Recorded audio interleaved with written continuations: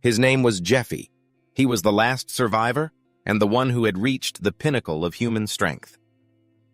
In the final battle with the demon lord Tartaros, he failed, and that was the end for all of humanity. However, Jeffy was accidentally given a chance to regress 15 years into the past, but in return he had to become a slave to the gods, the very beings he utterly despised. Jeffy knew all too well that they were the ones truly pulling all the strings, but his own power was far too weak to confront these existences, these so-called gods. Therefore, he gritted his teeth and chose to accept their offer of regression. This time around, Jeffy planned to make himself even stronger than in his previous life, determined to save humanity and take revenge on all those who were called gods. Out there, beneath a blazing sky, the roars of monsters echoed everywhere. Atop a towering rocky mountain, a pillar of light shot straight into the sky, tearing through the pitch-black night. Fresh blood dripped from the sharp blade, mixing with the ashes of battle. "Impressive, last human." Sharp claws extended, reflecting the crimson light from the flames scorching the earth. But it doesn't matter. "With this victory will surely be mine." The demonic sword pierced straight through the young man's chest. An evil power ignited a gut-wrenching pain. The sword in his hand cracked. Then it shattered into pieces. Blood surged up his throat, spilling past the corner of his lips. Gah! Gah! The demonic sword embedded deep in his body relentlessly burned every fiber of his flesh, every one of his veins. The pain spread, bringing with it a sense of despair. The end of the world had arrived. It had been a year since humanity fell to the demon race. Most humans had been slaughtered. The few who survived were captured, stripped of their consciousness, and turned into hosts for birthing new monsters. And I, the last of humanity, had fought until this very moment. Before me stood the demon lord Tartaros, the ruler of darkness, the destroyer of the mortal world. He spoke in a low voice. "You seem to be in a lot of pain. Let me give you a hand." Rings of dark light wrapped around Zephyr's body. Everything suddenly slowed down, time stretching out unnaturally. "I have made time slow down. This way we can have a longer conversation." The demon lord stepped closer, his eyes blazing like two pits of hellfire. "Human, no Jefferson. I remember your name. You are the only one who has troubled me for so long. While others saw this war as hopeless, your persistence has earned my admiration. You deserve some praise." His voice was deep and hoarse, yet full of authority. "Those who gave up the fight just because they feared their opponent's strength are nothing but trash. I never even gave those weaklings a second glance. But you're different." The demon lord paused, then gave a cruel smile. "You are the one who has climbed to the pinnacle of humanity, a true warrior. For that reason, I will give you a chance." He extended his hand, a powerful invitation. "Serve me, Jefferson. Conquer this world and other worlds with me. Even if it's the realm of the gods, we will destroy them too. We will seize it all." A soft chuckle escaped Jefferson's lips. He looked up at the being before him, the corner of his mouth curling into a sneer. "Ha! Really? You really think I would accept that?" The demon lord replied, "Of course." Jefferson smirked. "Not a bad offer." "Nonsense. From the impact of that last battle, my body is broken beyond imagination. You could say that even if this body were to recover, it could never be as whole as it was before." What is he trying to do? Give me a chance. This isn't an offer, it's another way for him to watch me beg for my life. My friends, the people I loved. How could I possibly beg from the one who took everything from me? Jefferson's slightly trembling hand reached towards the demon lord. Tartaros, thinking he had won, flashed a cunning smile. "I have a terrible personality. She always told me that, and told me to stop cussing. But ever since I could no longer hear her voice, she placed an interesting spell on me." His hand gripped the demon lord's. The demon lord realized something was wrong. Power was gathering in Zephyr's arm. "If I do this with my arm, my body will explode with a power whose impact could reach beyond this kingdom. This is my answer to your offer, demon lord Tartaros." Jefferson's eyes were full of defiance. "Shut your damn mouth, you dog!" Energy detonated like a bomb. A blinding light erupted. A sky full of fire exploded. The demon lord's silhouette shimmered behind the immense heat. He stared wide-eyed. The part of his arm that Jefferson had gripped was charred. "My hand, what's happening to it? What happened to my hand?" The demon lord's eyes were filled with disbelief. The muscles in his face tensed, veins popping on his skin as he clenched his jaw. The demon lord roared, "Argh!" Cold sweat beaded on the demon lord's face. He stared at the half-demolished figure before him. The demon lord trembled with rage. Jefferson! You bastard, how dare you disrespect me like this? Damn human! He punched Jefferson's body hard. Ah! His burned body instantly shattered into pieces, and with that the final battle was over. I couldn't avenge my loved ones, nor could I save humanity as I had wished. Everything just ended in vain. Or at least that's how it should have ended. His fingertips trembled slightly. Jeffy opened his eyes. Huh. He was bewildered. What is this? I'm still not dead. He sat up and checked his body.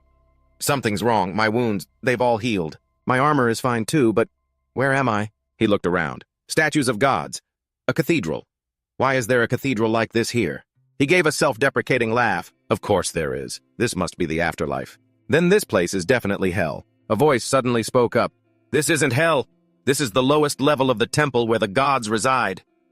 A sphere of light appeared from the main hall. An angel stepped out of the void. Jefferson, on guard, reached behind him. His eyes froze. He couldn't summon his sword. The angel spoke. There's no need to be surprised, Jefferson. I am the spokesperson for the gods, the High Angel Mercedes, she announced. You are dead. Normally you would be sent straight to hell. However, at the request of the three great gods, we have decided to send you back to the past. Jeff didn't understand what that meant. The angel explained, we will send you back to the past with your memories to give you a chance to change the future. Of course, you won't just keep your memories when you go back. You will also retain all of your physical abilities, magical power, and the skills you've acquired. The angel added, since you've reached the pinnacle of the human world, I'm sure you'll be able to return here quickly. Jefferson was silent for a moment. Am I dreaming? But Tartarus doesn't have the ability to create illusions. Could this be a pre-death hallucination? He took a sharp breath. Ha! Jefferson asked. Why are you giving me a second chance? The angel noticed his suspicion. It seems you don't believe us. I understand. If you want something as proof, Jefferson cut her off. No, I believe you. Or rather, I'll go along with it. It's just, what do I have to do in return? You people would give me this opportunity for free. You must want something from me in return. While everyone around me was dying in the war against the demons, while I was begging for help in desperation. The gods cut off all communication with this world. They refused every prayer and accepted no offerings. What's more, they stripped the priests of their ability to borrow divine power, leaving them unable to heal. And that led to the swift collapse of the human armies. Once they saw there was nothing left to gain, they simply abandoned this world. So there's no reason why schemers like you would give me a chance like this for free. The angel replied, I understand. To answer that question, I will show you what the gods are thinking right now. The angel opened her blue eyes. Show us something more interesting. Jefferson's face darkened, his jaw clenched. What? The angel explained. The gods are still watching you even after you met such a tragic end. A human who could fight so tenaciously all alone against the end of the world for so long is a rare sight indeed. For 5 whole years, no less. Fighting nonstop against the powerful demon army, honestly watching you was well worth it. Jefferson's gaze turned fierce. The angel continued, many of the gods felt it was a shame to see your world end so quickly. Don't you remember? Had the flow of time continued, fortune would have favored you. The reason the gods decided to give you another chance despite the potential consequences is because... A streak of light shot towards her. Jeff channeled power into his fist and launched a ranged punch at the angel. He snarled, You bastards, you think this is entertaining? Me. Everyone. The reason we all fought with our lives on the line was it all just for your amusement. Just because we were worth watching. The angel calmly raised her hand. With a flick of her wrist, a beam of light shot out. A giant foot appeared from the void, stomping down hard on Jeff. He was crushed beneath it, his back forced to bend as the ground shook violently. The giant foot was imprinted on the ground. The angel, completely unaffected, walked over to where Jefferson was pinned. The gods are still watching, you know. Try to be a little more polite. She leaned down slightly. It seems you've misunderstood. Let me make things clear. The only thing the gods are interested in is you. They never had any interest in common creatures like humans to begin with. She grabbed Jeff's chin, forcing him to look at her. Prove your worth. That's the only way you'll get what you want. The same goes for humanity and other creatures like them. Nothing in this world is free, is it? Jefferson only glared coldly. The angel withdrew the giant foot, her gaze becoming distant. There is an entity, no, a god who desperately wants you to return for a different reason. Jefferson frowned in suspicion.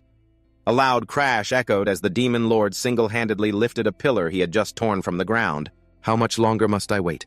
Get out here. Let me speak to whoever is in charge. The terrified angel guards pleaded, please, you mustn't. We are currently processing your request and... The demon lord roared aggressively. Shut your mouth. The demon lord conqueror of 10 worlds was defeated by a lowly human ridiculous. That's impossible. Hurry, do something to stop that from happening. I've already said I'll take responsibility for whatever happens. All right, everything is ready. Jefferson watched through a mirror. What is this madman doing? The angel spoke. The demon lord Tartaros, the god of destruction. He has destroyed 10 worlds, including your own. His goal is to destroy all worlds. And he is the undefeated god of war, one who can never be defeated by any living being. But because of you, that record has been broken. Do you have any idea how much you've shattered his pride? Jefferson frowned. What, just for that reason, that cowardly bastard? The angel relayed the message. He desires another battle with you to reclaim his victory. So Jefferson, what do you say? Jefferson smirked, clenching his fist. Ah, the answer is obvious, isn't it? If he wants to die, then I'll grant his wish. The angel began the process. Turning back time, now we will begin the transfer. Although the exact point in time is undetermined, you will still have enough time to regain your power. In addition, the gods have bestowed their support upon you. You will receive it in the form of a regressor's privilege. Be sure to check it after you return. The magic circle around Jefferson glowed brightly. Even if this chance was given to me by those disgusting gods, an opportunity is an opportunity. I'll use it to get my revenge on the demon lord Tartaros. And on the gods who look down on humans. The angel announced, coordinates have been set. Final confirmation from the constellations in the dimensional interference is complete. Now I hope for the best for you, Jefferson. I hope you will satisfy all of us. The ring of light turned into a vortex shooting up and vanishing into the void. A dim light appeared and a voice echoed, fading in and out. Boss? He stopped breathing. The boss yelled, shut up! Hey, wake up, wake up! Jefferson's eyes snapped open. Wake up, newbie! Cold water drenched him from above. Jefferson was bewildered. Ha! The men around him shouted. He's awake, see? Told you he wasn't dead. Jefferson looked at the one who had poured water on him. Huh. Then he looked around. Who are these people? I feel like I've met them before. He saw the emblem on their chests. This emblem. He clutched his head. Ah, I remember now. Ha ha ha. A henchman snitched. Boss, this guy's laughing. Jefferson deduced. I must have returned 10 or 12 years in the past, back when I was a slave in the cathedral. A man holding a lantern approached. What's going on here? The boss quickly replied, Captain, it's nothing, sir. The man reminded them break time is over. Get back to work. The boss obediently said, yes, sir. Before leaving, he didn't forget to warn Jefferson. Hey, you. If you piss me off again, I'll really kill you. Jefferson shot back. What the hell did you just say? The blonde-haired man got angry. This son of a bitch! His henchman pulled him back. Boss, let's go. Jefferson rubbed his forehead, thinking, I really couldn't care less about these guys. A trembling person made a small, weak sound. Master, thank you for protecting me. Jefferson wondered, who is this kid? It's been 15 years, so I don't remember the details clearly. It seems like it'll be tough getting used to this again. He stopped in his tracks. Ah, that's right. The regressor's privilege. The angel said I could use it at any time. I just have to say open privilege. Jeff recalled her words. That's what she said. Let's see. He saw that the boy was now a good distance away. He said, open privilege. A stream of light surrounded him. Jefferson was stunned. Wait, this... He smirked. This is insane. His face was filled with excitement. Did they really give me this? The people around him exclaimed, whoa, this new guy is something else. He's really good. Was he a miner before coming here? They watched Jefferson. Look at his speed. The ore bags are already full. 2 of them walked away. I wish that guy was on our team. Damn it, because this guy is working so hard we don't get to rest at all. Meanwhile, Jefferson was ecstatic.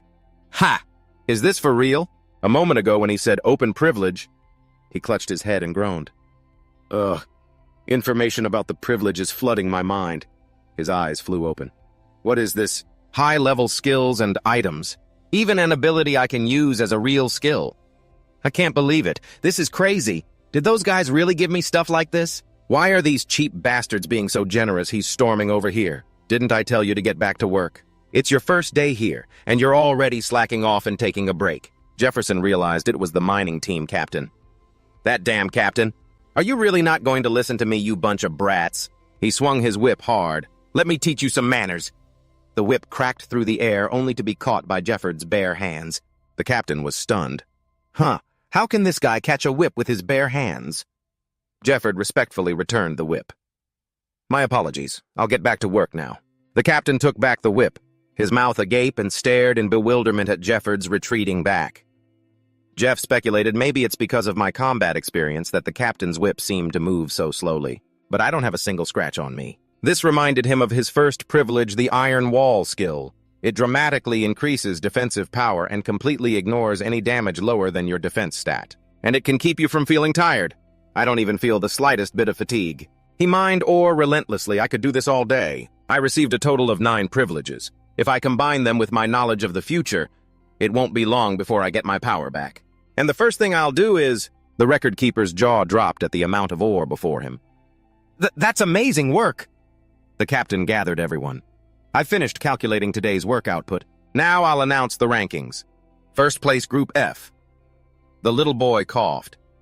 Yeah, Jeff thought. Ah, so this kid is in my group. Second place, Group B. A blonde-haired guy cried out, What? How did they get first place? Third place, Group H.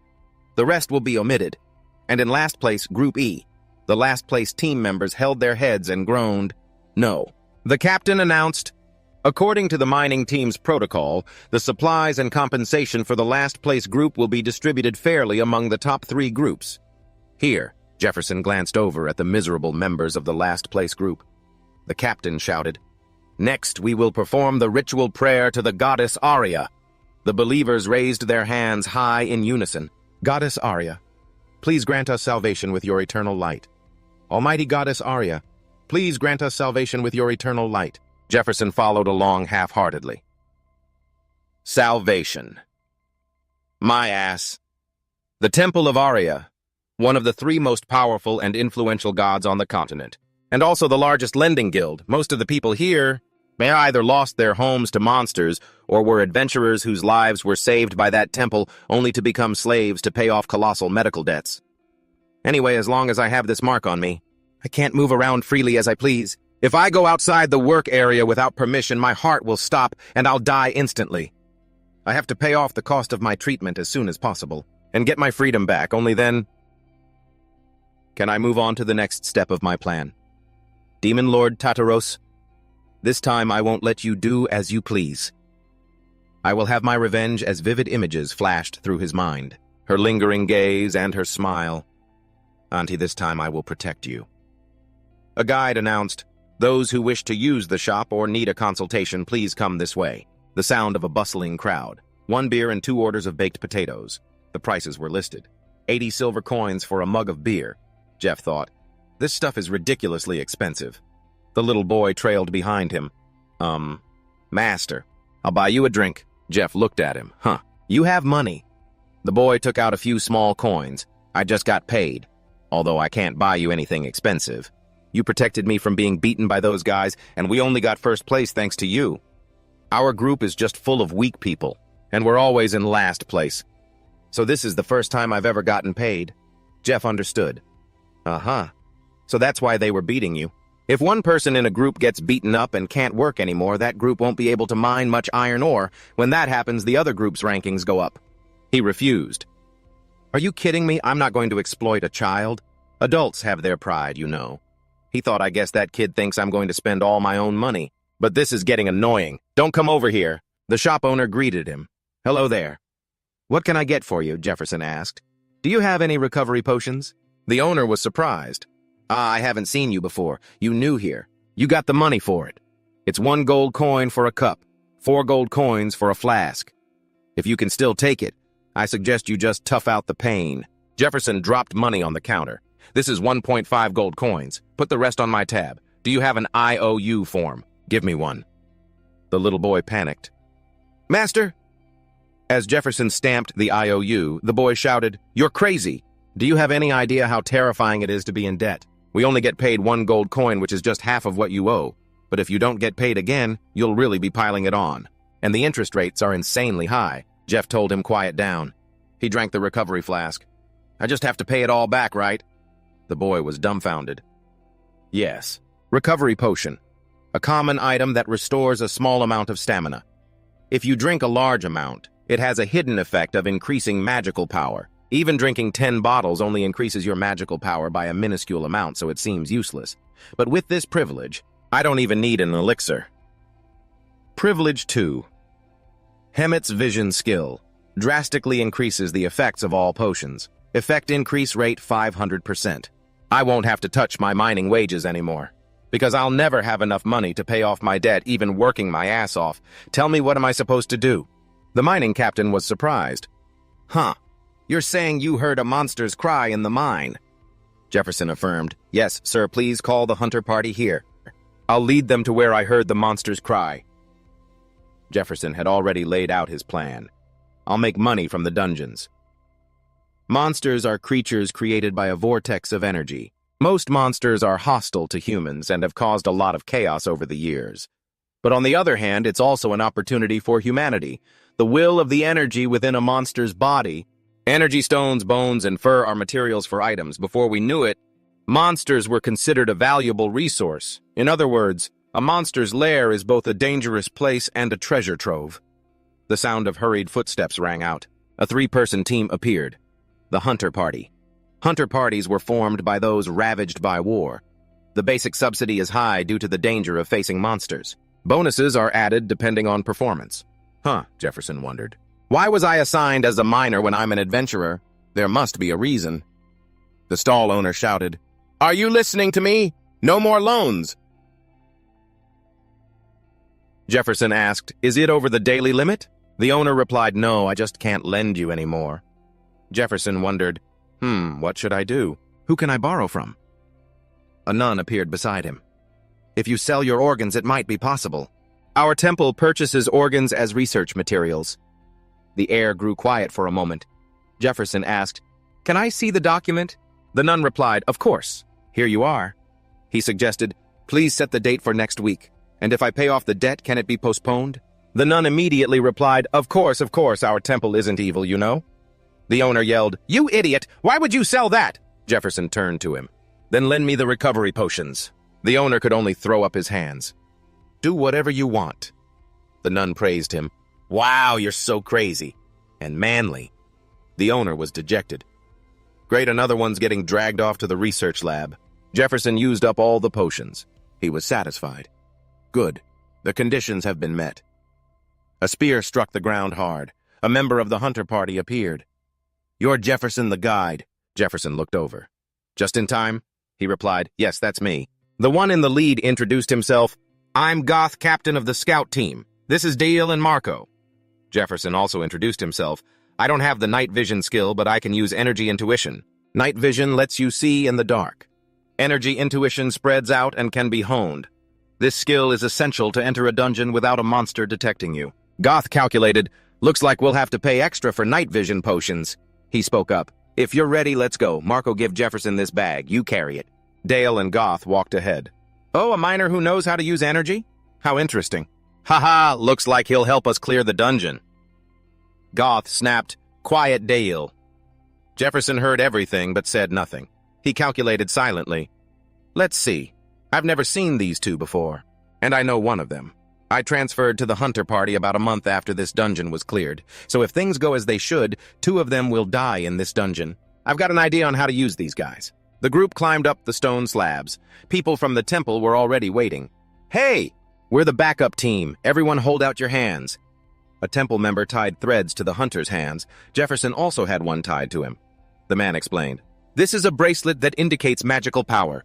If something happens to you, the one I'm holding will break and will immediately request backup from headquarters. Anyway, since this is your job, you'll be fine if you stay focused. Good luck. Jefferson led the way with the hunter party following behind. They went deep inside the cave. A group of monsters was patrolling their territory. A scouting stone was thrown out. The monsters looked at the stone suspiciously as it rolled a few times and came to a stop. 2 figures suddenly appeared behind them. The job of the appraisal team is to confirm whether there are monsters and gather information related to the dungeon. Once useful intel is gathered, a powerful attack team is organized to clear it. That's the usual sequence. A hunter concluded, this is probably their den. The lair near the entrance is theirs, right? Last week, hunter teams A and B were here. Dale speculated. It seems the survivors dug a hole and hid, but the appraisal team members are hunters with combat abilities. Goth drew a diagram in the dirt. Dale Marco. Goth asked, should we break through this place? Considering we've had multiple chances to attack, we could just clear it out right now. The other two were stunned. Huh. Dale frowned. Captain, our job is just appraisal. Don't do anything dangerous.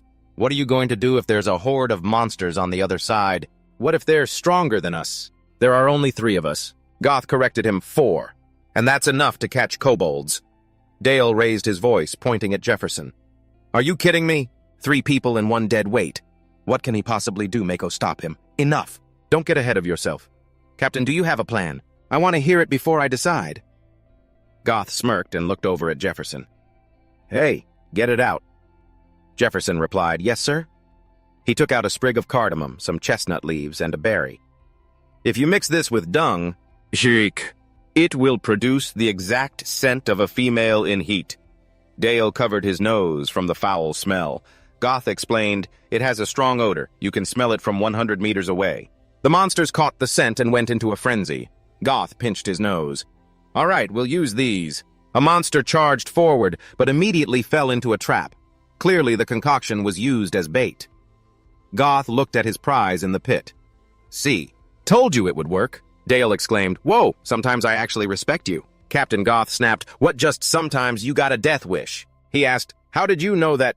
I never expected an attack like that. Goth said arrogantly, experience makes all the difference. Jefferson thought to himself, actually, I was the one who told him in my first life. Before my regression, he had transferred to the Hunters Guild and ended up in my party. He was desperate for recognition, but he never got the chance. Before the meeting, Goth was taken aback. What, clear it? Jefferson had met with him in private. He said, to be honest, I already went inside and scouted it out myself yesterday. This is just a kobold den. Goth scoffed. Ha! You went in alone. How many lives you got? Jefferson replied, before I came here. I was a scout for a specialized team. My expertise is finding escape routes. Goth stroked his chin. So you think the 4 of us are enough to pull off that strategy? Jefferson didn't press the issue. Of course, you're the one who makes the final call, but please, consider it. Jefferson was confident Goth would agree. After all, a dungeon this good can't be shared with anyone else. Goth looked over at him. He's proven to be useful. Those chestnuts are pretty hard to find. He came well prepared and he knows how to hunt monsters. I also like how he gave me the information, without stepping on my authority as captain. If I introduce him to the squad, he could probably transfer to the hunting team. He took something out and handed it to Jefferson. Use this. He took the knife. Heh, thanks. Goth made his decision. All right then. All that was left was... Dale found something. Hey, there's something over here. He bent down to examine them. Bones. Are these the remains of something that got eaten? A mountain monster, no. This structure. These are kobold bones. Just as he realized it, something huge charged at him. Dale was snatched up before he could even process what was happening. Goth yelled, Dale! The monster's arm hurled Dale away. He flew backward and slammed hard into the ground. Mako immediately channeled his power into his weapon, and a magic circle lit up. Everyone get behind me. He was horrified. Gods! I thought this was over. What is that thing in there? Whatever. I'll just focus on defending and getting us out of here. He struggled to reinforce his shield. This is a shield that can block an orc chieftain. There's no way it can break this thing. A giant tail smashed into him. Mako was sent flying. Huh! My shield! Goth roared. Mako! He was terrified. That tail. It can't be. The tail struck again. Its main target was Goth. Outside the dungeon, the support team was horrified. What is this? This is a bracelet that indicates magical power, he had told the others. If something happens to any of you, the charm I'm holding will break. Just then, 3 of them snapped at once. He grew worried. Did something happen inside? Goth clutched his wounded arm, his eyes wide with shock. Jefferson, who had appeared out of nowhere, was standing in front of him, having blocked part of the tail's attack. Boon Iron Wall skill. Blocking ability greatly increased. Damage lower than defense is nullified, and no fatigue is felt. Jefferson looked at the wound that appeared on his arm. I guess Iron Wall doesn't block everything. It must be an infant not even a year old. But this creature is not to be taken lightly. The tail wrapped around Dale's body. The monster lifted him up, revealing its massive form. A predator. A predator. Lured and raised by someone using pheromones. Once it matures, it eats its own keeper. Jefferson said, "I'm borrowing this spear." Goth was stunned. "Wait, hold on. What do you think you're doing?" Jefferson spun the spear expertly. He smiled. "Now I can finally blow off some steam. Haha. Perfect. Let's ask the concerned party how it would like to die." Third boon activated. Boon 3 Silver Key. A key leading to a forgotten castle. Its owner can retrieve items from the silver room at any time. Recently equipped on the left hand. In short, spatial manipulation. Goth stared stunned as items materialized out of thin air. A dragon heart and dragon heart fabric. A potion with a soothing effect. Jefferson unwrapped the bandages from his arm. He wrapped them tightly around the spear's shaft and said, "This is going to get rough." Goth was startled. "What?" he shouted. "What the hell are you doing? You don't even have any combat training." He cursed under his breath. Damn it. If he wants to get himself killed, fine, but I'm not going to die a pointless death with him. A powerful shockwave swept over them as the monster opened its mouth and roared. "Skill fear! Your enemies will be stunned in terror!" Goth froze, paralyzed with fear, and collapsed to the ground. I remember now. The story my instructor told me when I was a rookie, about a predator that attacked a nearby village a few years ago. It began to rampage and devour people. The citizens reported what happened. In the blink of an eye, everyone was paralyzed. They couldn't even blink, unable to do anything. All they could do was wait for their turn. As Goth was awaiting his death, something happened. Huh. What? What is this sound? What am I seeing? The spear's attacks left a net of cuts all over the monster's body. The enraged monster began to swing its claws wildly. Jeffer ducked to avoid them and charged forward again. As expected, the ability to increase fear works well. Among my 9 blessings, only one is a weapon. In any case, I need a massive amount of power, so I can't use it right now. But he created a magic orb. This should be enough for those dogs. A potion was used. An old friend. The Poison King. Peth's number 68. The 72 Toxins of Vireo. He once asked the other man if he was really okay with it. Peth, you've been telling me how to make poisons for so long. Peth's voice laughed. Ha ha ha! The world is coming to an end. What's the point of hiding anything? Everything will be buried eventually, so it's better if we use it all together. Peth's voice was full of anticipation. No! I hope you'll use it. If you can kill more of that trash with my poison and save even one more person. Jeffer powerfully thrust his spear, a deadly poison made from vireo herbs. The spearhead pierced through the monster's hide.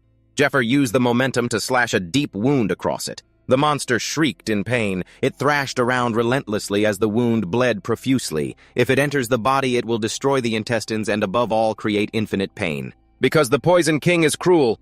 3 minutes until the poison spreads completely. Jeffer dodged the monster's frenzied attacks. I have to hold out until then. He attacked its leg. The monster's tail swung at him. Jeffer was sent flying, slamming into a cliff wall. The force of the blow made him grimace in pain. Jeffer's eyes widened. The monster opened its huge mouth and lunged. A vial of poison was thrown into its mouth. Couldn't ask for a better opening? He laughed and jumped aside as the monster snapped at a pile of rocks and dirt. It roared in pain. Blood gushed from the monster's mouth. 2 minutes. 1 minute. Jeffer tightened his grip on the spear. He moved like the wind, rushing forward with all his might. It'll be hard to take it down completely, so it's either hold out for 1 more minute or land a fatal blow. The monster's tail swung violently. Jeffer caught its massive tail with both hands. His entire body was lifted up with the tail. He struggled to hold on tight. 1 more minute. Just 1 more minute. He let go. Now Jeffer put all his strength into a downward thrust, aiming for the monster's eyes. Ah! The spearhead stabbed deep into its eye. The monster roared madly. The spear shaft, still stuck in its eye, was swatted and snapped, flying out. Jeffer quickly grabbed the half of the spear shaft that had been knocked away. He stabbed down hard. Take the other half. He drew the dagger from his belt. His eyes were cold as he drove the blade deeper into the monster's eye. The monster thrashed about wildly in agony. Trying to throw him off, Jeffer was flung away. His fingers dug into its skin, his other hand desperately gripping the dagger to hold on. Not yet. There's still 1 more attack. He leaped onto its back. My current strength and stamina aren't enough to beat it. That's why I prepared recovery potions. If you drink a large amount, there's a hidden effect that maximizes your strength limit. You have to drink over 10 bottles just to see a small change, so it's not that effective. If I had a special blessing, I wouldn't need anything else. Skill Hemet's Vision. Maximize all elixir effects. Rate of increase 500%. Enough magic to crush a predator's head. Jeffer swung his fist. Basic mana usage technique. Releasing immense power, he brought it down. The force blasted through the monster's head. Goth witnessed Jeffer's entire performance. He burst out laughing. Ha ha! He recalled his earlier calculations. With my authority as a captain, if I recommend him to personnel, he could transfer to the hunting team. He could have just used it to look good in front of me, but damn it. I was too naive about his sincerity. I didn't beg or anything, it wasn't even that serious. To have to accept an offer from a nobody. I made a terrible mistake. Even if it looks bad for me, if it were him, he would have seen through it in a second. And gotten back up. It's just that right now he's only a miner in the mining team. Because they can't come and go freely, he needs a way into the dungeon. Jeffer's gaze turned sharp. Gary, let's talk for a bit. A fearful panting sound escaped. The person on the ground was terrified. No, it wasn't me. There's a misunderstanding here. The large man swung his chained mace. We were in the temple together last time, weren't we? Weren't we? The other man pleaded desperately. Sahaku, please believe me, I'm not a devil worshipper. The one called Sahaku gave the order. Crush him. The heavy mace came crashing down. Fresh blood splattered everywhere. None of the unlucky ones survived. The body of the man who was just killed suddenly twitched. A centipede crawled out of his mouth. Immediately, its body was sliced into 2 pieces. The sharp blade was still blazing with magic. Looks like the bug is out. As predicted, he was a worshipper. He wiped out 7 members of the team just to catch 1 cockroach. The person sitting behind the desk asked indifferently, "Isn't 7 a bit low?" He pointed to the jar containing several monsters. They're really stubborn to be completely burned like that. Sahaku protested. Do you even understand the method, Investigator Matthias? The remaining members must be wondering if they'll be executed too. There's only 1 month until the raid. If we don't eliminate them as quickly as possible, it'll bring you bad luck. The person in the chair mused for a moment. Matthias, he replied, understood. I'll handle the complaints from the hunter team instead. You have to make sure you get it done. Don't hold back. Act like a heresy interrogator. Sahaku smirked. Got it. At the personnel office, the staff guide said, Yes, Captain Goth of Reconnaissance Team D, please fill out this form first. Is it the same person you recommended? Identification and name, please? Goth, he replied. The minor Jeffer will arrive this week. The staff member replied, I understand, please wait a moment. The staff member explained, If you are bringing in a member from another department for a personnel appointment, the nominee becomes your responsibility. Furthermore, if performance declines due to the nominee's mistakes, this could negatively impact my personal report as captain. You agree with that, don't you? Goth replied, Yes, I agree. He thought, Of course it will. On the other hand, if he does well, it'll benefit me. Tisk tisk. Life is just a game of chance. I never thought I'd get an opportunity like this. A little while earlier at the dungeon, Goth was stunned. What? What did you just say? You want me to ignore what just happened? The flesh-eating monster. Jefferson affirmed, correct. Goth guessed, Are you trying to take the monster's corpse? Jefferson didn't hide his intentions. It's a predator. I'm not leaving it here. We'll report this simply as a kobold hideout. The monster's corpse, the energy stones, and other items from the dungeon? A slave can't have any of those. Everything a slave acquires belongs to the temple, and everything the hunter squad gets is a small bonus and a trophy. He tapped the monster's corpse. If you take this to a broker, it'll fetch a lot of money. Goth objected, no way. Don't you see there's a whole procession of people out there to prevent that? So besides, we're trying to complete our mission. The cleanup crew will come and process all the items. Jefferson said confidently, Oh, right, but what about this? He placed his hand on the monster's corpse. A magical fluctuation arose. The huge corpse was simply gone, vanished. Goth's jaw dropped in astonishment. Subspace. No way. Usually only nobles can use subspace magic with their equipment. And he just made that giant monster disappear. Its blood, too. Jefferson called out, Goth, don't you want a promotion? Let's clear 2 more dungeons after this one. We can share the rewards. In return, let me handle the monsters. Goth pondered thoughtfully. Clearing dungeons regularly, especially at this fighting pace, is definitely good for promotion, even if they're low-level dungeons like a kobold hideout. But my team was created mainly for reconnaissance. We have a low number of combatants, and since the beginning, we've been stuck in place for 3 years now. But if someone super strong joins, the tables will turn. Since we're the first team in the dungeon, no one else can get things this way, and we'll have exclusive rights. If a few members clear a dungeon, my evaluation will go up. All I want is a promotion. What Jefferson wants is money. It's a good deal. I just have to be careful not to get caught. Jefferson calculated. If I can sell this at a good price, I'll be out of debt. I need to get out of here as fast as possible. There's only one thing left to do here. The Knight's raid is scheduled in another month. That's why items that cause chaos across the entire continent are found there. This time, no matter what, I have to participate in the raid to get those items and change the future. The staff confirmed, registration complete. From now on, Jefferson will be a member of the Hunter Squad. I'll give you an ID card, so go to the supply station and get your basic equipment. After completing the procedure, the two left the HR office. In my past life, my Hunter Squad wasn't allowed to go on the raid after the announcement because a Hunter Squad can have up to 20 people. To get in, you need top-tier skills or something like that. I have a plan, but the problem is when I should do it. Goth said, the supply station is on the first floor of that building, the place where everyone is lining up. I'll head to that area. I have to check on Dale and Marco. Oh, right, if you want to get something.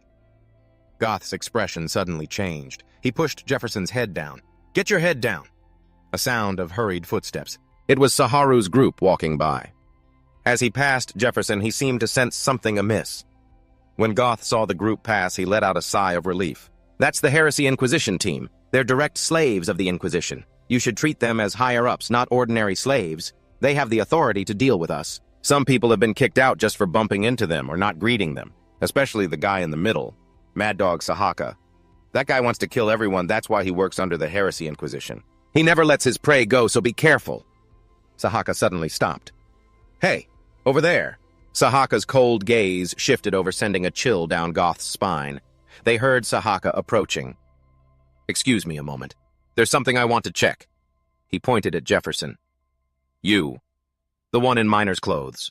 I'm from the Heresy Inquisition. Sahak. What's your name? Jefferson's eyes narrowed. Goth spoke up.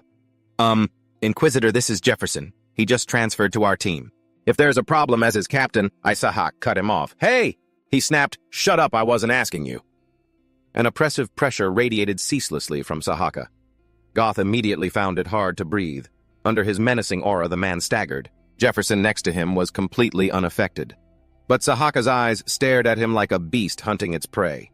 Now I'm sure of it. If I just stand still, nothing will ever begin. Others might not notice, but I'm the second most perceptive person here, and that guy is a top-tier master. Miner's clothes. Just transferred to a hunter squad. That means he was originally in the mining team. A new slave gets assigned after an ability test, an endurance test, a magic power test. Those who can fight are given a chance to show off their strength, since hunter squads always need strong people. But a master like him was chosen from the mining team and transferred to a hunter squad. This is really unusual. The members of the Heresy Inquisition team moved in unison. Soon they had split into 5 directions surrounding Jefferson. A skilled master. Even so, it won't be too hard to acquire him. Saha smirked. I'm going to ask you a few questions. Get ready, and you'd better tell the truth. Jefferson tilted his head slightly, a corner of his mouth lifting. What's this about? A sewer rat doesn't need to come crawling on its own, but thanks, Saha said arrogantly. I will ask you a few questions. Shut up and answer truthfully. Have you ever heard of the devil worshippers? Those people. No one knows more about them than I do.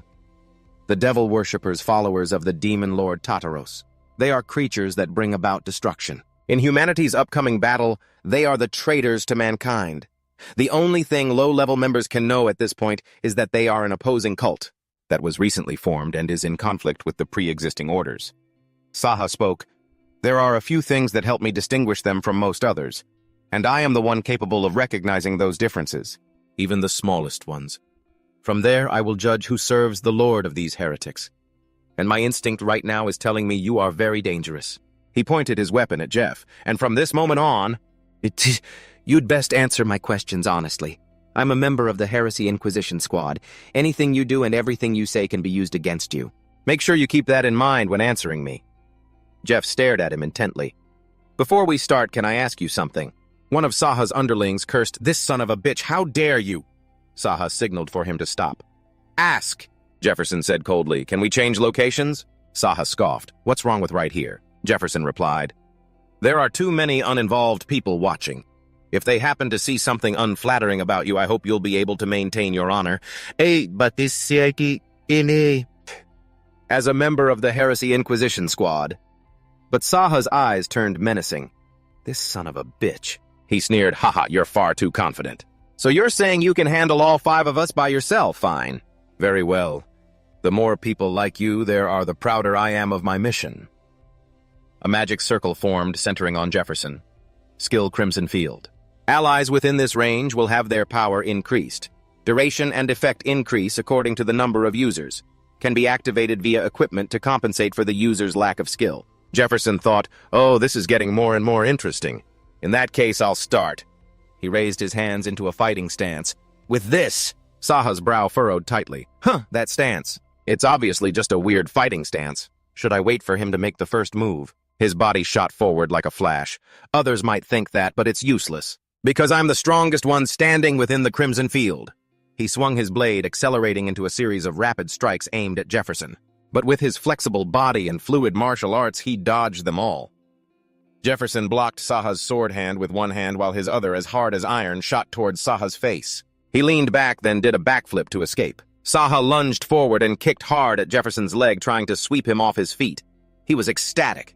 Nice. But a moment later, his face was drenched in sweat. This guy's leg, it's like I just kicked steel. Jefferson's fist slammed down hard on Saha. He coughed up a large mouthful of blood in pain, his weapon falling from his hand. Saha collapsed to the ground after just one punch. Goth shouted a warning, Jefferson on your right. A flail slammed hard into Jefferson, sending him back several meters. The large man swung the flail and laughed ferociously. Hey, come play with me too, Jefferson said with contempt. You've certainly got away with words, but you shouldn't talk to others like that. Otherwise, people might think you're someone's pet dog. The large man swung his flail, and everywhere the iron ball struck was smashed to pieces. The surrounding people yelled, Ah, rocks, get out of the way! Goth swallowed nervously. What a terrifying guy. After seeing him fight in the dungeon, I knew he was strong. But just a moment ago, he easily defeated Saha with a martial art I've never seen before. Even with that huge guy's flail, smashing the ground and throwing debris at him, he's able to easily block it all. What if he can win? Come to think of it, Saha would be furious and humiliated if he was defeated like this. He wouldn't be able to just report it to his superior officers and request a formal arrest warrant. He raised his hand in a cheering gesture. If he wins, we won't be interrogated and can leave. Good luck, Jeff. If you lose, I'll be arrested along with you for helping. So don't you lose. The person standing next to Goth suddenly spoke up. Ha, it's over.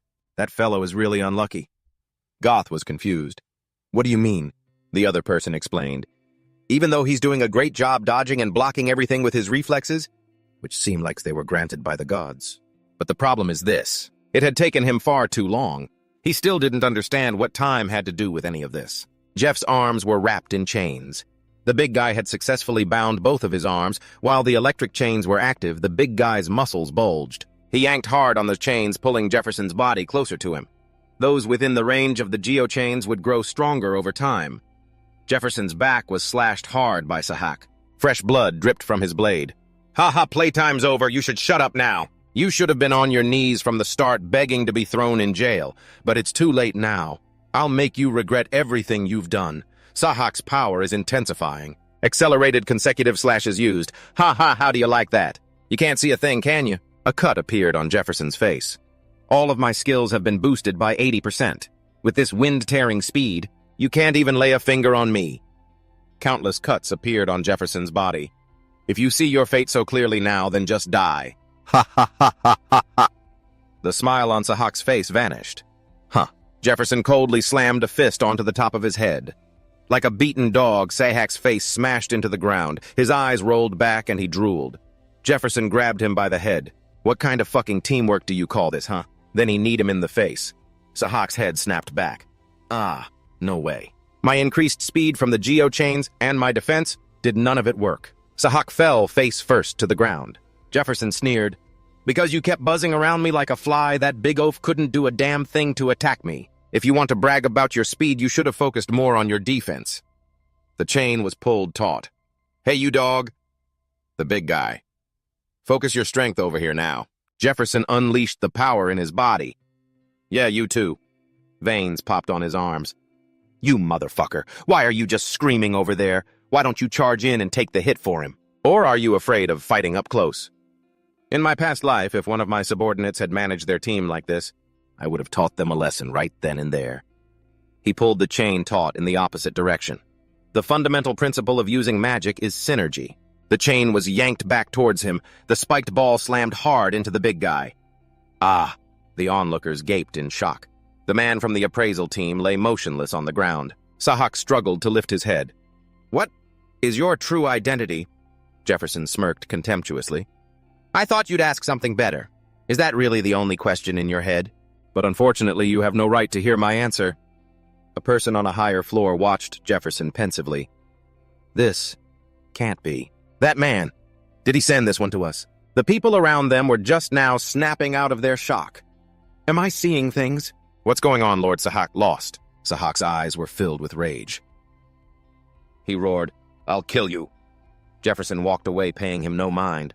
This step of the plan is complete. The problem is once this gets to his ears, it's just a matter of time. Suddenly his body grew heavy and collapsed. Jefferson braced himself on the ground with his hands. Ugh! I can't even lift a finger.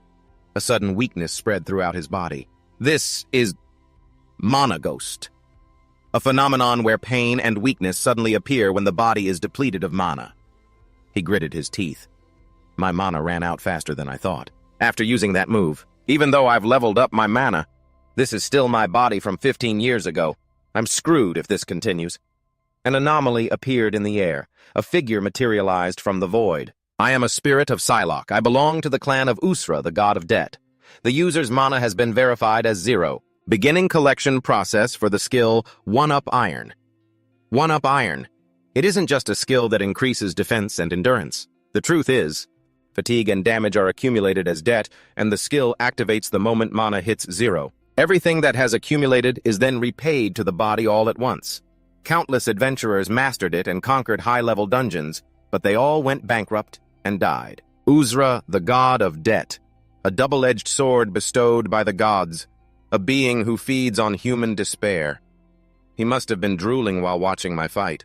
That bastard Usra leisurely stroked a turtle while watching Jefferson. A smug and greedy smile appeared on his face. The spirit began the repayment process. Calculating accumulated damage. 4 weights in its hand enlarged and then lowered. Judgment complete. Countdown initiated. 10, 9, 8. Tisk. My body's too heavy. I have to move 7. Damn it, I can't even take a single step. 6. His whole body collapsed. 5. He tried to bite the bandages wrapped around his left arm with his teeth. 4. An emergency recovery potion. The pulley moved. 3. Usra laughed triumphantly. 2. The weights were released with great force. 1. In a life-or-death moment, Jefferson successfully pulled open the cap of the recovery potion vial. The weights came crashing down with a roar. They stopped just 1 millimeter from Jefferson. Confirmation of mana presence. Aborting collection process. The spirit announced, I will postpone the debt repayment until next time. With that, it vanished. Jefferson regained control of his senses and couldn't help but pant heavily. He laughed victoriously. Ha ha! Usra, you underestimated me. Did you really think I wouldn't be prepared for this situation? I'm a pro-survivor who lasted for over a year after humanity went extinct. Avoiding your trap is a piece of cake, and if I use my mana properly, then World of Iron will be a more effective and safer skill than ever before. He spread his limbs out, lying on the ground. Let's see now. In my past life, this skill sold for around 500 gold or more. Most skills were expensive, and this one was popular for those who wanted to run away. Even in my wildest dreams, I never would have expected this. That idiot Usra raises his hand to the sky so furious he crushes his tortoise. Jefferson groggily opens his eyes. Huh. Did I just pass out? Who am I? Where is this? The nun smiles warmly. Welcome, dear customer. Did you sleep well? You dreamt of me, didn't you? Jefferson was dumbfounded by the sight before him. He looks up. What do you want? The nun explains. Ah, did I startle you waking up in an unfamiliar place? Don't worry, this is just my workshop. You must have been exhausted. You've been unconscious for quite a long time, and thanks to that, your loan is now 1 hour past due. The expression on her face changes. Dear customer, are you insane? She takes out a sharp knife. I heard you've gotten yourself into some rather dangerous business, and since you've been messing around with your guarantor, your interest payments are overdue as well. If this keeps up, then we can only assume you have no intention of repaying your debt. The tip of the knife suddenly thrusts forward, stopping right before Jefferson's pupil. The nun, furious, snarls, "You bastard, are you going to pay or not?" Just then Jefferson remembered. Ah, that's right. I have a loan with this place, too. If I use magic here, that whole Collection 10 process will start over. I have to tell her about that thing. So he quickly spoke up. "Next week I'll be getting a reward from clearing a dungeon. Please just wait until then." The nun retorted aggressively, "Of course we'll be taking that. But what about the loans you take out every day? And the compounding interest you haven't paid back? How do you expect to pay off the interest that's skyrocketing daily while you wait for that measly little reward? You're talking about kobold carcasses. You think that's going to be enough to cover your debt? So what's your plan, huh? Want to start selling off your organs?" She gives an order. "You two." The men reply, "Yes, ma'am." The rope on one of Jefferson's hands is cut. Two burly henchmen grab his arm and slam it onto a table, one of them holding a knife. The nun covers her mouth with a dark smile. "For now, I'll just be taking a finger, dear customer. You must have underestimated this temple. But you'll probably change your tune after losing a finger or two, wouldn't you say?" Jefferson shouts, "Wait." He thinks that name. What was it? If I can just remember that name. The nun orders, "Cut it." The man with the knife raises it. Jefferson's lips move, uttering a name. The nun's eyes widen. Just as the blade is a millimeter from his finger, she yells, "Wait. This guy. She asks, "Hey, what the hell are you?" A servant asks, "Is something wrong, sister?" The nun orders, "All of you get out." The servant is taken aback. "Yes, ma'am." The nun screams, "I said get the hell out!" The servants, flustered, say, Yes, ma'am." "Whoa, the sister is furious. Let's scram." The room falls silent. The nun slams her hand down next to Jefferson's head. She leans in close. "Tell me the truth. How do you know that name?" A smirk plays on Jefferson's lips. "How could I not know that name, sister? Or should I call you the monster broker Wiseau, a nun from the Temple of Light, Anna Primrose?" And her second identity is the broker Wise Rose, the one who deals with the underworld trading in monster carcasses equipment and even human intelligence. You'd have to be crazy to try and clear a dungeon with just the cheap equipment from those hunters. That's why I had to negotiate with this woman, to get some better gear. He says, "I was actually on my way to find you, to be welcomed by you like this. I couldn't be happier. So why don't you untie me first? Don't you find it a little difficult to negotiate while I'm still lying on a table like this? Why don't we try having a civil conversation?" Things are thrown and shattered in a fit of rage. A medic advises, "Sir, please calm down, please calm down." Sahak remembers Jefferson's contemptuous smirk. "Is that all you've got? You don't have the right to know." He trembles with rage, cursing. "How dare that bastard? I'll kill him. I'll definitely send him to hell." Someone walks in. What is all this mess? Who's the fool causing a disturbance in the hospital? Sahak is startled. Lord Ness." He quickly gets out of bed. "You're here, my lord." Ness gestures. "Ah, just stay where you are." Sahak orders his men, "Hellos, you're all dismissed. I'll handle this." The two men reply, "Yes, sir." Ness says, "I heard what happened to you." Sahak says anxiously, "I'm sorry, my lord, I messed up but it's all over now. There's no need for you to worry." A dagger flashes, cutting the side of Sahak's mouth. Ness's expression turns fierce. "No need to worry. Everyone I've met tonight has been babbling on and on about this incident. And you tell me not to worry about it. Sir Matthias always told me not to do anything that would bring us shame, yet you dare get your ass handed to you in front of those slaves like some useless mutt." The sharp blade swept across as fresh blood dripped down. "I guess the reason you got away with doing such stupid things is because the people already know your type. When you first found those Demon King worshippers, I thought you had some special talent, Sahak. However, including those demon worshippers from back then, the number you've found in the past half a year is a mere 2. The higher-ups feel you're losing your value. They're wondering how much longer they have to put up with you. And now you've turned our holy temple into a laughingstock in front of everyone." Sahak trembled, pleading, "Sir, please just give me one more chance. Anything, I'll do anything, so please." Ned stepped forward. "Let's stick to what we always do." He leaned down. "Don't let those who disgrace us live. We'll decide your fate after that." Sahak trembled. "If I can't even do this!" "It means they'll strip me of this crimson uniform." Ned tossed him a bundle.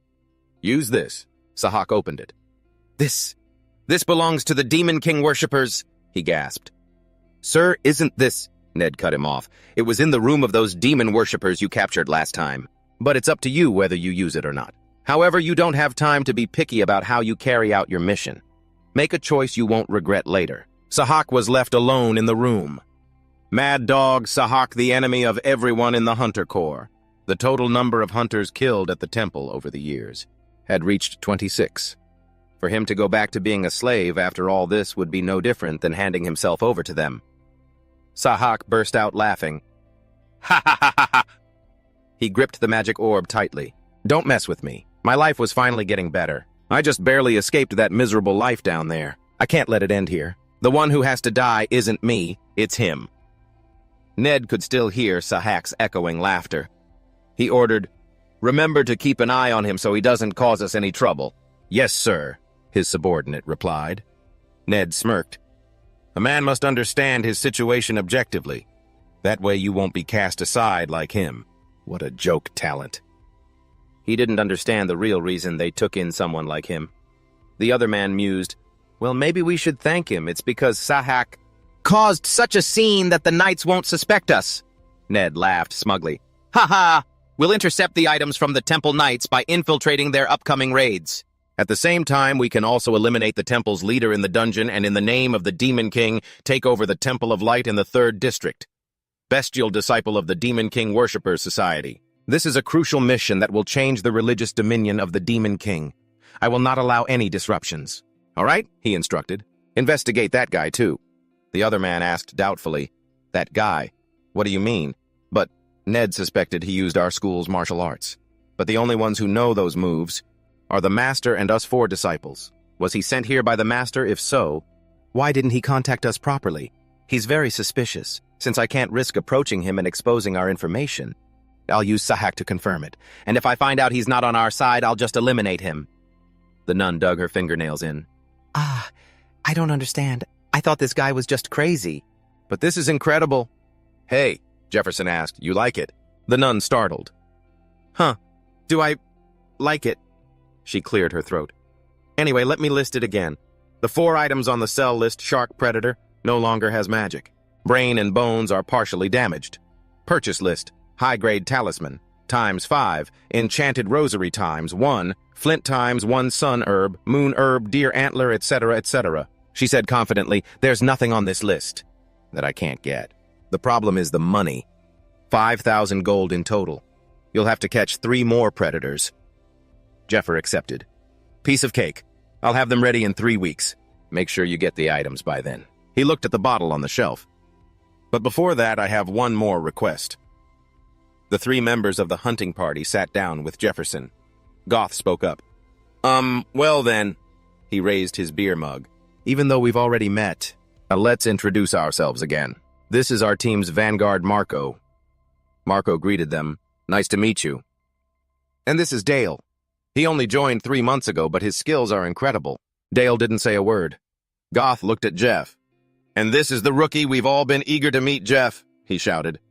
"All right, everyone, bottoms up." The heavy silence made him frown, and he signaled to the other 2. "Hey, are you kidding me? What's wrong with you guys? You have to know how to liven things up together. This is the guy who's going to be a huge help to us in the future." Marco thought nervously, "What do we do?" "It seems like he doesn't like us very much. Is it because our welcome party is so lame? But this is the best food I could find, because we still have to pay off our debt." Jefferson broke the silence first. "Let me say this." He reached behind him for something. "Personally, I don't drink horse piss." He placed a bottle of wine on the table. The other 3's eyes widened in craving. Oh, wait a minute. Where did you get that? In a rundown town like this?" Jefferson had prepared this. "This is wine I bought from Wise Oz. It's a high-grade type that slaves like us wouldn't even dare to dream of." He poured wine for everyone. "Have a drink. I'll be counting on all of you from now on." The other guys warmed up to him. "You're a better guy than I thought." The 4 of them clinked their glasses. "I can definitely achieve good results with these people, and they'll help me deal with the monsters around here. Like it or not, from now until the subjugation, we're comrades. Since I was on the same team as Goth in my past life, I already know how to handle him. He improves very quickly as long as he has a good mentor. However, as for the other 2, in my past life, they were already dead by this point, so I don't know much about them. Should I try to cooperate with them, or should I eliminate them as soon as possible? Well, I still have enough time to make a decision. People tend to favor those who can provide them with the things they want and need. Give money to the greedy, deliver results to the ambitious, and flatter the smug. His gaze shifted. However, there are always exceptions to these rules. But even if he is an exception, I'm not the type to be nice to someone who's always looking to pick a fight with me. Dale secretly glanced at Jefferson. I can't stand this bastard.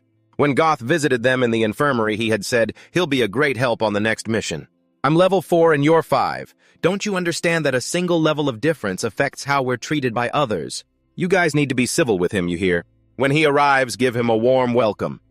Marco spoke up. I still can't believe that miner saved our lives, and now you're making a deal with him. Dale spoke up. Goth, since you're the captain, you have the final say in this matter. But don't you think it would have been better to discuss it with us? To be honest, I think that bastard just got lucky.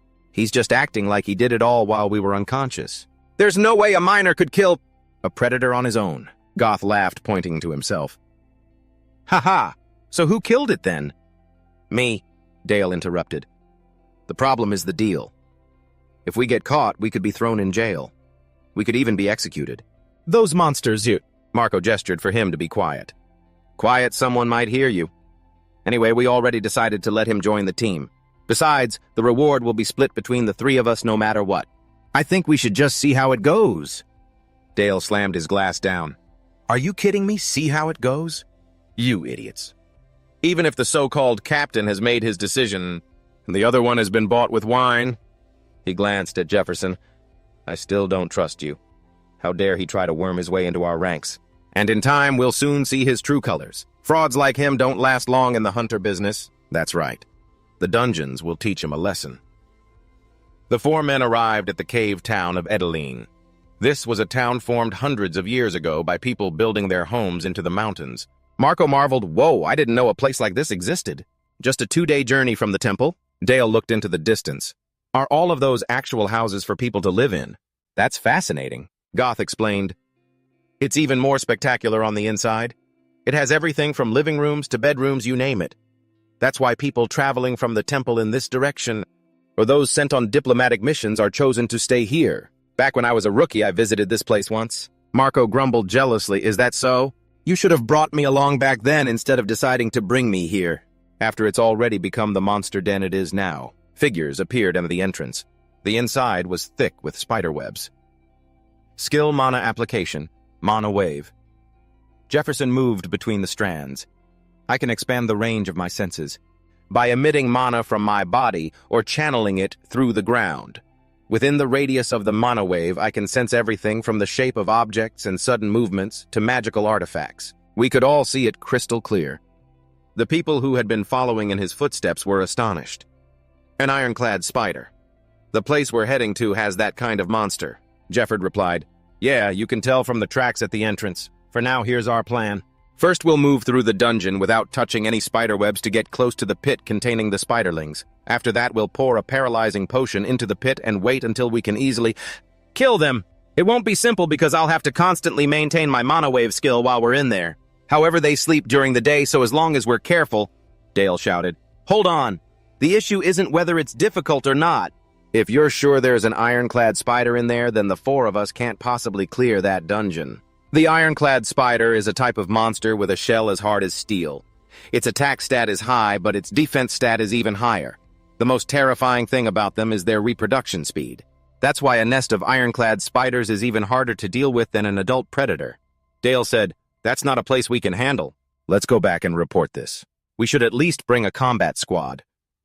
Jefferson replied, That's not a bad idea. If you're not confident, I won't force you to come with us. In any case, I'm more than capable of handling this place by myself. Dale thought to himself, I didn't expect him to say that. But thanks to him, I know for sure now. That bastard is a fraud. The stories about him hunting a predator alone and dueling with someone from the Sahak Heresy inspection team, I never saw any of it with my own eyes. He's confident that he can clear it alone.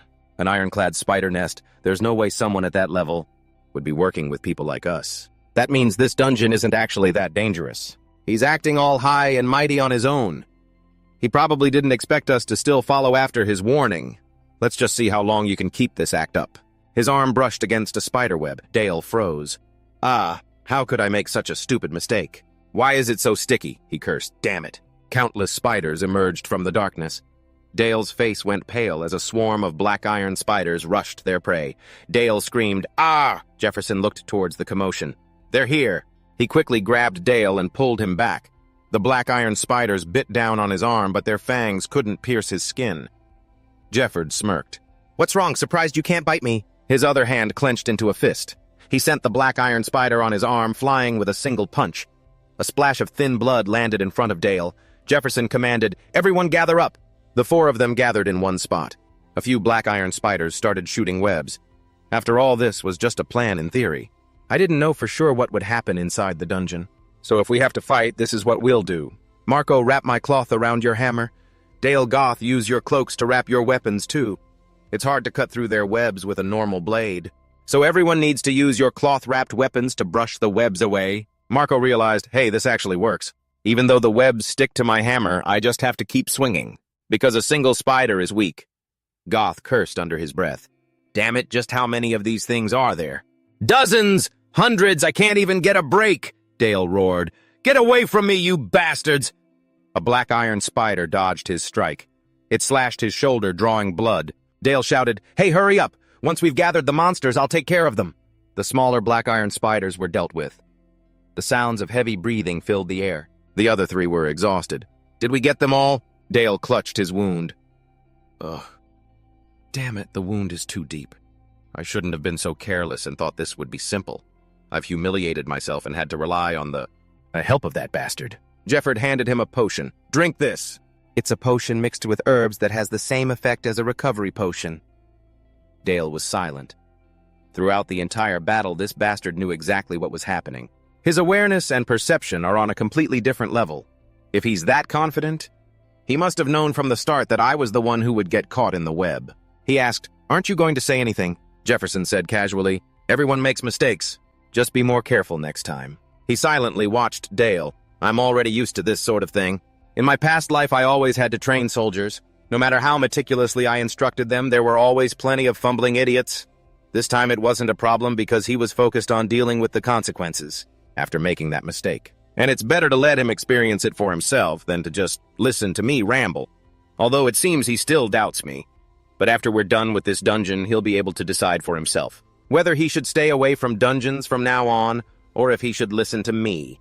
Dale and Marco attack the giant black iron boar, one from the front and one from behind. Marco slams his hammer into its body while Goth stands to the side. Good. They're slowing down from the anesthetic.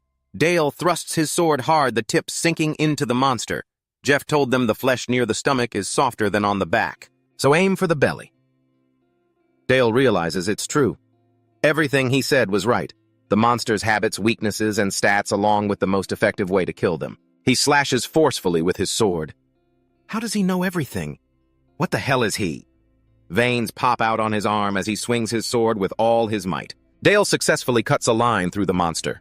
The black iron boar collapses. The other two celebrate. We got it. Nice one, Dale. He replies, Ha, it wasn't that hard. Jefferson speaks up. Not bad for your first time. Keep it up. He's sitting on a pile of countless black iron boar corpses that he took care of himself. Dale is terrified. Holy crap. While we were killing one, he finished off it. So all the rest. The other two are also sweating. Just how many were here? Jefferson jumps down. Let's gather up. Goth, let's eat. Goth takes off his backpack. Ah, okay. Marco asks curiously, What did you do before? Jefferson replies, Do you even have to ask? I'm an adventurer? Marco quickly says, No, not that. Were you a former member of a big party? Or maybe the disciple of someone famous? Dale looks over, also quite curious. Jefferson lets out a sound. A master, huh? He remembers someone from his past. Jefferson's eyes open slightly. First, only the boss room is left. The other three are eager. So what do we need to do now? Jefferson takes a dagger out of his backpack. Goth can't help but feel suspicious as he cuts off the leg of a black iron boar. Its shin bone can be used as a weapon. This is as far as you all go. All of you get out. The other three are stunned.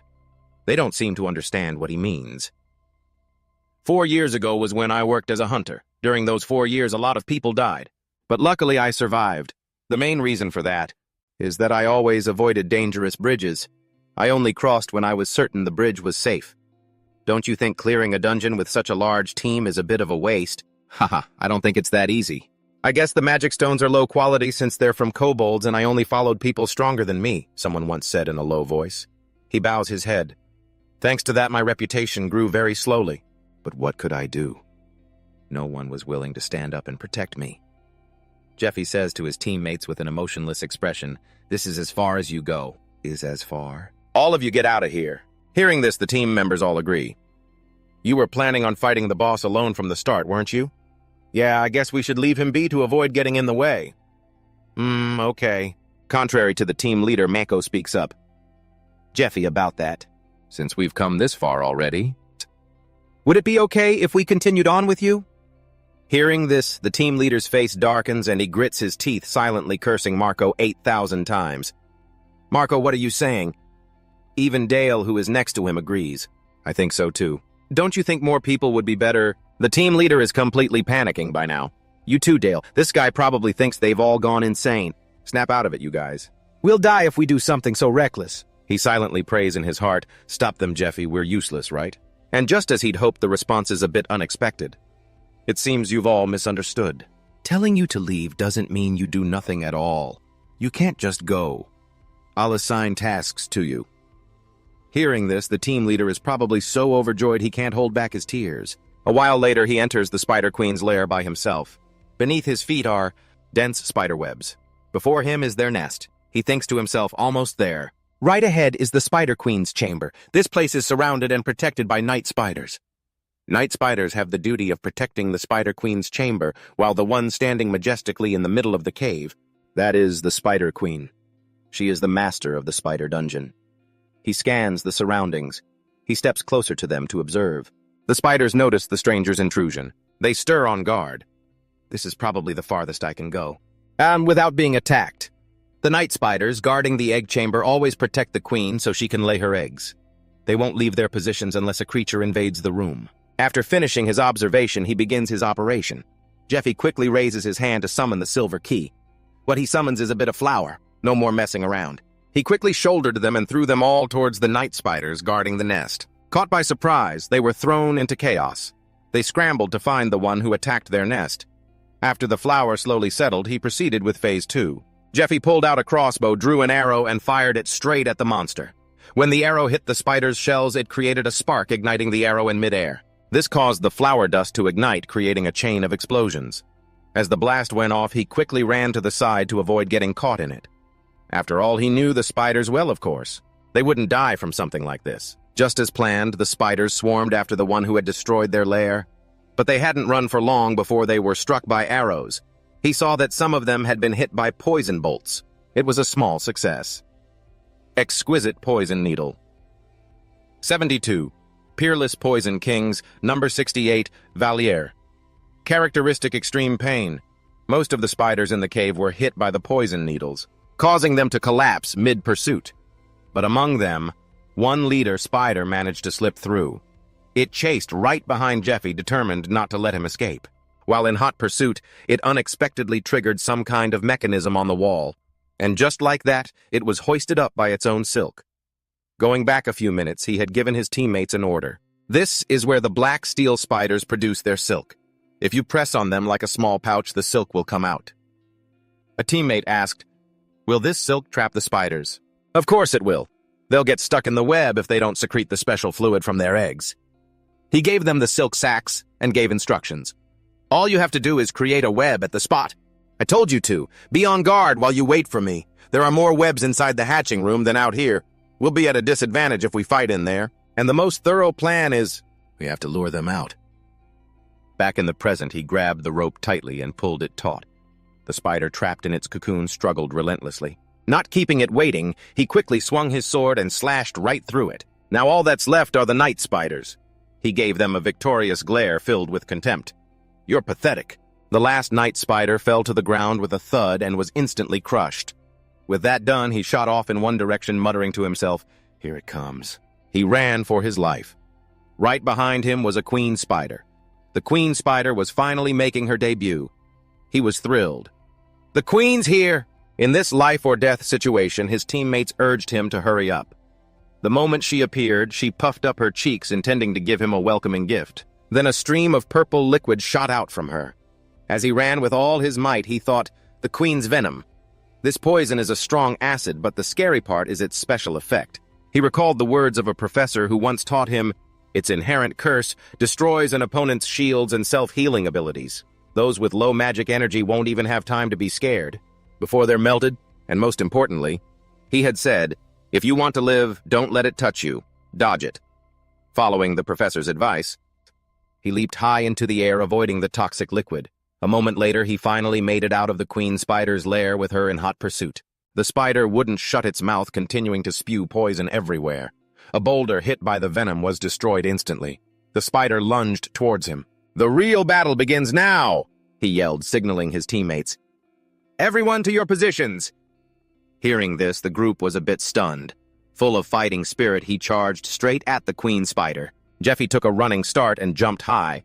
With 2 death scythes in his hands, he carved 2 paths across the spider's body before landing stylishly on the ground.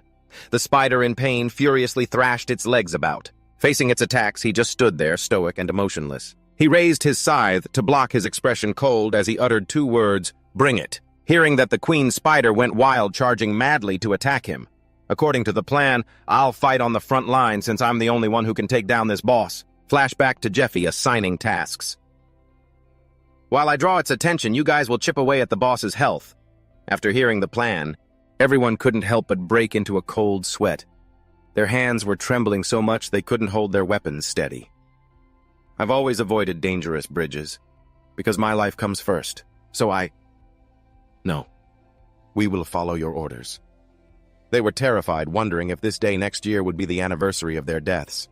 They asked themselves, can we even kill this thing? Dale also gritted his teeth, sweating bullets. They thought back to the taunts from those other guys. Hey, you lot, go get our food ready. And while you're at it, clean our gear. What, you guys are hunters too? Are you kidding me? The likes of you fight. If you want to be useful, just do chores for us. That was followed by a burst of mocking laughter. The more they thought about it, the more pissed off they got. Son of a... How much longer do we have to put up with being treated like this? Dale silently made up his mind. We've come this far. There's nothing to be afraid of. He swung his sword, showing his resolve. We can take it down. The captain was a little startled to see Dale like this. Mako also closed his eyes and thought, that's right.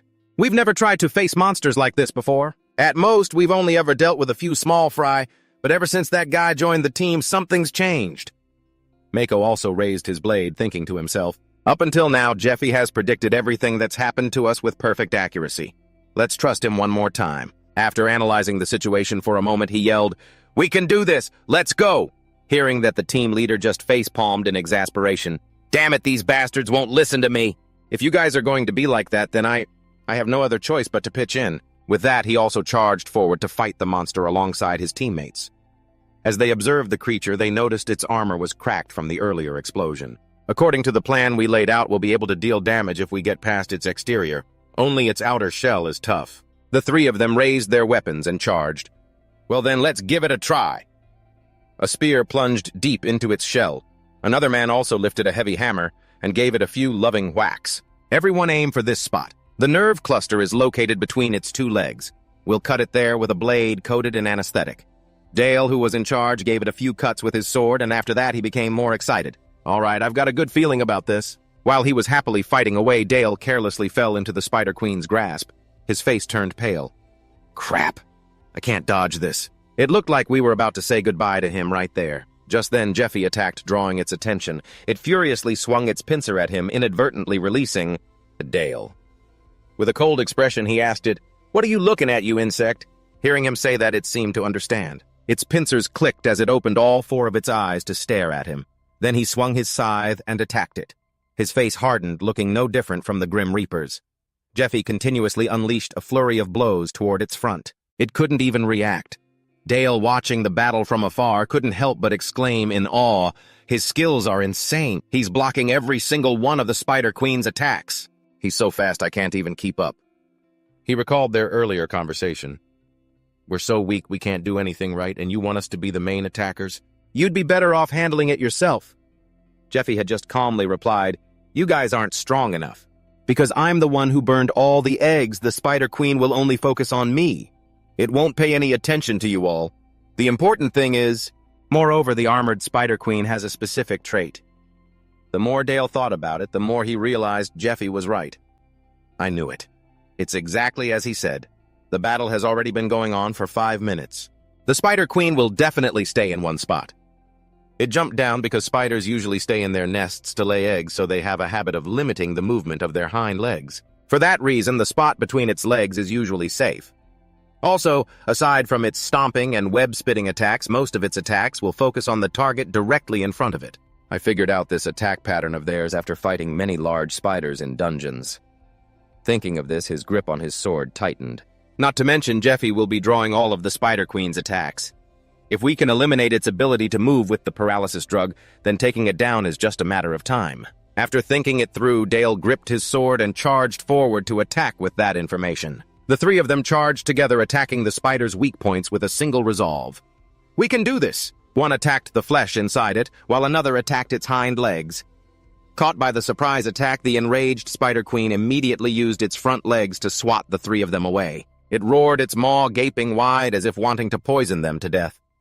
Just then, Jeffy took a running leap onto its body. Having completed his task, it thrashed its legs wildly in a rage, kicking up clouds of dust and sand. The three who were hit were sent flying. It was so furious it couldn't pretend to be mute anymore. I will not forgive the humans who dared harm my children. Don't even think you'll have a peaceful death. I will use my venom to melt your entire bodies.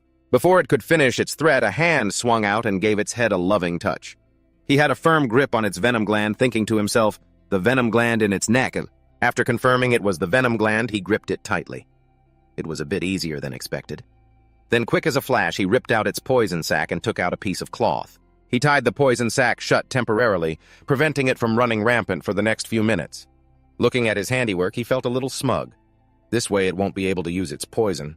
For the next few minutes. After successfully shutting its mouth, he quickly got off its body and leaped away. Jeffy winced, reassuring himself, there's nothing to worry about. The spider was absolutely livid now. It lunged, attacking him relentlessly. Jeffy weaved and dodged, avoiding its attacks. Don't rush. Remember to be decisive, he told himself, his eyes fixed on the monster. In this battle, a tense showdown between the Spider Queen and the tiny humans, whoever lost focus first would be the loser. When the Spider Queen finally fell, the three men cheered with joy. We did it! They high-fived each other. We did it! The blonde-haired man watched them celebrate, thinking, that's not the important part. He thought of Jeffy. He let us do it that way. That guy. As he thought about it, he had an epiphany. I get it now. When it comes to hunting, everything went smoothly thanks to the commander. He looked at Jeffy, thinking, maybe, if I keep following him, At that moment, Jeffy was looking at the fallen Spider Queen, thinking, because we can't hide the fact that there was a Spider Queen here. We can't take all the loot like we did with the Predator. Maybe I need a pair of bigger spiders to bring to Wizzo's. You should only take what you need, a voice called out from behind him. Boss Jeffy? Jeffy turned to see a blond man rolling out a carpet. He said caringly, you must be exhausted, boss. Please get some rest, boss. Leave the rest to me. Jeffy just stared at all of the blond man's actions, speechless. The young man's voice droned on and on. It was giving him a headache. I may not look it, but I'm great at chopping up monster corpses. Are you thirsty, boss? Please have some water, boss. Saying this, he handed the water to him. Jeffy took a sip and let out a long sigh. The blond man turned and said to his two other companions, what are you two doing over there? Are you going to make Boss Jeffy wait? The two asked in surprise, what boss? Jeffy closed his eyes, thinking. With their help, he'd managed to save some energy. If things continued like this, then I won't have to worry about Uzura killing me while I'm out hunting. He looked at the three young men, thinking to himself, the three of them aren't so bad. But as for their combat prowess, he didn't rate it highly. That's all they were. He figured they wouldn't be much help in a fight against that guy. From experience and equipment to manpower, they just weren't enough to face what was coming. I have to think of a plan, and fast, he resolved. Inside a magnificent, sprawling citadel, a voice spoke up. Well, now, a predator. I didn't expect you to return with something so valuable. The girl with the golden hair dressed as a sister was... The man was satisfied with the girl's work. He handed her a bag of bonus money and said, here, just as we agreed. I guarantee you won't be disappointed with this, so make good use of it. The girl stared at the huge bag of money. She was completely shocked. Oh my, this much. The girl said to the man, Thank you. "The goddess will surely reward your generosity. Do you have enough spare dimensional bags?" If you need, we can give you a few. Jeffy, standing behind them, had heard their entire transaction. He watched them make the deal, thinking, she's conducting a shady deal right inside the temple. In broad daylight, no less? What an interesting sight.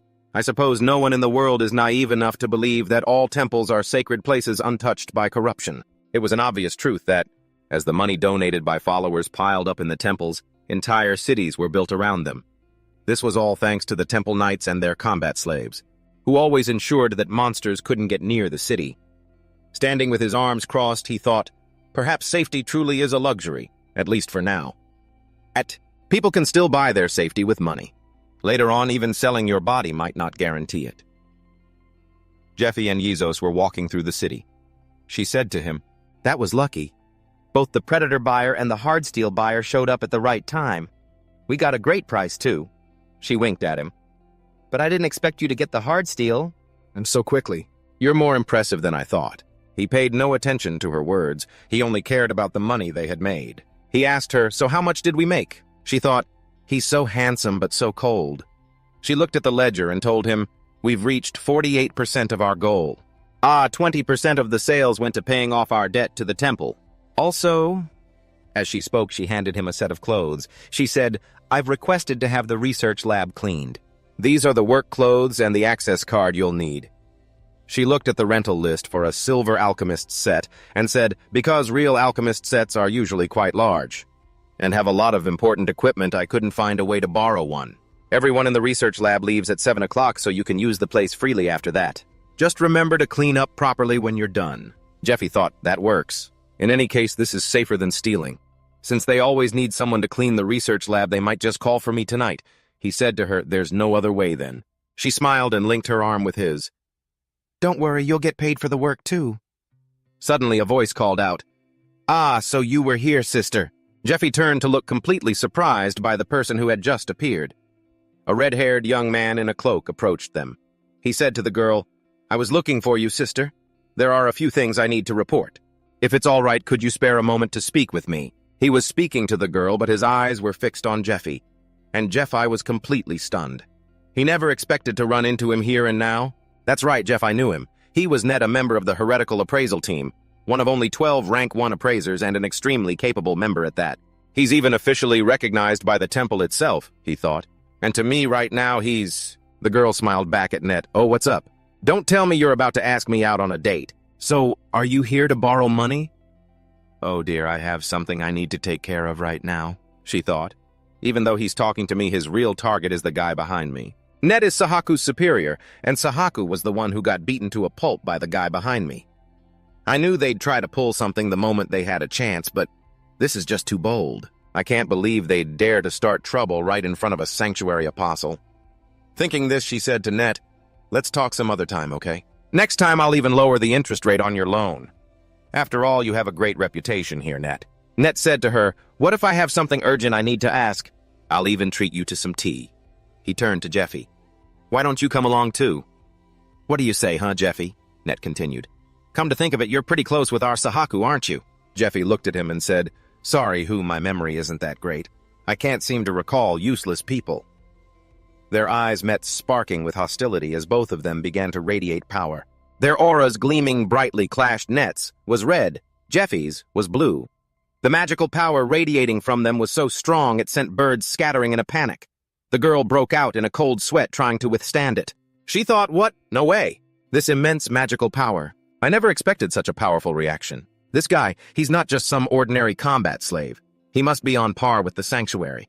No, maybe even more powerful. Red thought being this close makes me understand why. Sahaku couldn't hold back and just attacked him. Net focused his magical power into 2 fingers. He thought I didn't come here looking for a fight today, but screw it, let's have some fun. With that thought, he unleashed his magic to attack Jeffy, making him want to curse under his breath. This bastard. Seeing them about to clash again, the girl yelled, both of you kneel. Since this was the sanctuary, even though they were reluctant, the 2 of them had to kneel. The angry girl raised her hand and slapped Jeffy. She grabbed him by the collar and yelled, you reckless fool! Have you lost your mind? Are you trying to get yourself killed? I need to teach you a lesson. Follow me. Now. As she walked away, she said to Net, "And one more thing, Net." She turned and warned him, "This kid is my toy. If you lay a hand on him, I swear I'll kill you." Net was furious, but did nothing, silently taking the threat. Out by the staircase, Jeffy leaned against a wall while Wyros sat on the steps and said to him, "Can you please not try to fight everyone you meet?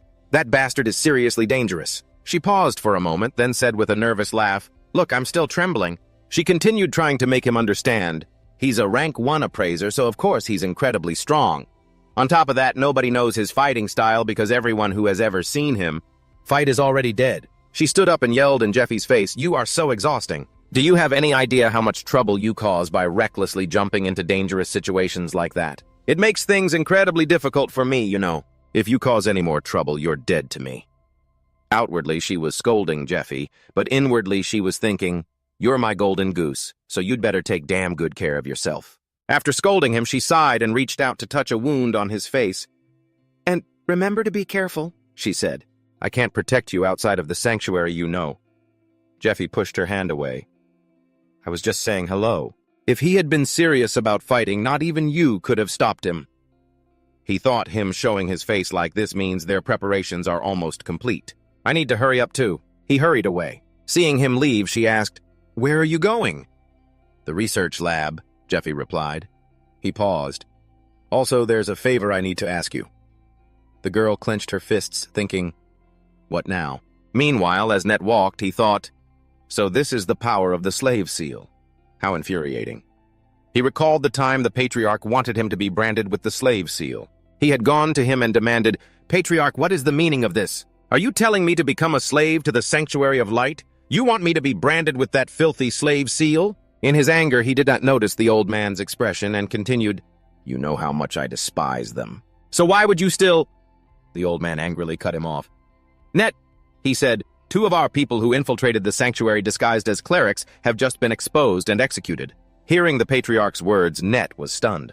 How is that possible? The old man continued to explain to him that they had already tightened security. "Our remaining brothers in there are doing their best not to get caught. We can't use this method anymore." After finishing a stroke, the leader continued, "However, there is still a way for us to plant someone inside. The Apostles of Light don't suspect those who have been branded. As long as you have the mark, they won't do anything. We have to take advantage of that." The old man put the brush behind his back and said to him, "You will let yourself be branded, then infiltrate the Sanctuary of Light and steal the spoils they've gathered from the dungeons." Net thought to himself, "This is a mission only a newcomer can accomplish. The Apostles of Light have no idea that we've found a way to nullify the slave seal. However, now is not the time. We have to wait for the right moment. When that time comes, we will definitely make them pay those trash Apostles of Light." In a small village, the people were repairing a fence. They called out to each other, "Hey, let's eat first." A man turned around and asked, "Oh, is it time for a meal already?" The workers took a break to eat. They said to each other, "We have to do this every single month. Why does the fence keep breaking all the time?" "Well, it's not like we have a choice. A small village like ours can't afford the sanctuary's protection. That's why we have to build a fence like this." A man stood up, looked into the distance, and said, "If we ever run into a monster, I'll smash its head in like this." Suddenly he shouted, "Hey everyone, I think someone from the sanctuary is here." Hearing this, the villagers asked in surprise, "What?" A blond man with a mark on his forehead approached. A villager went up to greet him. "What brings you to our humble village, sir?" He ignored the question and asked another, "How many people are in this village?" The man who had greeted him said, Probably around 50 people." Hearing this, he said, "Not bad." Then he blew into a red object. As he blew, a brilliant purple power radiated from him. This power attacked the villagers who were helpless to resist. The village was filled with gruesome blood and gore. The man recalled when Giuseppe defeated him. He gritted his teeth and thought, "For the humiliation he caused me, I'll make him pay 100 times over." He let out a loud, ferocious laugh. Meanwhile, in the laboratory of the Temple of Light, a place dedicated to researching and crafting poisons and equipment, Giuseppe was at work. He selected several types of poisons: peony bark, 6 herb dregs, corpse fluid, mushroom rotting kobold, and gray goat corpse mushroom. He thought, "What if I boil these ingredients with the queen spider's venom?" Acting on his thought, he put everything into a vial and set it to boil. After it boiled, he picked up the flask with tongs and held it up. Looking at his creation, he thought, it's complete. Fet's 72, Masterwork Poisons number 61 Dragon. In a room, Yosei held a piece of paper sitting on the bed and watching Giuseppe sharpen a knife. She recalled a conversation she had with him. He had said, I'll die if Net and the other Inquisitors bother me. Please help me. She had been surprised. Letting you borrow my room is a bit... Before she could finish her sentence, Giuseppe had interrupted her. You said you'd protect me while I'm in the temple. Besides, wouldn't you lose money if I died? Finishing her recollection, she thought, he's not wrong, since I've already helped him. She looked down at the paper. What the hell is this? On the paper was a drawing of a human body covered with dots marking the pressure points. At that moment, Giuseppe looked at a log. He thought, Asen wood is as hard as metal.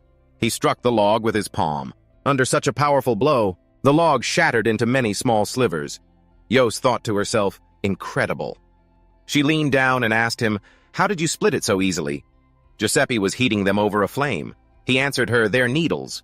In the East, they use them for healing. After heating all the needles over the fire, he soaked them in a solution of Bellio and Jago diluted at a 1:100 ratio for 10 minutes. He thought, poisons are so easy to use. Their only purpose is to kill someone effortlessly. That's what everyone thinks. Who would have known when demons invaded this world, and the gods took back the powers they had given? After a moment, he lifted a needle. The part soaked in the solution had changed color. He looked at them and thought, we can only rely on poison. He took a needle and stabbed it into his own shoulder. As the needle pierced his flesh, blue veins spread across his skin. He coughed up blood in agony. Seeing this, the girl ran over. Oh my God. Seeing the girl about to approach him, he waved his hand, signaling her not to come any closer. She remembered his words, don't be surprised by what happens next. When I give the signal, do as I say. At the time, she was bewildered and didn't understand what he meant. But now she understood completely. She asked him, what in the world are you doing? He crossed his arms and said to her, upgrading. He recalled, Fet's 72 masterwork poisons change completely depending on the dilution level and when you create a reaction. Contrary to the diluted poisons, the poison has now turned into a solution that enhances your abilities. After sticking the needle in his shoulder, he was in extreme pain. He gritted his teeth and endured it. He thought, the problem is I've combined Bellio, which causes extreme pain, and Jago, which is unstable.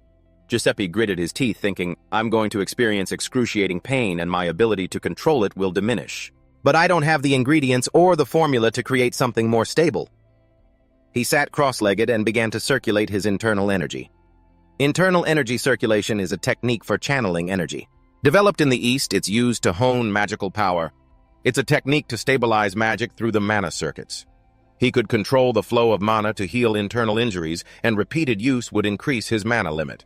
He thought, through internal energy circulation, I can control the toxicity by circulating my magic.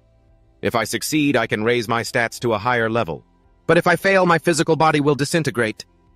Giuseppe closed his eyes and thought, so what? This is nothing, I can take it. He remembered that terrible time fighting the monster. Just then, Wifros was observing him closely and saw the blue veins on his body. He had returned to normal. Before the first needle, he had instructed her, once I'm done, I won't be able to move, so keep an eye on things. When I give the signal, stick the other needle in here. After speaking, he pointed to the crown of his head and asked, do you understand? Wifros held the needle, thinking, a poison needle, into the middle of his head. I don't need to be told what will happen if this fails. Death. She broke into a cold sweat, raising the needle to the top of his head and wondering, what should I do? Can I really do this?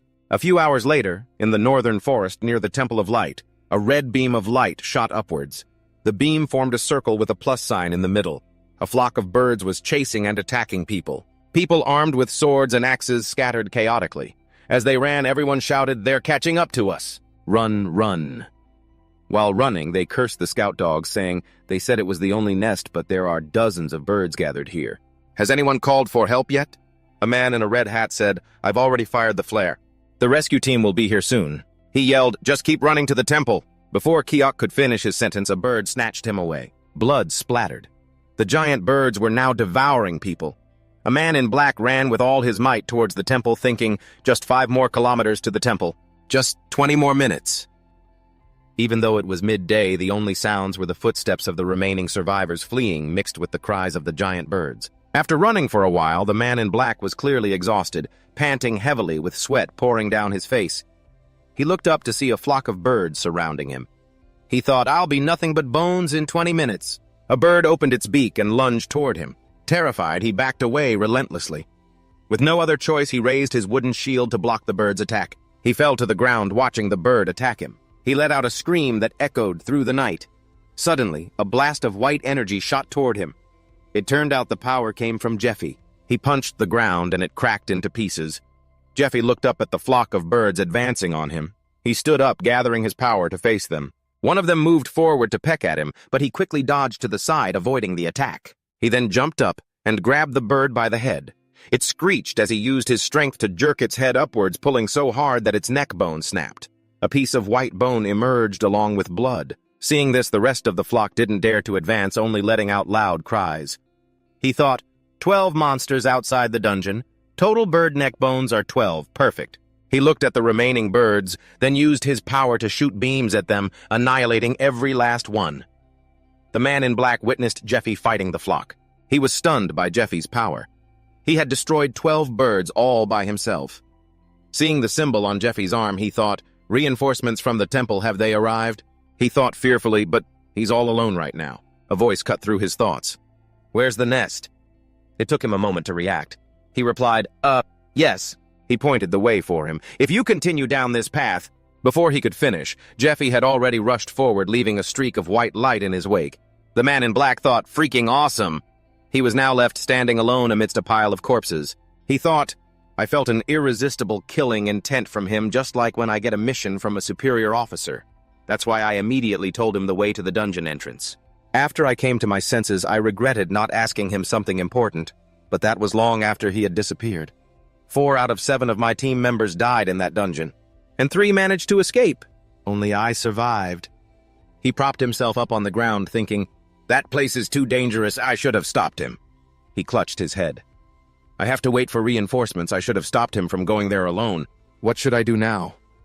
He kept his head in his hands. Then his eyes widened at the sight before him. He stood up and looked ahead toward a source of red light. He thought in astonishment, how is that possible? From the direction of the red light, Jeffy was dragging the head of the final boss. When he arrived, Jeffy clapped his hands together to dust them off and looked at his arm. He thought, my body feels so light. It seems my stats have doubled or maybe even increased 2.5 times. It was a success. It'd be even better with the right equipment. He fired a blue flare into the sky while thinking, what kind of gear should I get? A blue flare was the signal that the danger had been resolved. In the darkness, a man in a black cloak sat in a gloomy dark space. He thought, soon. A few days earlier, at a magnificent castle, a nest of ATC toads went out of control. They were frantically charging at the people. Furthermore, the medium-sized nest was led by a 30-meter-long boss. It was destroyed by a slave. That person was Jeffy. He destroyed them using only his bare hands. Elsewhere in the castle's basement, Lucius was walking with Matthias Grimmer. They were talking about the slave who could take down that nest of crazed birds. Both the evidence at the scene and the witness testimonies. He's trying to get noticed so he can join the raid in 20 days. Grimmer continued, it's obvious he wants to join the raid team. Grimmer looked at Lucius, his lips curling into a slight smirk. Should we interrogate him? To make sure he isn't a demon worshipper. You are the high-ranking heresy inquisitor of the 3rd Division of the Temple of Light. Lucius replied in an incredibly grim tone. No. The corners of his mouth turned up into a faint smile.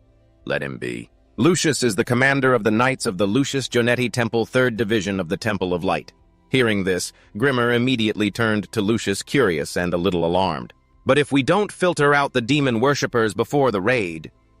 Before he could finish, Lucius cut him off, yelling, no matter how thoroughly we investigate, we'll never be able to weed them all out. Then his face darkened. A cunning smile spread across his face. As long as they're useful, it doesn't matter if they're heretics or not. Hearing these words, Grimmer was completely stunned by Lucius's treachery, his jaw dropping. What did you just say? Lucius walked forward, clasping his hands behind his back nonchalantly. They're not strong enough to make it to the boss room anyway.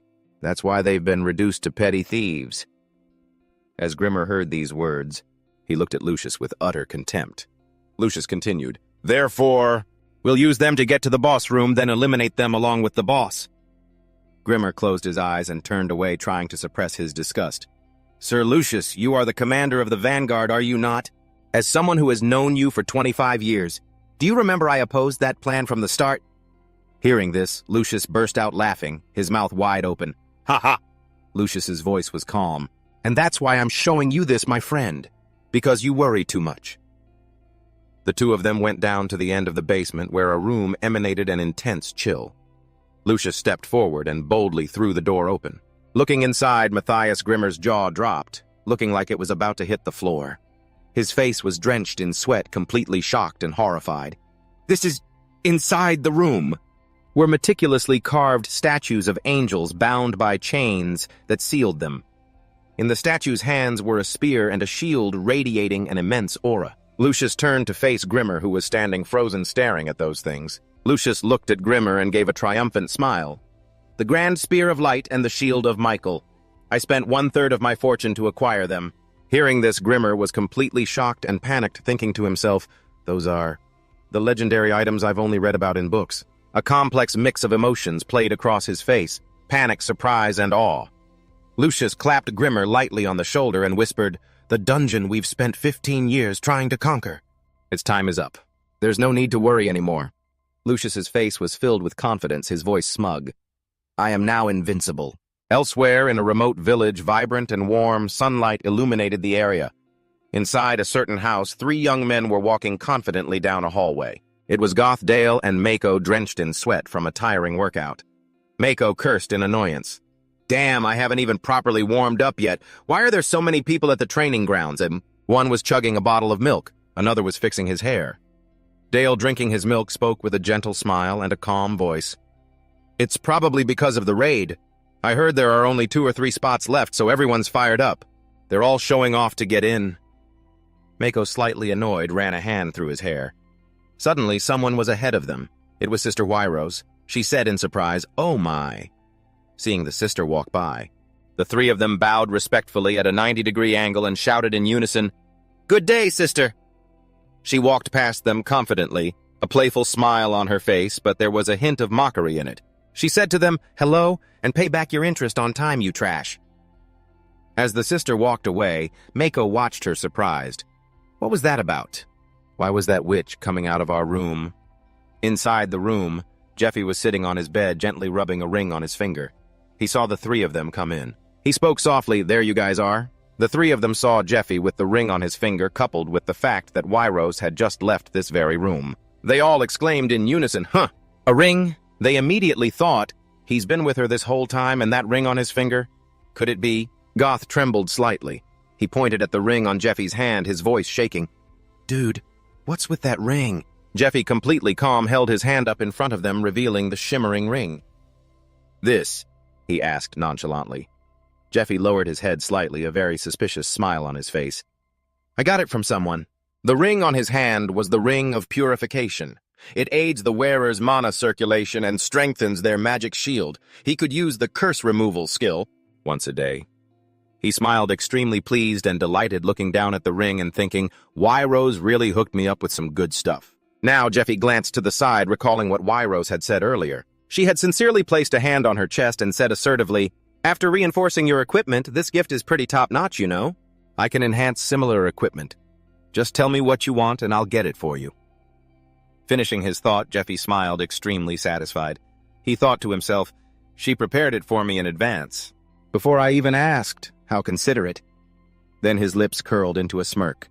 "She sure knows how to spend her money," he thought to himself. Meanwhile, Wyrose was walking down the house's hallway. "I heard from an informant in the black market." Her face was very serious as she thought about the Persephone Assassins Guild. The members of the guild are all incredibly mysterious. They all wear long black robes that conceal their bodies, so you can't see their faces clearly. They exude the aura of a graceful yet cruel snake. They use poison to boost their stats. They're legendary assassins who never forget a target, with impressive martial arts, deadly poisons, and top-tier hunting skills just like Jeffy. Hunting monsters, enhancing their bodies with poisons just like Jeffy, sticking hundreds of poisoned needles into their bodies to strengthen their flesh. It all starts with falling into this path, she thought. She pictured a badass image of Jeffy fighting with his dual blades. She panicked, thinking to herself, My esteemed client is an assassin from Persephone, she thought as she continued down the hall. Because Persephone's raid failed a few years ago, I heard that the high-ranking nobles who were their clients are looking for survivors and the poison they used. A smile formed on Wairosa's lips, but cold sweat trickled down her forehead. She thought to herself, those nobles are looking for the best talent and the best poison. She then began to gesture wildly. She thought, I don't have time to find another monster corpse deal this good. I have to make him an exclusive client. The best equipment I'll buy you, the best gear, just wait for me. In his room, Jeffy realized something. He looked bewildered, thinking she seems to have misunderstood something. Oh, well, whatever. Then his gaze became incredibly sharp. This is good too, he thought. If White Rose spreads rumors about me, he will come looking for me. Jeffy immediately thought of a certain person's silhouette. It was the silhouette of a large man, a long sword in his hand. Suddenly, Goth tapped Giuseppe on the shoulder, his face stiff and his voice trembling. Since when have you been involved with that woman? You're quite interesting. Giuseppe was also completely shocked upon hearing that. The two of them stood frozen for a moment when suddenly Dai-El spoke up. So that's why he didn't come home last night. Marco immediately added fuel to the fire. You've got to have some self-respect as a man. Hearing this, Jeffy thought, what the hell are these guys yelling about? I have something to say about the dungeon, Jeffy said. Suddenly, a loud bang echoed from outside. All four of them stared at the door, frozen. After a moment, Marco went to open it. Who is it? But there was no one outside. Marco let out a surprised, huh? Suddenly, he turned and saw a piece of paper pinned to the door by a dagger. The paper read, Urgent request. Team Goji is to depart immediately and return after analyzing the situation. They looked at the words on the paper and exclaimed in surprise, who would secretly deliver an urgent request like this? But it looks like an official document. There's even a seal on it. It's the seal of the Hunter's Guildmaster. The three of them were completely astonished. Seeing this, Jeffy grabbed the paper from Marco's hand, snatching it away. Let me see. After reading the words on the paper, he was extremely surprised. Then a smug smile spread across his face. This seal is his? And the request was written by Net, he thought. He prepared this invitation for me. Then, Jeffy crushed the paper. He spoke, I'll go by myself, accompanied by a smug smile.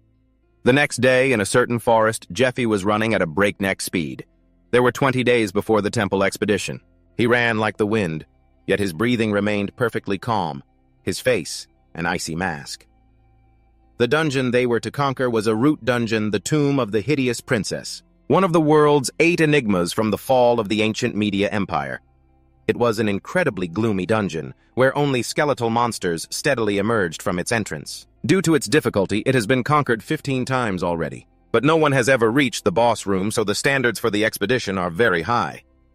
Jeffy continued to run for his life. One had to be in a level 5 hunter team for a year, or participate as a priest's thrall, or be sent by that thrall with a letter of recommendation. Jeffy reached a valley but didn't stop and continued running straight ahead. Only by satisfying one of the above requirements could one join the team. I'm not strong enough to reach level 5 if I start grinding now, he thought. Then he leaped powerfully. And so, this time I'll use Net. He then flew across to the opposite mountain. Net is the personal thrall of the heretical inquisitor Matthias.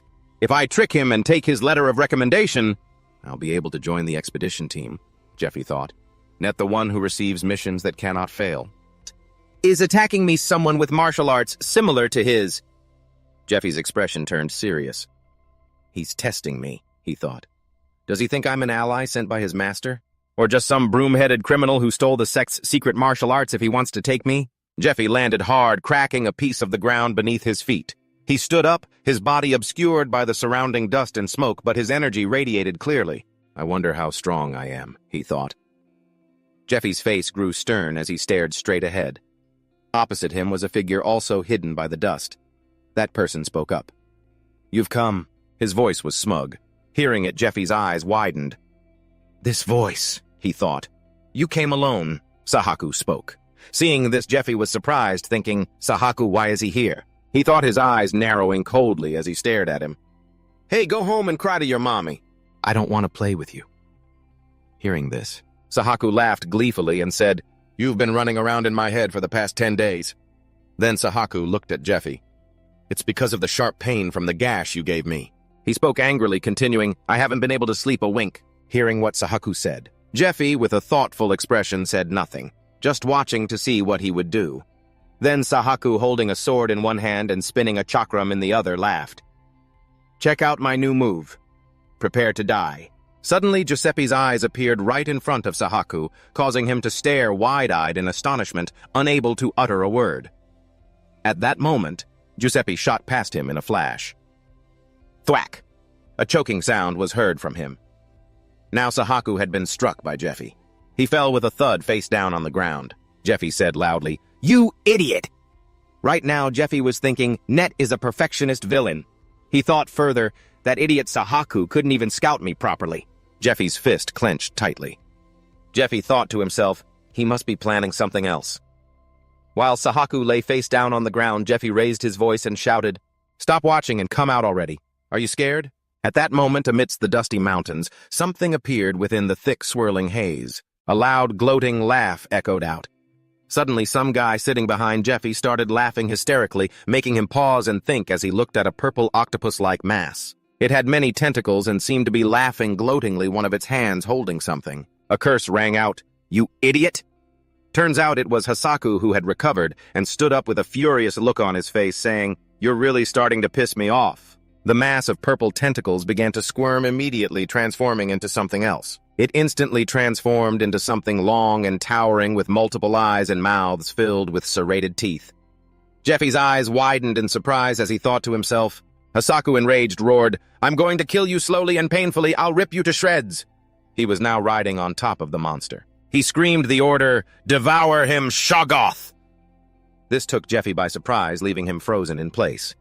He reached out a hand, a look of shock on his face. And now, Hasaku, with a look of pure ecstasy, laughed manically. Die! Suddenly, something made Hasaku's eyes go wide. A brilliant beam of power shot out, piercing straight through the Shoggoth's mass of tentacles, leaving Hasaku stunned. Hasaku gritted his teeth, thinking, how? The Shoggoth's tentacles were coiling into a ball. Jeffy immediately channeled his power into it. At that moment, Jeffy thought to himself, a biological weapon of the Demon King's disciples. SH. Shogoth, he continued thinking. I can't believe I'm seeing one here.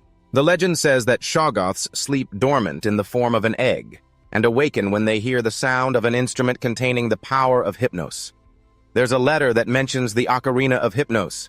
That is the instrument used to control a Shoggoth. The user can issue different commands based on combinations of sounds. It also states that it protects the user from the Shoggoth's mental corrosion. It also says that the Shoggoth is a voracious creature with no intelligence. Physical attacks are useless against it. At that moment, a footstep approached. The surrounding tentacles seemed to want to swallow those feet. The text also recounted that it grows stronger by absorbing the mana contained within the humans it eats. Now its mouth was filled with fangs and tentacles. Multiple layers of teeth and eyes were stacked upon each other, forming a truly terrifying maw. It stared intently into Jeffy's face, then it began to surround him, as if it wanted to toy with him, to play with him. Jeffy's gaze was now fixed on something. The account continues, they alone are already a great threat, but they aren't what makes the Shoggoth truly terrifying. It spoke of the mental corrosion. Merely making contact with a Shoggoth will cause a person to experience a series of horrors. These horrors correspond to their own fears, and they'll start tripping out as if they're hallucinating. Once their mind is completely eroded, they will become as crazed as an addict going through withdrawal. After that, they will completely lose control. A person who has lost control will lose all reason and kill everyone around them. A mass slaughter will unfold. A monster created by the Demon King, which worships slaughter. Hasaku stood outside watching Jeffy gradually get engulfed. He laughed gloatingly and shouted, You psycho, you're dead for sure, kiddo. He then added, You have no idea what's coming next. At that moment, as he was being wrapped by the Shoggoth's tentacles, Jeffy's eyes turned bright red. Hasaku said, Those red eyes. That's the sign you're losing control. Your mind will be eroded and you'll be gone soon enough. Right then, Jeffy's eyes were crimson with rage while Hasaku's gloating laughter echoed in his ears. But Jeffy couldn't say a word. Then, curse removal. Jeffy wore a ring on his hand, standing tall like a god of war. This was the ring of purification. It assists the wearer's mana circulation, and it enhances their magic barrier. It can be used to remove curses once per day. Now Jeffy stood defiantly in the middle of the Shoggoth's tentacles, which continued to swirl around him in a circle. It wanted to completely devour Jeffy, while Hasaku stood outside, speechless at this very moment. A large hand suddenly grabbed Hasaku's neck, choking him so he couldn't speak or even groan. He gurgled, his eyes bulging wide, as Jeffy, his eyes filled with fury, squeezed his throat tightly. Before, all I thought about was ensuring my own survival, and the survival of those around me. Jeffy, holding his sword, lowered his head.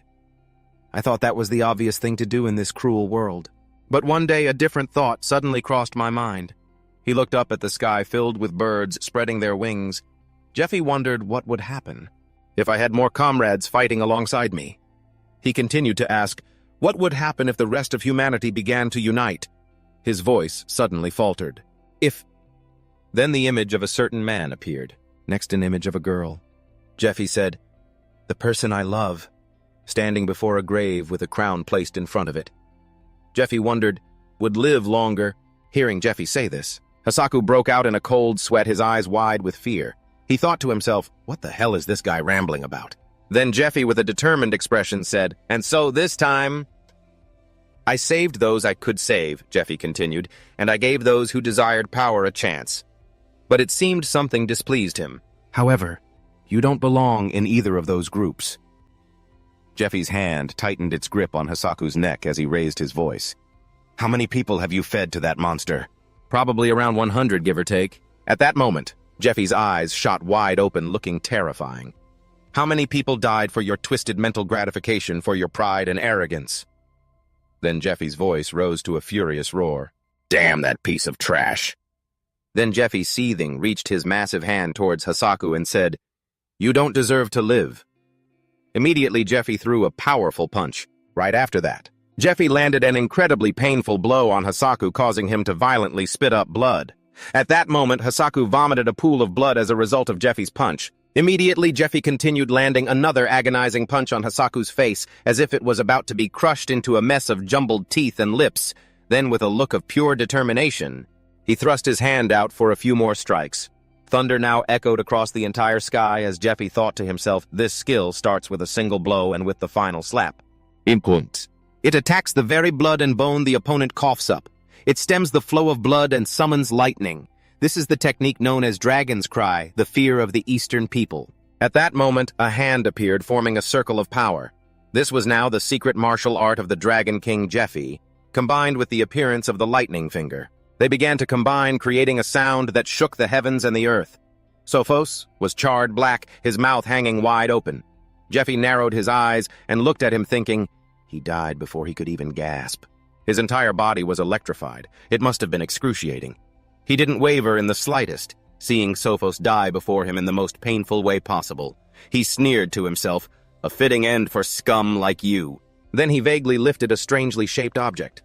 Jeffy looked at the electrified area around him, silently reflecting on his recent fight with the support. Physical attacks were useless against the support. Jeffy slowly brought a flute to his lips, thinking to himself, so I can only use magical attacks with lightning or fire attributes, or holy power. This is too easy for me. Just one more move and he would have been toast. But why waste the mana? Standing in the electrified area, Jeffy played his flute. The song Harmony of Destruction shattered the magical bonds within the support's cells. Suddenly a voice spoke from behind him. So you know that song. A robe fluttered in the wind. How surprising, the voice continued. That is a secret known only to the Demon King's disciples. The temple has never laid hands on it. Net leapt down from above. Before Jeffy could turn, the man fixed his gaze on him, smirked, and spoke. You know far too much. Jeffy recognized him instantly, his expression tensing. Finally, Jeffy thought, his mind flashing back to his past encounter with Net, the man who only took on missions that could not fail. He's attacking me again. The one whose martial arts are just like his. The image of Net attacking him flashed through his mind. If I trick Net and steal his letter of recommendation, I can join the expeditionary force. He wants to test me. Jeffy's flashback ended his thoughts, hardening with resolve as he focused on his immediate goal. It's time. I have to pass his test and make him believe I'm a disciple of the Demon King. It's the only way to change the future. He furrowed his brow, hinting at another deeper purpose. Jeffy began to recall images of himself training in the past, a debt I have yet to repay. He steeled his resolve. I want you to have a different fate in this life. He clenched his fists resolutely, glaring at Net with hatred, a plan already forming in his mind. That's why I have to deceive him to get close. Breaking the silence, Net spoke up, a smirk on his face. No matter what happens, I've been watching you this whole time and I've come to a decision. Without the slightest hesitation, his hand reached back and drew his sword. You. He pulled out the blade, radiating a ferocious killing intent. Are a target that must be eliminated. With incredible speed, he lunged toward Jeffy. Net aimed his sword at Jeffy, who raised his hands in a defensive stance, summoning crackling lightning around his palms. Wielding his sword with immense power, Net unleashed a flurry of strikes that completely enveloped Jeffy, yet none of them seemed to land. Net was slightly astonished, thinking to himself this feeling. I'm missing every single strike. Suddenly, 3 stones crackling with Jeffy's lightning appeared behind Net. He reacted instantly, slicing through them as they flew toward him. His earlier smirk gone, Net spoke. How interesting. I never thought you'd be able to not only dodge my attacks, but also counter them. He thought on this continent aside from Master. There aren't many who can keep up with my speed and my strikes. He must have another objective. Jeffy, annoyed that his counterattack had failed, held a stone in his hand and spoke to Net with mocking tone. Are you so weak you need a sword to fight someone who's unarmed? As if the taunt hit a nerve, Net frowned in annoyance. He immediately dropped his sword to the ground and took a serious martial arts stance. Not to be outdone, Jeffy mirrored his posture perfectly. With intense focus in their eyes, both prepared to strike. Lightning sparked around Net. They exchanged blows, neither giving an inch. They used the same principles as the Dragon's Claw. The secret martial art of the Dragon King envelops the body in electricity, generated by explosions, granting the user enhanced speed and power. Jeffy held out his palm. Streams of lightning began to spark around him. But anyone who uses this style also knows how to block it. He stared straight into Net's eyes, fearless and unflinching. The secret martial art of the Dragon King, Yin-Yang Lightning Break. It has 2 poles, yin and yang. A negative pole and a positive pole will attract each other. The 2 lightning streams collided, creating a massive explosion. But this defensive style works on the same principle: 2 like poles will repel each other. Net was struggling, finding it incredibly difficult to fight and defeat Jeffy.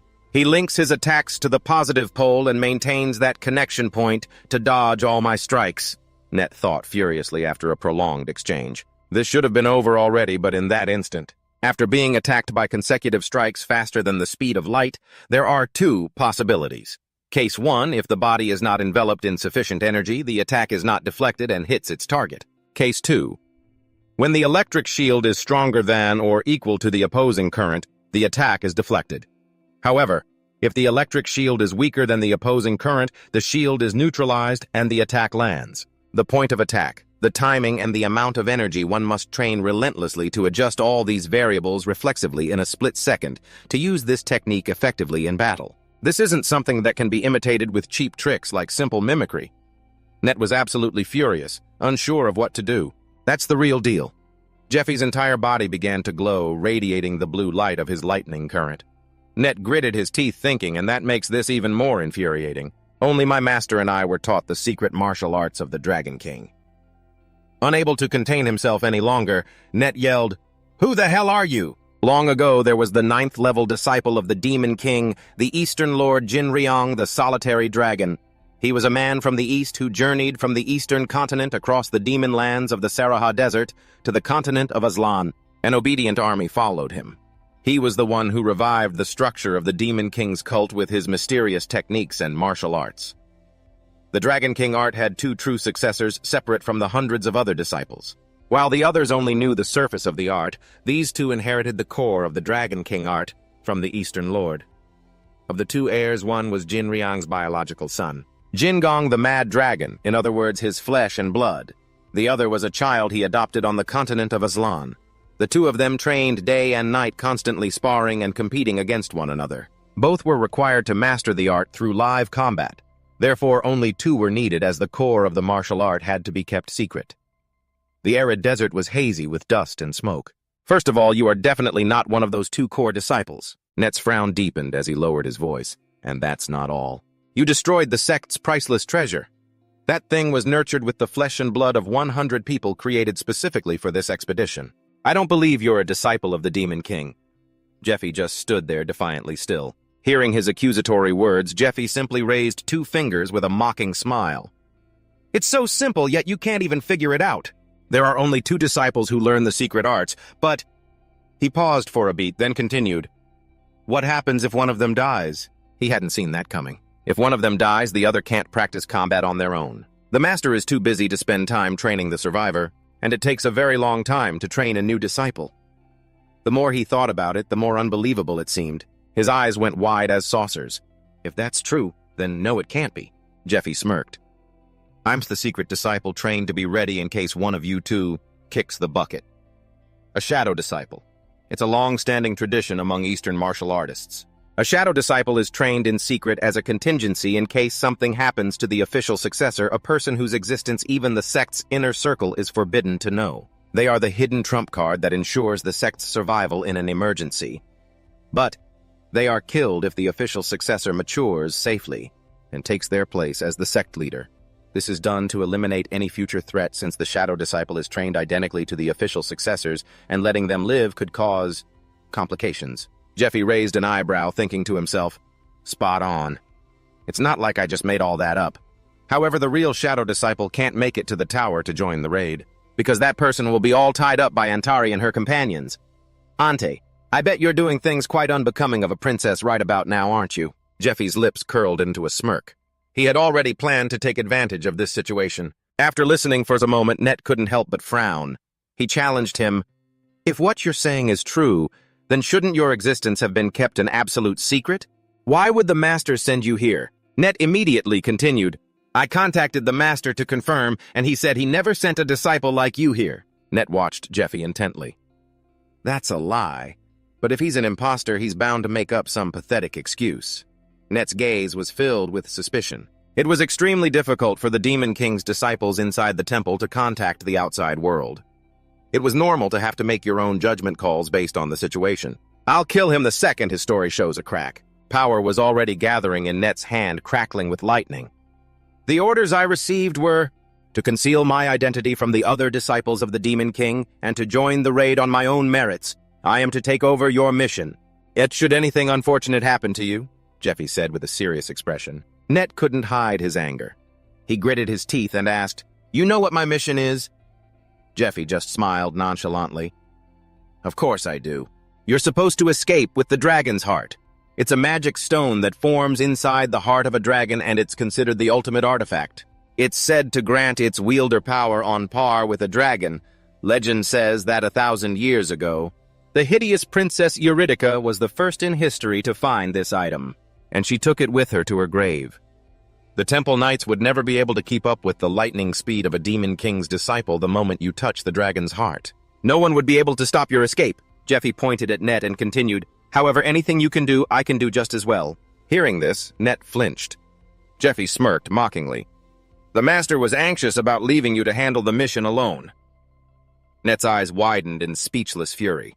The reason I disobeyed orders and lured you here with all that flashy stuff is because the requirements to join the raid are more complicated than I thought. Why take the hard road when the easy path is right in front of me? So that's that, but... Jeffy rubbed the back of his neck as if exasperated, but then his expression turned serious. Actually, I have something personal I need to discuss with you. Net looked extremely irritated. Something personal. With me. He took a step back, but Jeffy moved in a flash, getting close enough to whisper in his ear, It's about the blood tears. Net's eyes flew open in shock. How could he possibly know about that? The blood tears. My family's stolen treasure. The whole reason I'm following the master is to get it back and take revenge on the temple. The only people who know about this are the master and me. Uncertain, Net had no choice but to ask, Tell me, what do you know about the blood tears? Jeffy crossed his arms, looking smug. I'll tell you, once I've judged you to be trustworthy. First, why don't you make my life a little easier? You can add me to the raid party, can't you? I'm sick and tired of the stinking quarters they assign to the lowest-ranked group of hunters. Net was silent. He squeezed his eyes shut. There's no way I can trust this guy.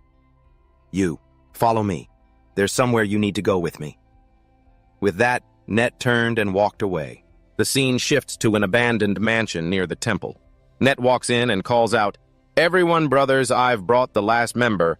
Net gestures towards Jeffy. His name is Jeffy. He was sent by the master to assist me on my mission. I've already performed the necessary procedures to verify his identity.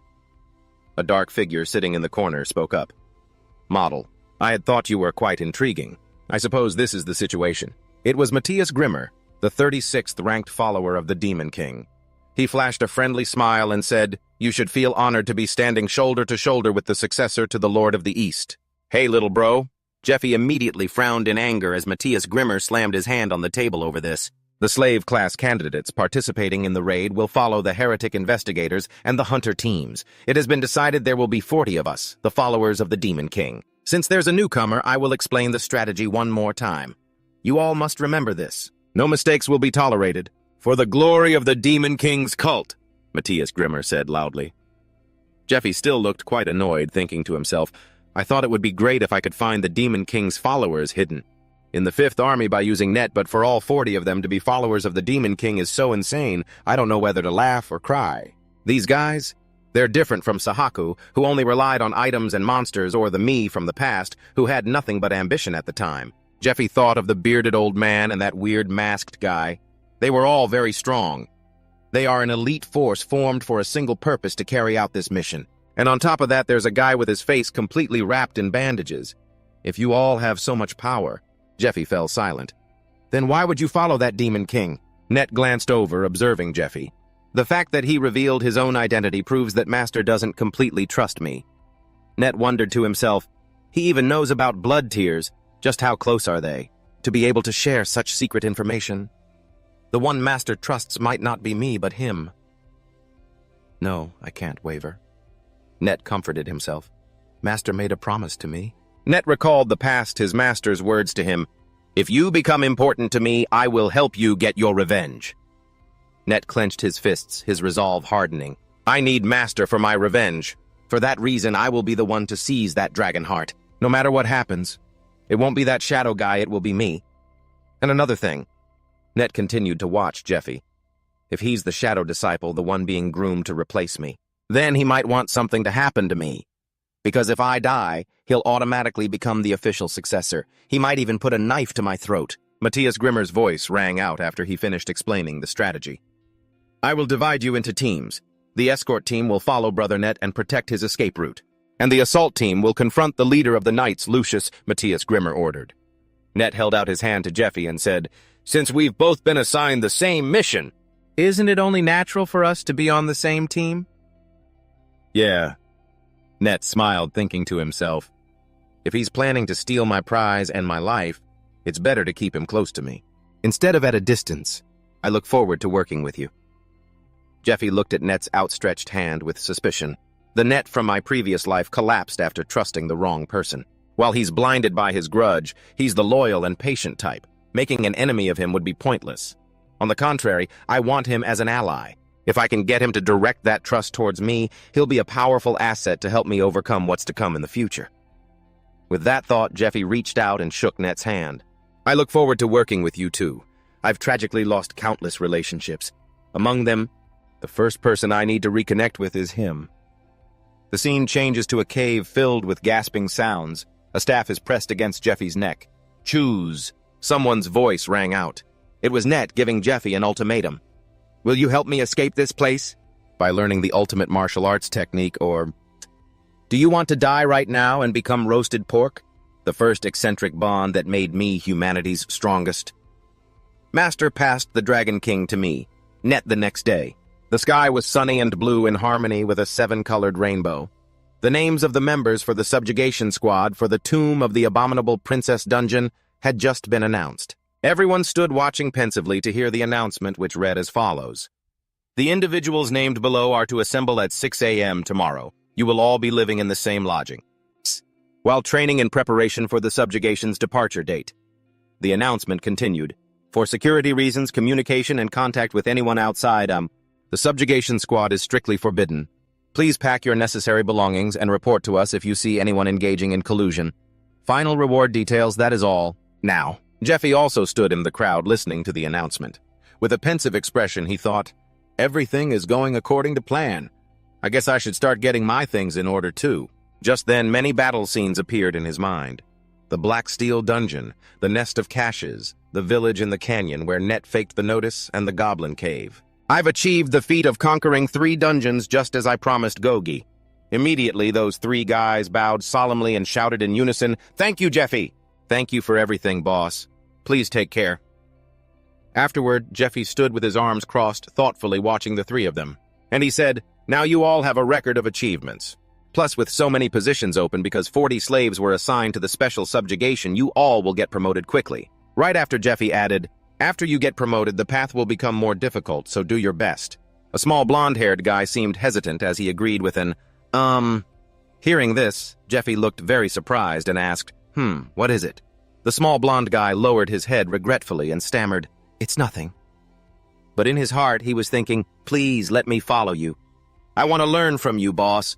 He thought further, "I can't say that to the boss." In the small blonde guy's mind, his feelings for Jeffy were sincere. Even though our time together was short, I could still see that this man has ideals. And that ideal, it's far grander than anything ordinary people like us could ever imagine. The short, blonde-haired kid seemed to be racked with guilt.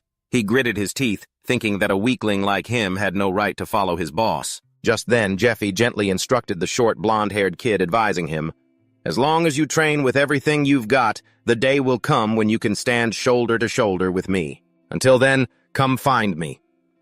This left the kid so surprised and moved that he was stunned, speechless, able to do nothing but stare at him.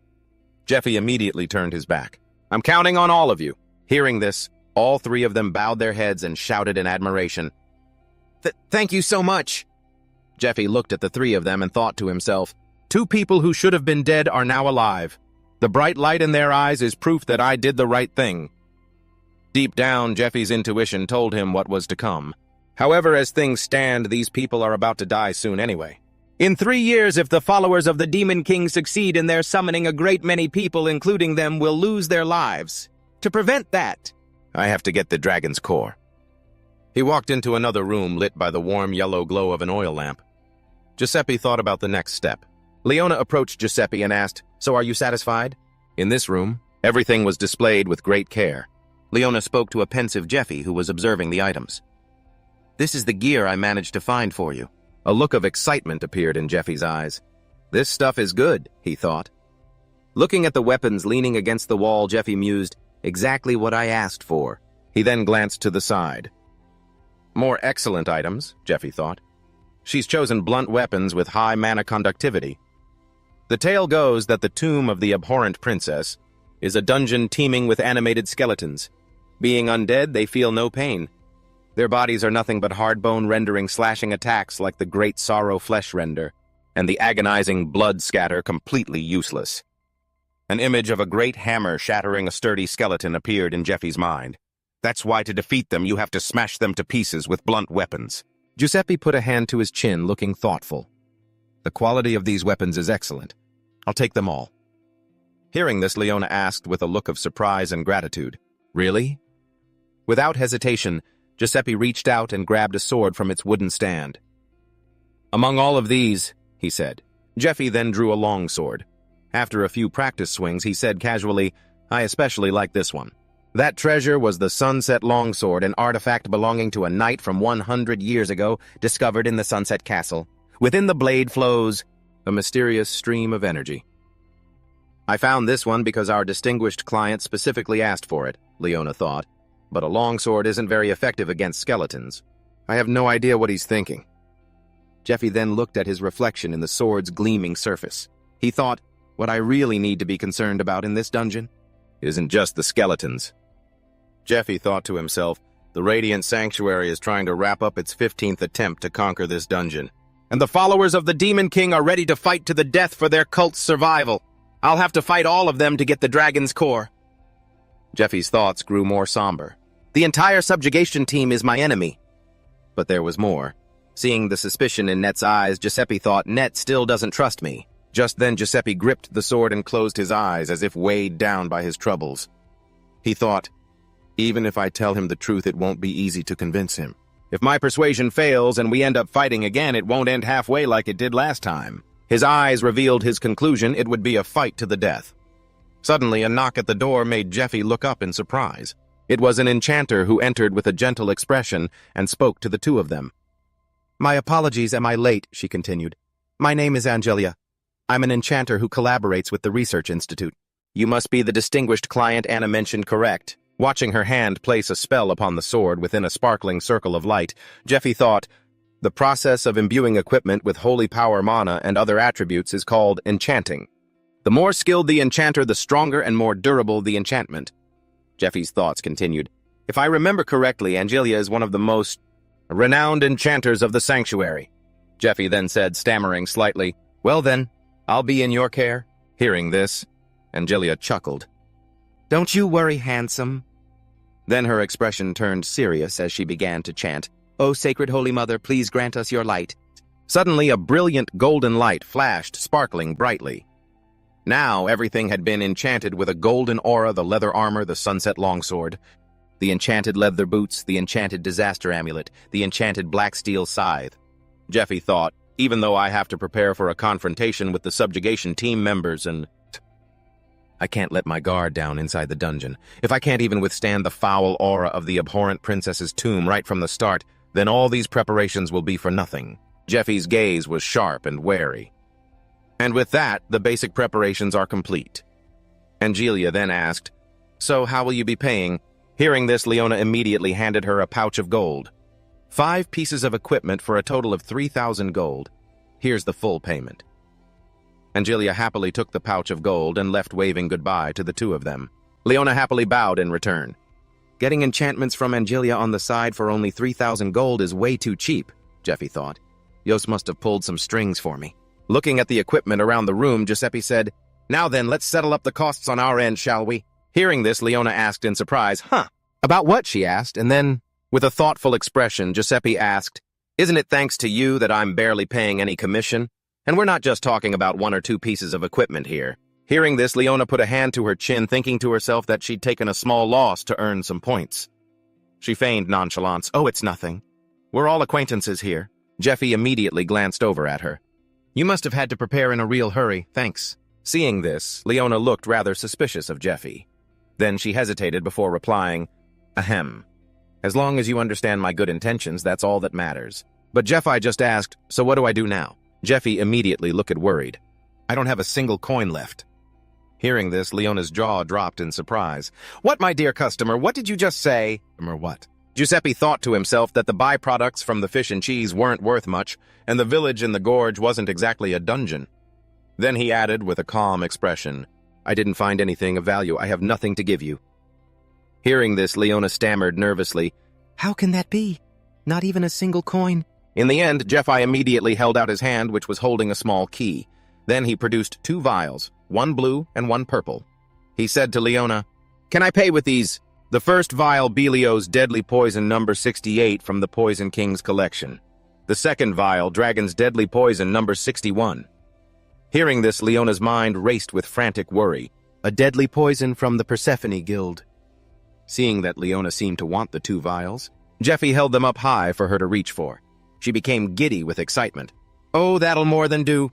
Give them to me. Jeffy then pulled the 2 vials further away. Leona reached for them, shouting, Come on, give them here! Stop messing around! Seeing that Jeffy was still teasing her. Leona lost her temper and yelled, Do you get a kick out of teasing people? She snapped. She continued to demand the 2 poison vials from Jeffy. Hand them over now. Jeffy finally gave the 2 vials to Leona and turned his head, saying, Be careful when you sell those. That guy named Mole is dangerous. Don't sell to him. Leona, however, was blissfully holding the 2 vials, caressing them. All right, she replied to Jeffy. As she watched Jeffy leave, Leona waved goodbye. Take care, my dear customer. Come see me after the subjugation. I'll pay you the difference. Make sure you come back, you hear? The next morning, at a temple filled with knights and other people gathering for something, a hooded figure stood in the crowd, thinking, It's pretty crowded. If you include the knights and the priestesses of the sanctuary, I wonder how many people there are. An old man glanced over and replied, Around 100, perhaps. Elsewhere, Jeffy stood with Net, thinking to himself, Only a few of them survived in my past life. It'll be the same this time. Someone's voice rang out. Standing before everyone, he announced, It seems everyone has arrived. It turned out to be the man with long blonde hair looking down at the crowd. His name was Lucius. Jeffy thought, The leader of the subjugation squad is the head knight of the sanctuary, Lucius. The princess's catacombs raid party consists of clerics from the Temple of Light, 18 knights, 10 slave medics from the hunter squad, and 20 heresy inquisitors. 12 inquisitors, 6 slave medics from the Heresy Inquisition Board, 20 people, Jeffy thought, a total of 86 people divided into 2 groups based on their roles: vanguard for close quarters combat, protection, hunting, tracking, reconnaissance, and so on, the support team for long-range attacks, healing, magical support, etc. The leadership consists of 4 people: head medic Arnold, support team leader Leona Vanguard, leader Matthias, and everyone around them chanted, "Seleucus, Seleucus, O Holy Father," and that was none other than the Pontiff Lucius. The Holy Cross is a symbol that the gods bestow upon their favored ones. Those who possess it are called Holy Father or Holy Mother. While on earth, they inherit the supreme power of the gods. After death, they become angels to serve the divine. Lucius is a living saint who received the Holy Cross at the young age of 7. Giuseppe continued to think. People revere the Holy Father and Holy Mother as if they were angels. They believe that seeing these saints with their own eyes is a great honor. I never expected him to show his face to the ordinary members. Suddenly, a grinding sound cut through Giuseppe's thoughts. Giuseppe turned to see Net gritting her teeth, glaring at Lucius. Seeing her reaction, Jeffy couldn't help but wonder. Lucius spoke up. "I hereby declare that this special unit will put an end to the 15 long years of fruitless attempts to explore the catacombs and find the solution to one of humanity's 8 great mysteries. The name of every person participating in this unit today will be recorded by the church, and the slaves will be granted their freedom." Lucius clenched his fist with determination. "Let us overcome the arduous training together starting today, and walk with me on the path to glory." The people standing around cheered endlessly. "O mighty Arya, save us with your eternal light. O mighty Arya, save us with your eternal light." At the Howling Peak, special training ground, Jeffy was climbing up the peak step by step. He thought to himself, glory, glory for whom, of course, if this large-scale raid succeeds, the participants will receive boundless honor. However, its true nature isn't about celebrating heroic deeds, but about material gain. Matthias gave an order to those around him. "This is a fragment of a tombstone from the dungeon. All of you must get used to this dark energy." "I have to keep this up 24/7, Jeffy thought. "Get into politics, gain the right to form a raid party, gather the cult members, and summon funds for our endless expenses, such as costs for manpower items and potions." The final preparations were finally complete. And then a few years later, the dungeon was cleared. After the successful clearing of the dungeon, towns and roads would be built on the solidified land. Investors would reap enormous profits from real estate. This was a massive business undertaking, the Third Temple of Light. It's nothing more than a tool for St. Lucius to use to clear the tomb. Those with potential for the special squad are nurtured, and the chosen are trained to become warriors. The elite. The magic staff in Leona's hand suddenly began to glow. Leona pointed and commanded, "Imagine this light is an enemy's magical attack. Anyone hit 3 times will die. Raise your swords and fight." "This is golem training," Leona shouted. "Let the mock battle begin." At Leona's command, the golem immediately swung its fists at the surrounding knights. Almost none of them could dodge the golem's punches. They fled one by one, wondering amongst themselves, "Why is this so intense? Damn, this is no different from a real fight, I'm toast." A wooden plank appeared out of nowhere, about to strike Jeffy, but Jeffy reacted instantly and smashed it with a powerful punch. Seeing this, Net turned to ask Jeffy, "I'm sure you know that here." "You can't use the martial arts of the Dragon King style, right?" Jeffy replied. "What, you think I'm an idiot?" Net and Jeffy both charged forward, swiftly dodging the golem's attacks. Jeffy and Net gathered all their strength, preparing to swing their swords. Their coordination was flawless. As a result, the golem was quickly defeated by them, 500 golems destroyed. After a 15-minute break, Arnold thought to himself, "They're better than I thought. The quality of slaves this time is much higher than the last batch, especially those 2. They're skilled, and their teamwork is flawless. Who knows, maybe this raid will actually succeed," Arno thought as he looked towards Jeffy and Net. He then spoke up, "O almighty Saint Arya." This statement quickly drew everyone's attention. Arno walked towards them with a light smile. "I have completely healed the wounded. As long as our medics are here, all of you can absolutely complete 4 weeks' worth of training in just 2 weeks.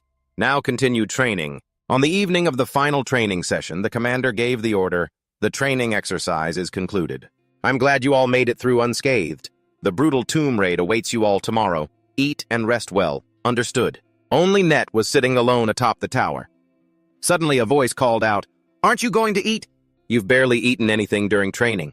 Today is the last day, so the food is especially good," Jeffy said. Nevertheless, Net still refused. "I've had enough. Net continued, I have to maintain a certain weight to guarantee my speed.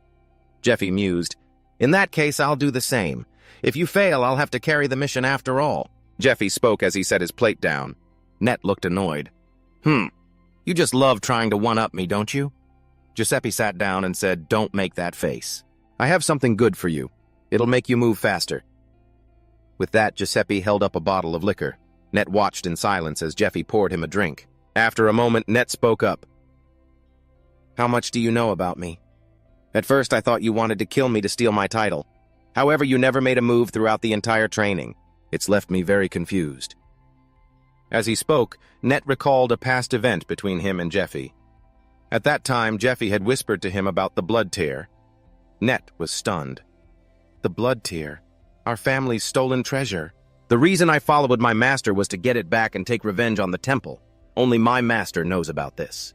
Net then asked Jeffy, tell me, how do you know about the blood tear? Jeffy replied, I'll tell you once I see if you're trustworthy. Coming out of his recollection, Net said, you know my secret. Your next move could be to threaten me or use what you know to your own advantage. Instead, you said you'd only tell me if I was trustworthy. It's so strange. Net asked, what do you mean by that? What do you really want? He's changed. At first, he was just hell-bent on killing me. Maybe our 2 weeks of cooperation have paid off a little. You're asking the wrong question, Jeffy replied. What you should be asking is where the blood tear is and who has it. Now I'll tell you, that sword is currently... Jeffy whispered into Net's ear. Net was stunned by what he heard, thinking, what? A red-haired man led Net to where a large sword was chained and hung on a rack. Then the man began to speak to Net. Net, this is the heirloom of our family, the tribe Barony. The demon sword blood tear. This is a gift our ancestors received after defeating the demons of the wastelands. Standing before the blood tear, Net was completely astonished, staring at it with his mouth agape.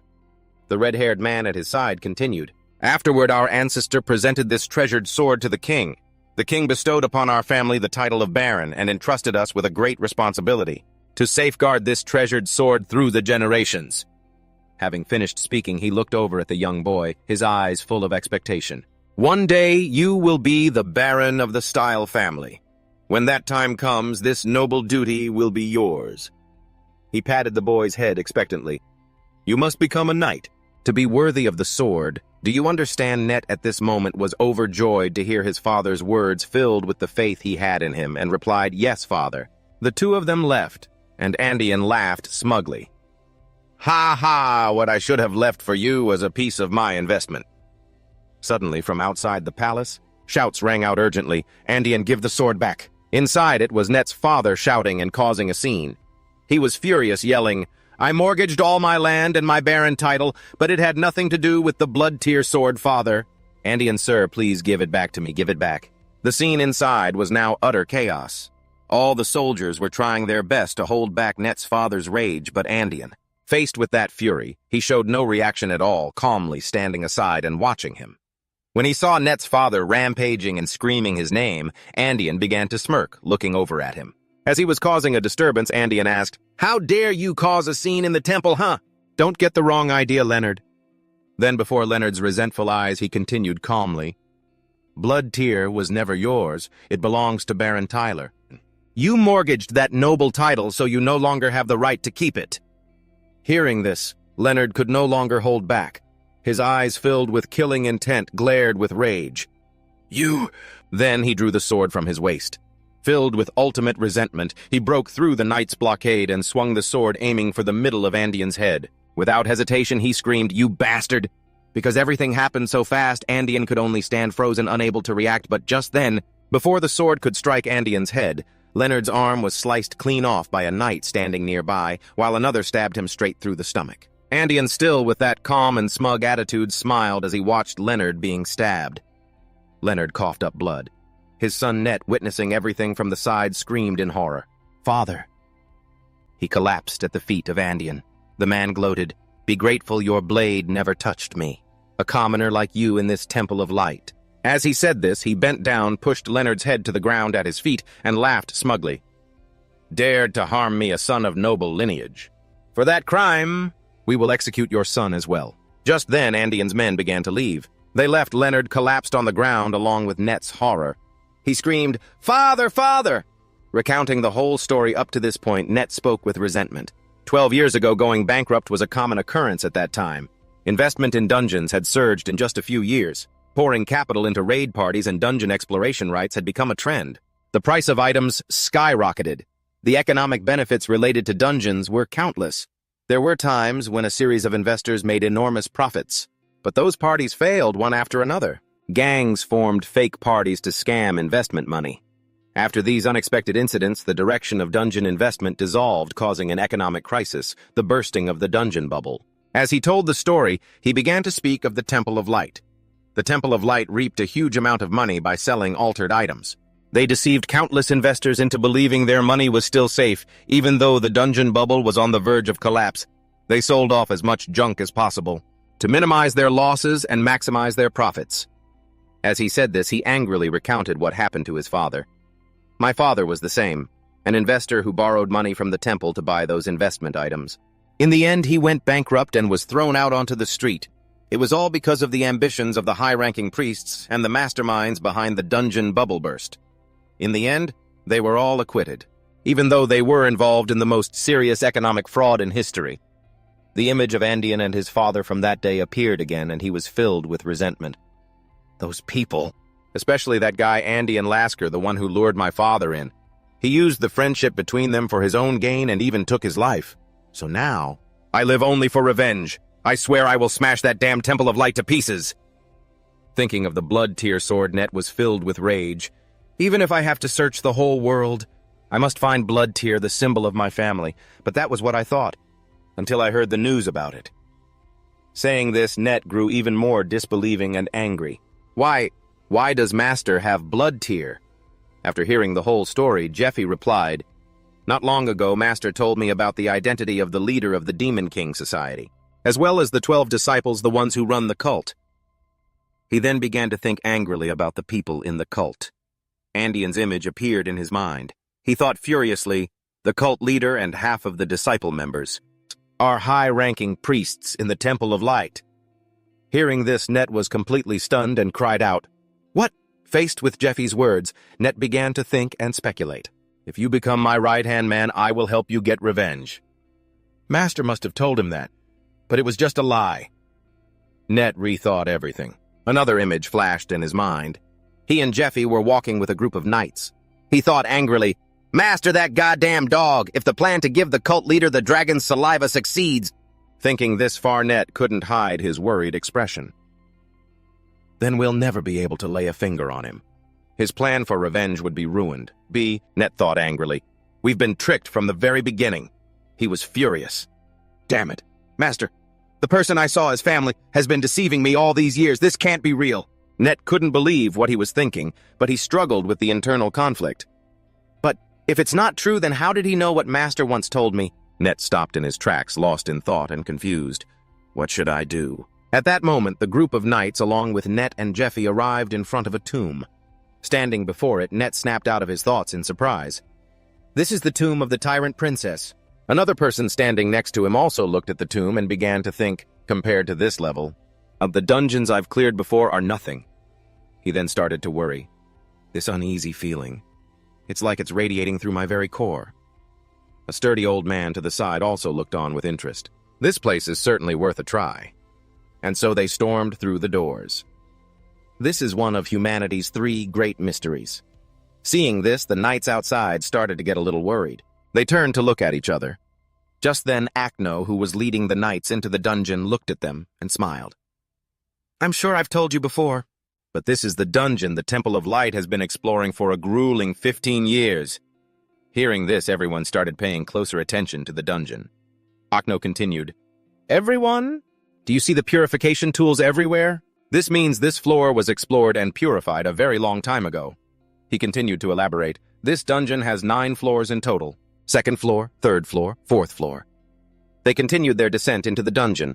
5th floor, 6th floor, 7th floor, and he began to add, "In our previous raid, we successfully cleared up to the 7th floor, although we defeated the gatekeeper monster on the 8th floor.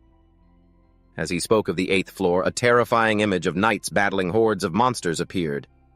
Acno continued his story. "But because of the dark aura leaking from the bottom floor..." An image of ferocious skeletal monsters appeared. "The monsters have become like this," Acno explained. "These monsters were ferocious. Their bodies human skeletons, but their eyes held a green glow and green smoke poured from their mouths. Seeing this, everyone grew excited. Charging inside, everyone shouted with excitement. 'Everyone prepare for battle, Vanguard Formation 3 assemble!' The man on the other side also raised his sword. 'Let's fight!' he yelled enthusiastically. Meanwhile, at the Temple of Light, two people were standing and talking. "We're grateful that you've come, Your Eminence," Lucius said, bowing humbly with a smile. "All the warriors have gone to raid the dungeon, so we're facing quite a few difficulties. We don't know how we can possibly repay you for lending us your protection forces." Indian replied, "Think nothing of it. It's only natural that we help each other." As Lucius had left the temple to explore the dungeon, the knights now present were those dispatched from the capital's archdiocese. Indian replied, "Please feel at ease. Treat them as if they were your own men." He was Cardinal Indian Lasker, a worshipper of the Demon King. At that moment, a skull monster with glowing green eyes ferociously lunged forward, opening its menacing maw to attack. The ensuing melee was chaotic. The battle was split between two sides. On one were the skull monsters. On the other side were the knights. The fight was evenly matched, and neither side gave an inch. One of them grew impatient as he fought. "Is there no end to them? How can there be so many?" In contrast, the muscular old man on the other side was still charging forward with gusto, laughing gleefully. "Ha ha ha! To me, this rabble is just a little post-meal exercise." Elsewhere, another man started to speculate. Rumor has it that the master of this tomb is the Necro-Princess Eureka, a great archmage, who appears only once in a millennium. I think she used her magic to lure a few thousand of her followers and imprisoned them here while they were still alive. They chatted as they fought, cutting down monsters. Well, there must have been hundreds of thousands of grave robbers over the past few thousand years, so there's obviously no shortage of skeletons. "She's a complete lunatic," another person said, laughing loudly. "Ha ha ha ha, when I was young." And just then, they had now advanced deep inside the dungeon, having cleared out the horde of monsters. But suddenly, a tremor emanated from deep inside, emitting a green beam of light that drew everyone's attention. From the depths, a monster 100 times their size emerged, with smaller monsters scurrying at its feet. This was the bone golem, a golem constructed from hundreds of bone fiends. Seeing the golem, everyone looked up in shock. It then violently seized a large pipe and viciously threw it at the knights. The throw was so powerful, it sent knights flying and created a huge shockwave. Taking advantage of the chaos, the bone fiends ferociously charged towards them. Below, the knights who remained standing braced with their shields against the aftershock. Suddenly, a voice cried out, "In the name of the almighty goddess Arya!" Just then, Leona appeared to provide support. She pointed her scepter forward and cast her spell, "I summon chains of light, restrain the enemy." Her spell generated golden chains that shot out and bound the golem, immobilizing it. The others cried out in amazement, "It's not moving, now it's our turn." The knights rushed towards the bound golem, attacking with all their might and yelling, "Quick, smash it!" But just then the golem, while still bound, suddenly began to struggle. The golden chains started to vibrate as its body began to move. Its restrained hand began to flex and clench, making the chains tremble violently. Suddenly the golden chains shattered. The freed monster was furious. Below, everyone started to panic.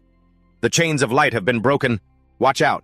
Just then another knight raised his sword, activating a skill that caused his blade to erupt in a brilliant light. He began the incantation for his skill. "O goddess who guides lost humanity, shine your light into the deepest darkness." He then swung his sword, slashing through the monster's body. The attack formed a cross of light that passed through the monster. The brilliant slash tore right through the golem and the other bone fiends. The knights watched in awe, exclaiming, "Whoa, that's Captain Matthias for you." But hearing the praise, he showed no pleasure, and was instead very stern. "Focus." Matthias looked at the dungeon floor, now piled high with the skeletons of the defeated bone fiends, and thought, if the bone golem was here, then the one controlling that huge thing can't be far. Elsewhere, another type of bone fiend appeared, radiating a powerful aura. This was a bone sorcerer, an intermediate-class monster capable of casting IT magic and commanding lower-class bone fiends. At that moment, it was standing in a corner, using its power to revive another golem from the defeated monster's remains. Nearby, Ocno urgently looked over at Matthias while casting a spell. "That sorcerer will keep summoning golems if we don't eliminate it." Hearing that, Matthias got annoyed. What kind of weirdo doesn't know that? Stop being so perverted." He looked pensively towards the mages in the back who were casting a healing formation. He then thought, whatever the first thing I need to do is get to that witch, in order to attack her directly and break their formation. He watched the golem being slowly summoned and the knights desperately launching attacks at them. He thought, in other words, we have to fight them head-on and destroy those things. Matthias's eyes darted around, searching everywhere. He anxiously thought, but the important thing is, where is that thing? This battle will become a complete mess if I can't find it. Suddenly a voice said, found it. From behind, a blond man standing behind Matthias, who had been searching frantically, suddenly said, everyone get back. It was Lucius. He took a stance, preparing to unleash all his power in one strike. It created a massive flash of light, forcing Jeffy, Net, and Matthias to squint. Lucius's skill was unleashed, creating a pillar of light with immense power. It swept through the entire tomb, creating a massive shockwave that cracked the ground. After the attack, the skeletons began to disintegrate. The attack shattered a stone pillar. This was the ancient tombstone that supplied magical energy to the skeleton witch. After the attack, he began to smile with satisfaction. If we hadn't destroyed the ancient tombstone first, facing the witch would have been extremely difficult, but it's fine if we destroy both the magic stone and the witch at the same time. At that moment, everyone shouted in joy, all right! The witch and the golem. Marcos are dead. Let's take care of the remaining minions. Off to the side, Leona watched Lucius and thought to herself, in the last battle it took us 30 minutes to destroy one ancient tombstone. The power of the radiant spear is truly immense. Nearby Net also observed, thinking, so that's the power of the radiant spear. Jeffy was also surprised, thinking, so this is the power of a 2 million gold weapon, huh? Having ended the battle, Lucius stood proudly holding the immensely powerful radiant spear. Everyone cheered loudly. We've conquered the 8th floor. No more skeletons are appearing. We're good. Healers treat the injured first. We're making camp here tonight. You guys place the purification magic tools around the area, if you don't want to die in the middle of the night.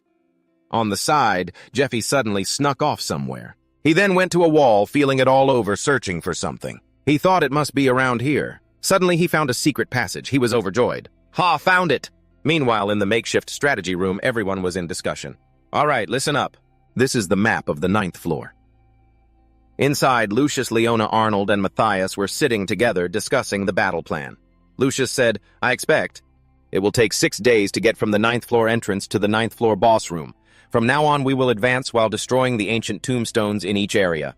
Hearing this, Leona was surprised and asked, all of them, huh? There must be hundreds, if not thousands of them. If we only destroy the ones on the path to the boss room, it'll only take 2 days. Hearing her objection, Lucius became stern, his hand on his sword, as he said firmly, have you forgotten, Leona, huh? We once tried to save time and effort. And hearing that, she looked extremely dissatisfied, but Lucius continued in a grave voice, but this time we cannot allow the mistake from a year ago to happen again.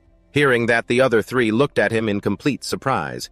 He then placed a game piece on the map and said pensively, a year ago we also made it to the boss room. The piece he put down was then surrounded by other skeleton-like pieces.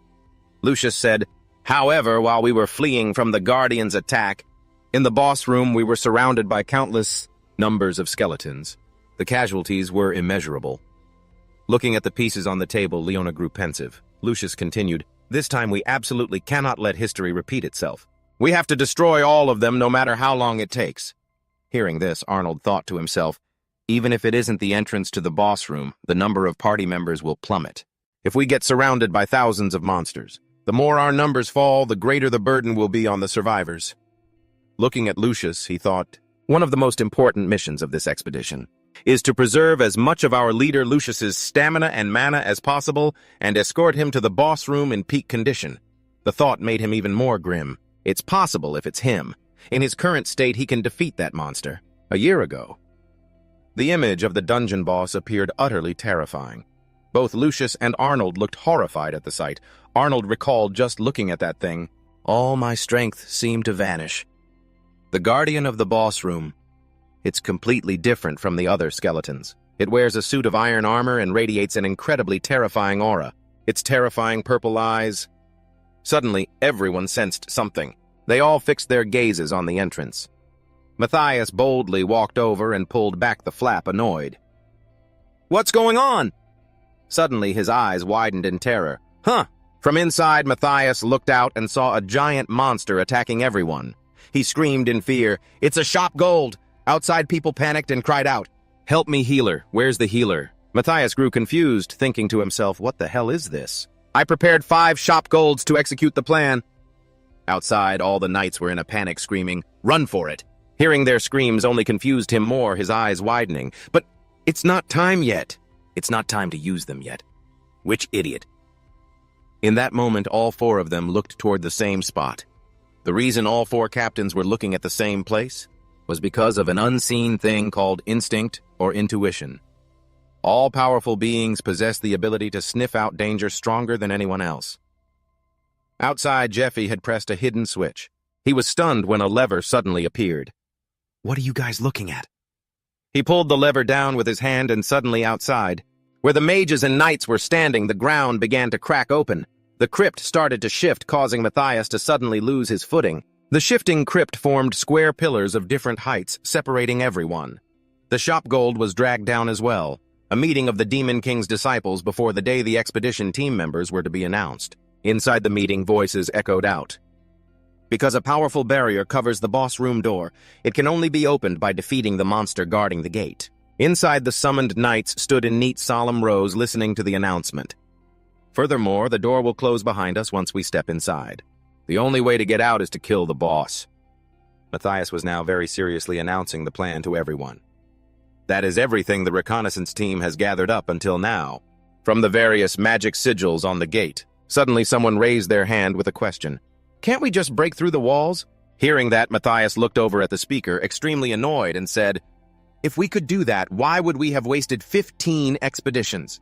The further down we go, the stronger the barrier gets, so breaking the walls is impossible." Then he started to look smug. Because our expedition captain Lucius is very rich, he has found a temporary countermeasure. He began to speak of a brilliant golden sword kept by the royal family.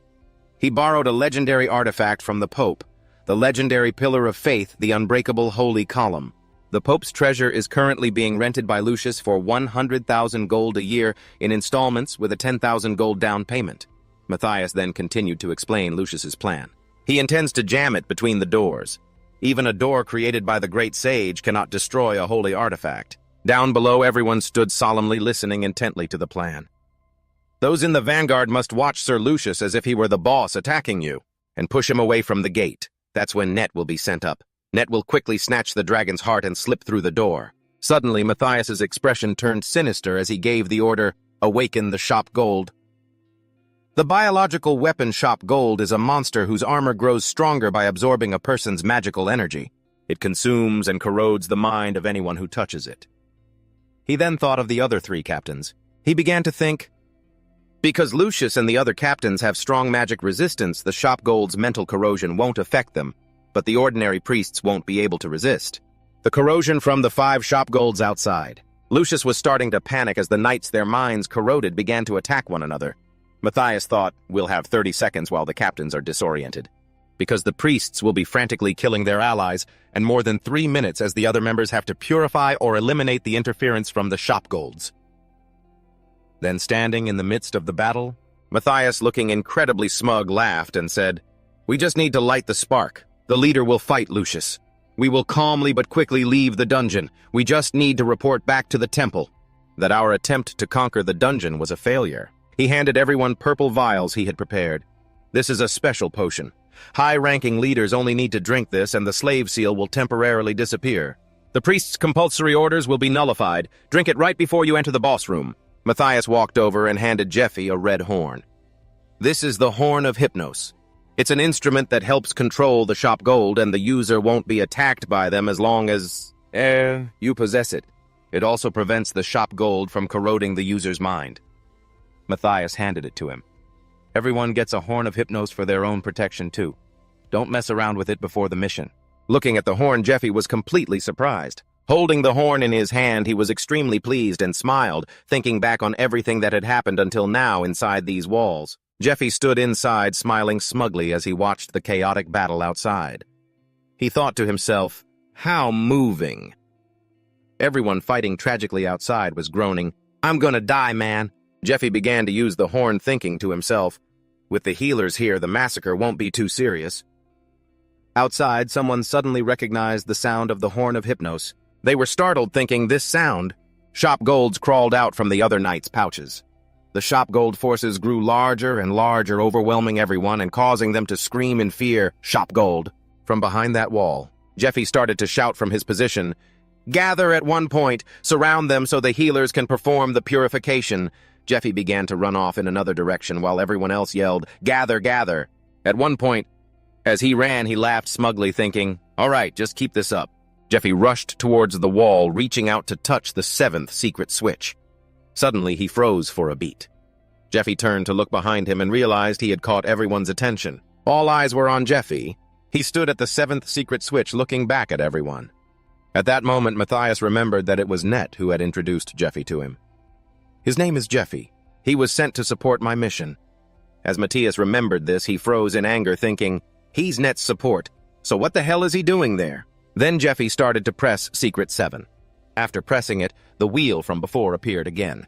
Seeing them staring at him, he snapped irritably, "What are you looking at?" Jeffy pushed the wheel down with his hand, thinking to himself, "This function was discovered 3 years after the surface expedition at the spot where the priests and knights are standing now."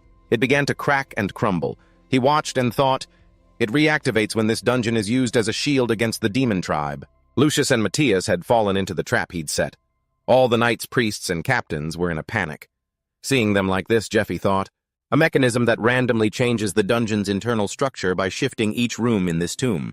Jeffy looked down from above as they were engulfed by Secret 7, thinking with satisfaction, "Because my comrades and I conquered this place.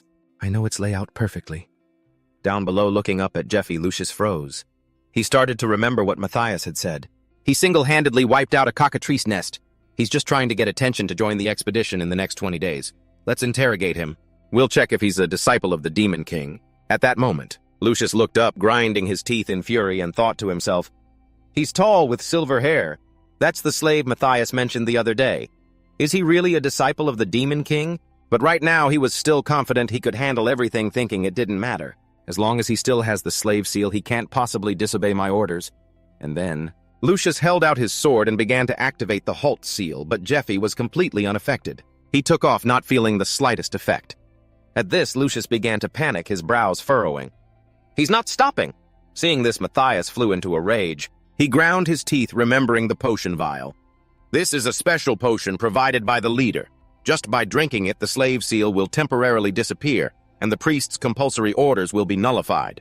Remembering this, he went berserk, thinking, "It's the effect of the potion I gave him." Matthias was so furious he clenched his jaw, but there was nothing he could do. He began to lose his mind, taking a stance with his sword and activating a skill that made the blade turn golden, emitting a blinding light. He thought angrily, "You damn bastard!" Then he cried out, "Goddess, forgive my sin!" But at that moment, Net suddenly rushed forward and sliced clean off the arm Matthias was holding his sword with. Unexpectedly, the weapon Net used to strike Matthias was an Eastern weapon, the Urumi whip sword. It's flexible enough to be hidden in a belt and is an excellent weapon. It can wrap around a person and cut them to pieces. Because everything happened so suddenly, Matthias couldn't react in time and just glanced at Net. "Why would you—" Blood from his arm began to spray everywhere, but Net remained cold and silent, saying nothing. He held the blood-stained sword, his gaze as sharp as a knife, fixed on Matthias. Then he dashed away. From behind, Matthias screamed after him, "Ah, you son of a bitch!" As Net ran, he calculated, "I've stopped Matthias, but there's still one more obstacle to deal with. Jeffy." And as for Lucius, he had unleashed his skill towards Jeffy. Just as the attack was about to hit his back, a wall suddenly appeared and blocked the entire skill. Then Jeffy made his escape. Lucius was completely stunned, unable to believe his eyes. "Huh." As Jeffy ran, he laughed smugly. "Too bad for you. Right now, I'm invincible." At that moment, his body emitted a brilliant aura. This was super luck, temporarily enveloped by a powerful aura of luck. Uses remaining 3. Used 1. Jeffy thought smugly, the high-level blessing from the god of fortune, super luck. He then remembered, "Furthermore, the gods gave me the revival privilege to support me. You can check the privileges you received after regressing." He said to himself, "The moment I was reborn, the second I saw the list of privileges, a thought flashed through my mind like lightning. A defense mechanism that resets the dungeon by moving every detail. In other words, in an instant, a path that wasn't there before is formed, making the doors completely useless. If you're lucky enough to find that path, well, you'll reach the boss room. Jeffy, incredibly pleased, made his escape, thinking gleefully, "Right now, luck is on my side." As Jeffy was running, Net caught up to him. Jeffy started to laugh. "Oh, following me, are you?" Net smiled and replied, "Of course." Then he grinned smugly. "Anything you can do, I can do too." Giuseppe was extremely satisfied, thinking, "It seems he's made his decision." Then Giuseppe recalled his conversation with Net from the other day. "You're going to steal the dragon heart after everyone enters the boss room, just as the Demon King's disciple planned. But then you're going to run away with it, instead of delivering it to the secret meeting room. That's your plan, isn't it?" Then he continued, "If you do that, you're a dead man for sure.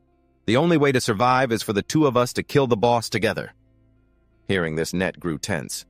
"What?" Net began to lose his patience. He lost his composure and stood up angrily. "I don't want to hear you bark anymore. Kill the boss with just the two of us. Is that what you're trying to say?" Seeing Net so angry, Jeffy remained patient and sat down. "Let me tell you about this brilliant plan." They discussed Jeffy's plan together until that afternoon. "That's the whole plan. Any thoughts?" After hearing the plan, Net began to hesitate. He was swayed by Jeffy's plan, thinking the plan is completely unconventional. Its chances of success are very high. "The problem is..." At that moment, you suddenly realized there was a problem. With renewed conviction, Net turned to Jeffy. "What do you mean I'll die if I run away with the dragon heart?" Net began to argue back defiantly. "Do you have any idea how fast the Dragon King arts are? Who could possibly catch me when I'm moving at that speed? Besides, what if I become the master of the dragon heart?" Seeing that Net was still being defiant, Jeffy held up a hand. "Two things. First, the dragon heart has a unique way of accepting a master. If you're not careful, you could die from being unable to control the dragon's magic." As he said this, Jeffy's expression gradually grew serious. "I can't do it myself, but I know the person who understands how to make the dragon heart accept a master. Second..." Hearing this, Net became furious, flinching as if Jeffy had struck a nerve. Jeffy continued, "The person who transported the items to the 3 temples of Paris was Cardinal Indian Lasker." Hearing that name, he couldn't help but reveal a furious expression as he recalled his father being murdered 12 years ago. "Andean's Night Order will hunt you down. That order is one of the strongest in these 6 lands, and it won't just be them. The Demon King's church will also hunt you down when they hear you've fled." As he said this, an image of their master appeared in Jeffy's mind, his expression filled with gravity. The entire church, including Master Jeevy, head of the Dragon King Order, seemed to have gotten into Net's head. He asked him, "Are you sure?" "I'm sure I can get away." Faced with Giuseppe's solid logic, Net was startled, his anger flaring up.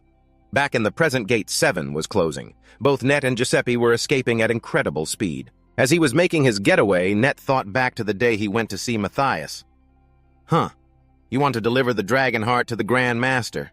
Upon hearing Net's request to transport the dragon heart, Matthias immediately refused, his tone firm. "Why do you suddenly want to do this? As the one in charge after entering the dungeon, I can't let things go off plan." But after hearing Net's arguments, he began to let his guard down. "You think the Temple of Light will get suspicious because the courier is too high profile?" "Oh, please." But Matthias just smiled and refused. It seemed he already knew the courier was Lord Andean. "But I hadn't heard about how it was going to be transported yet. We've prepared a special safe method. You don't need to worry about it. Just focus on your own job." After being shut down like that, Net just stood there in silence. Matthias clapped him on the shoulder, smiled, and walked away. But Matthias did leave him with a few parting words. "Your handler told you quite a lot, didn't they? Our organization is a secret, so the identities of our members, especially the Vice Masters, are kept hidden. The Grand Master must trust you a great deal." Remembering those words, Net fell silent, realizing everything Jeevy said was true. He thought of that fiend Andean and of his own master, his enemy. "Andean Lasker is a disciple of the Demon King Order, and he's close enough to my master to be entrusted with such a critical mission." Images of his father being murdered by Andean flashed through his mind again. Everything inside Net's head shattered, and the image he held of his master began to crumble, completely shattered. Net thought furiously, "Wasn't destroying my life enough for you? To think I've been deceived for this long?" After running for a while, Net and Jevy found themselves in front of a golem. It was waiting for them, its green eyes glowing ominously. Net acted decisively. With a cold flick of his wrist, he activated a technique. In a single move, he completely annihilated the golem, leaving not even a single shard behind. He roared in fury, "Unforgivable!" Just then, Jevy was still sprinting ahead. Net, however, was pouring all of his rage into his attacks, unleashing his full power. As he fought, he thought furiously, "You damn Demon King disciples!" and the Temple of Light. I'll destroy every last one of you."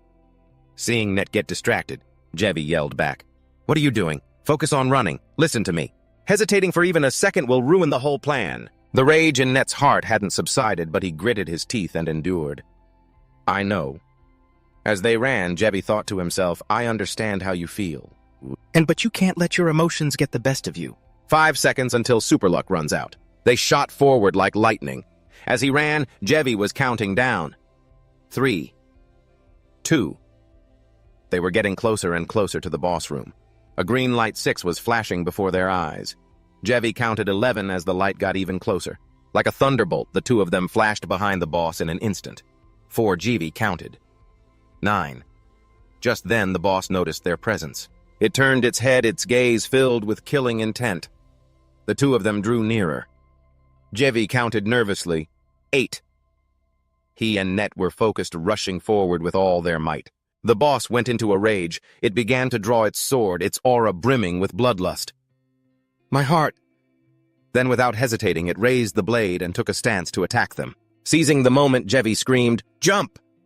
Just as the massive monster brought its sword crashing down, the two of them dove to the sides, narrowly dodging the boss's attack. Just then, a green light shone on their faces. Tensely, they thought, "This is it." That light was the entrance to the boss room. The two of them threw themselves toward it.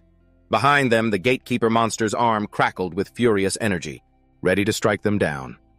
The gate was closing fast. Jevi anxiously counted 3, 2. Even though the opening was now tiny, they both risked it all and leaped through without a second thought. Jevi counted 1. After he hit 0, they had luckily seized the moment and made it into the boss room just as the gate slammed shut. Both of them collapsed to the floor, panting for breath. After a moment, they got up. Jevi smiled satisfied, while Net, still breathing hard, said, "I don't know whether to be amazed or pissed off." Staring at the glowing stone pillar before them, they couldn't believe their eyes. They said to each other, "We actually made it into the boss room." But as Net looked around the empty chamber, he grew confused. "But there's nothing here. Where's the boss?" Suddenly, a chilling voice echoed out, making both of them jump in surprise. Their eyes shot wide. "Who goes there?" And then from within the glowing stone pillar, a shaft of light began to appear in its center. The voice echoed, "I can still sense the night's energy outside the gate. How did you two get in here?" The boss appeared looking ethereal and mysterious in a black dress with platinum white hair. She spoke, her voice cool. "Who dares disturb the slumber of royalty? Meanwhile, outside, the others had managed to fight off the Shoggoths. "The walls are holding. We've wiped out all the Shoggoths," Leona began to shout. "Everyone gather here now. Get a head count." "Of the survivors," everyone replied Roger. But everyone was confused. Arnold asked Lucius, "Captain, what do we do now?" He fell silent, deep in thought. He thought back to what had just happened. The nullification sigil right before his eyes. The slave sigil. A seal placed upon slaves by the priests of light using their divine authority. The priests of light can forcibly command anyone with this mark. If I use it, the forced command has a range of 1 kilometer. Lucius began to think. He never had a slave mark to begin with, or maybe he has a tool to nullify its effects. He pondered everything. Furthermore, as soon as the soft gold appeared, he activated several tomb traps, moving them all just to show me. At least 2 of them. At this thought, his face darkened. To think there are a few of the Demon King's disciples hiding in the expedition team. Lucius began to grind his teeth in anger, even though he had selected only the most trustworthy people and their slaves. He then turned to Acno, furious, and asked, "Acno." Acno replied, "Sir." He then asked, "What are the names of the 2 who fled?" Acno began to explain, "The one with silver hair is Jeffy, and the red-haired one is Net. Jeffy joined the expedition on Net's recommendation." Hearing this, Lucius's face contorted in anger. Arnold continued, "And Net is the slave of Lord Matthias." He thought angrily, "Matthias?" He looked at Matthias's back. At that moment, Matthias was angrily thinking, did those idiots run away because they were afraid to face the boss? After creating this mess, he gripped the sword in his hand, seething. This was my chance for a promotion within the Demon King's sect and success in the Temple of Light. My perfect plan was ruined by those fools. Completely ruined. At that moment, Matthias quietly announced to everyone, "Brothers, stop the plan, everyone get ready." They asked back, "What for?" He shot a cold glare back at them. "To kill or be killed." Hearing this, they all put on serious expressions. Footsteps approached from behind them. At that moment, Ocno, Leona, Lucius, and the knights began to direct their killing intent towards Matthias. He, aware of everything, also looked back. Lucius's face darkened. "Matthias, do you have any last words?" At that moment, Matthias also dropped his facade, drew his sword, and replied, "Who knows, and why would I tell you?" At that very moment, Net and Jeffy stood stunned, looking in bewildered surprise at a female master with white hair that flowed down to the ground. Net immediately recognized who it was, his face filled with shock. His jaw dropped as he thought, "The master of the tomb, Princess Eurydice." Then Net's eyes filled with confusion and worry as he thought with apprehension, "I can't believe it. The princess who massacred countless subjects 1,000 years ago." He continued to stare at Princess Eurydice, who looked so haughty. Net continued to think in a daze. But she's so noble and beautiful. Net was lost in thought again, wondering, could history be wrong, a person like this? How could she commit such brutal acts? He continued to think. I can't believe I disturbed the tomb of such a pitiful princess, all for a dragonstone that might not even be here. Then he looked at Princess Eurydice's bright, ruby-like eyes, which were filled with sadness. Net also pondered those sorrowful eyes. Immediately, with a calm expression, Net looked over, lost in thought. And he thought, if only I could ease that sorrow. He continued to think, I'd be willing to do anything. Suddenly, there were footsteps approaching from behind. Jeffy immediately grabbed the back of Net's collar, stopping Net from walking towards the magic circle laid out before them. This made him pause for a few seconds, not understanding why, so he couldn't say anything yet. Jeffy, with angry eyes, frowned and yelled, "You idiot!" Jeffy thought, I cannot believe he fell for such a basic hypnosis spell. That's not like him at all. He thought further, perhaps because he was deceived by that master for so many years, his mind isn't stable. After being pulled back by Jeffy, Net finally realized it. Surprised, he broke out in a cold sweat and exclaimed in confusion, "A magic circle!" He looked at the treacherous, rotating magic circle in front of him. Net calmed himself down a bit and said, "A trap if I had stepped on that." Suddenly, a loud, gloating laugh came from someone. Looking quite worried, Net saw that the laughter was coming from Princess Eurydice, who had her back turned. She laughed loudly. "What a shame!" Suddenly, the princess, Eurydice, turned around, revealing a face full of malice, her eyes a demonic blood red. She laughed and said with a savage look, "I almost devoured you." Then, as if the time was right, Jeffy looked on thoughtfully and thought, "It's time." Immediately, Princess Eurydice, with ferocious eyes and enormous teeth, bared her fangs and lunged towards where Jeffy and Net were standing. Instantly, Princess Eurydice opened her mouth wide, revealing 2 rows of sharp teeth as if wanting to swallow them whole. She screamed in anger, "Die!" At that moment, Princess Eurydice rushed forward, extending hundreds of long red and blue arms that surrounded Net and Jeffy, looking like a massive illusion. At that moment, Jeffy even joked to Net, "There's your girlfriend." This made Net angry, and he yelled, "Shut up! I was under a spell, you know!" Then Princess Eurydice lunged at the 2 of them. There was a loud crash, sending Net and Jeffy flying. Before they could react, Jeffy stared intently at Princess Eurydice's hundreds of arms and thought, "The black hands. Legend has it that the red hands absorb strength, and the blue hands absorb magic. Archmage Eurydice can create hundreds of such arms at once. I learned that from reading the Dungeon Conquest reports. In the past, many members of the Special Forces fell prey to this skill and became nourishment for Eurydice. It's also said that Lucius himself had his strength and magic completely drained by her back then. But he was still determined to destroy her in that state of being full of substance yet lacking life. Now Jeffy's suspicious gaze passed over the hundreds of arms of Princess Eurydice, and in his heart, he could feel that look on him. A look that prayed for his defeat. Someone's words were uttered. He had always been waiting for that moment. Right now, under a radiant halo, the god of death sits imposingly on his throne looking down. He has granted a special boon, a skill that is the Steel Wall, sponsored by the god of debt Usra. Its effect is as follows: all fatigue and damage taken by the user while using the skill will be accumulated as debt. That debt will come crashing back upon the user the moment their magic points drop to 0. Instantly, the god of debt flashed a savage smile, looking pleased. Now, at the silent city gate, a group of people suddenly appeared. A platoon of guards consisting of medics and warrior priests holding various weapons advanced into the gateway. At this moment, Lucius, with an infuriated expression, snarled, "Matthias, how dare you destroy the efforts we've built up for the past 15 years, huh?" He continued to ask, "Since when did you join their side?" Hearing this question, Matthias Grimmer, with a deeply pensive look, said nothing. He clenched his jaw, thinking to himself, Lucius is no fool. Shopgood and those slaves can nullify the seal, he pondered further. He couldn't have failed to notice when the truth was laid out right in front of him like this. Is he interrogating me now? Unsure of anything, Matthias thought further. The slaves couldn't have escaped on their own. I don't even know how the dungeon's structure has changed. He sank back into his thoughts. Even if I manage to escape, if this important campaign fails, and I return empty-handed, the leaders of the Demon King's council will kill me instantly.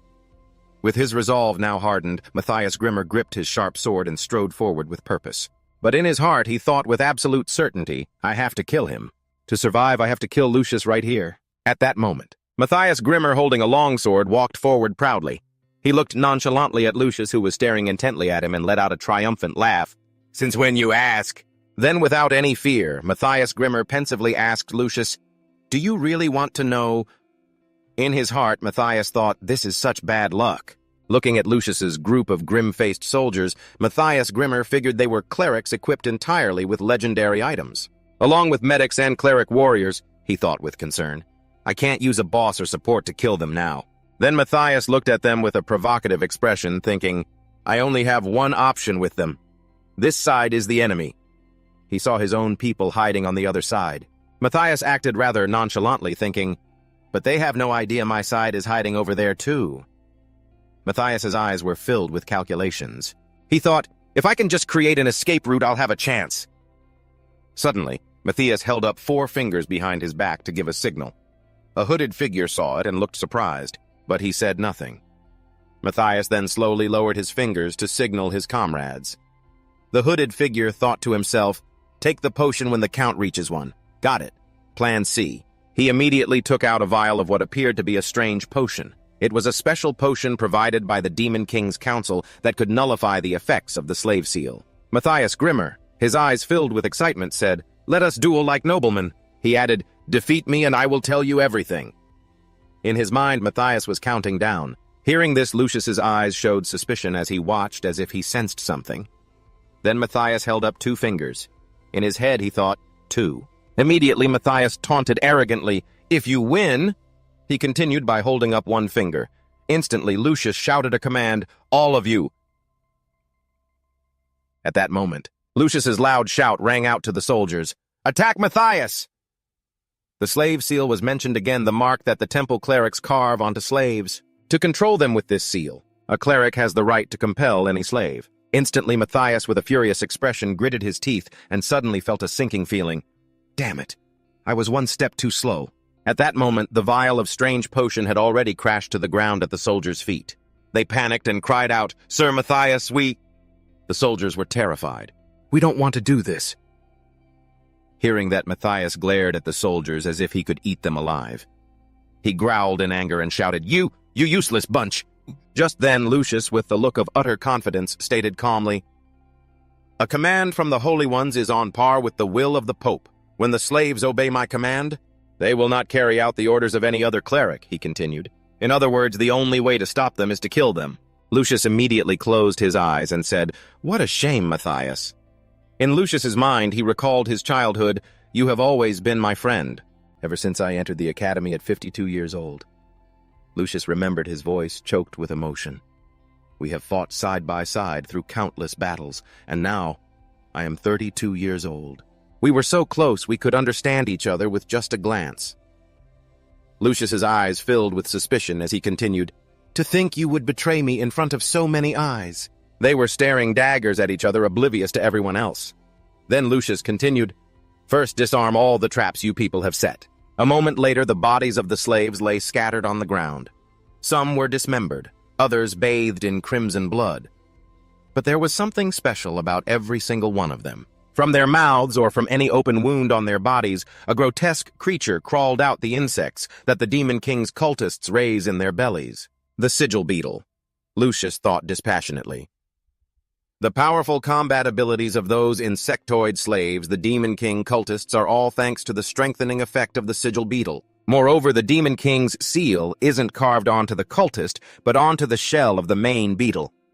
That's why, even though the law states one can only bear the seal of a single lord, whether slave or cleric, they could simultaneously hold 2 identities, a cleric or slave of the temple, and a follower of the Demon King.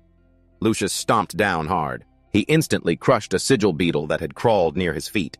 He let out a sharp hiss. Kick!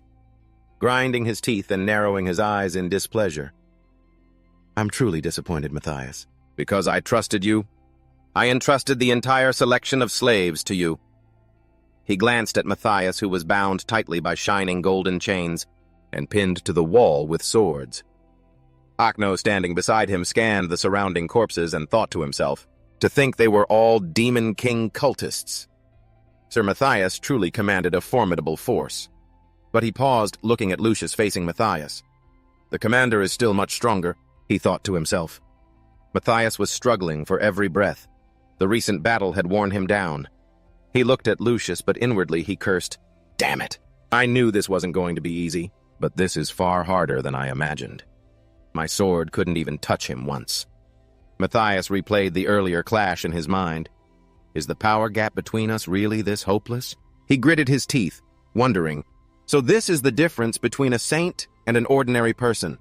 Is this the fate God has ordained? He recalled the image of the goddess of light and wondered again. Suddenly, Matthias hung his head and coughed up a large mouthful of blood. How ridiculous. He told himself, then choked up as tears welled in his eyes. Immediately after, a revelation stone appeared, which he managed to catch and hold in his mouth, thinking, If this is my destiny, in that case he thought, eyeing Lucius warily. At that moment, Lucius, who was facing him, put on a serious expression and asked softly, At the very least, I will hear your reason, Matthias. Why did you betray me? Hearing this, he laughed sarcastically and calmly replied, Are you really asking? If you're that curious, go ask your goddess in the afterlife. Matthias's expression turned ferocious as he shouted, sticking out his tongue to reveal the bright red gem in his mouth. Instantly, Lucius's calm expression changed. Even Akno shouted in surprise, That thing. But before they could react, he immediately crushed the gem and let out a heaven-shattering scream of pain. A faint image of Odin appeared. Back then, the old man had given him this red gem. His face held a sinister smirk. This is the secret trump card of the Demon King's cult. It will help you resonate with the sigil beetle inside your body and transform you from human to demon. This is a revelation stone. The old man then calmly instructed him, Only use this when you're cornered, because once you use it, you can never return to being human again. Despite those words, the current Matthias was already transforming, becoming more grotesque, more terrifying, more repulsive. He glared at the commander standing before him. His eyes turned red with resentment as he thought, Everything you have should have been mine, Lucius.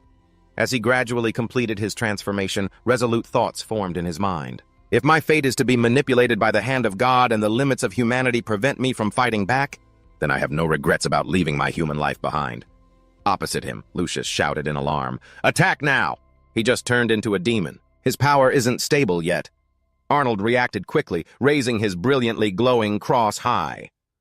O omnipotent Arya, grant us your power.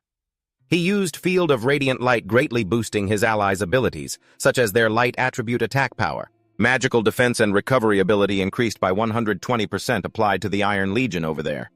Next, they formed waves of light and rushed toward Matthias, but he just reached out contemptuously. Useless, he said easily, blocking the attack. Suddenly his gaze turned to one of surprise because after that attack, Lucius himself charged forward to face him. Then a thick cloud of dust and smoke billowed out along with the remnants of Lucius's judgment skill. The soldiers saw this, and were immediately in awe. The commander as expected. But before they could celebrate, they stopped short and stammered because Matthias was now casually holding his opponent's spear. He stood there completely unharmed behind the thick smoke. This action truly stunned everyone present. They froze. They all wondered. The commander's attack had no effect. Leona, who was watching from the side, immediately grew concerned. She thought to herself, We have to support him.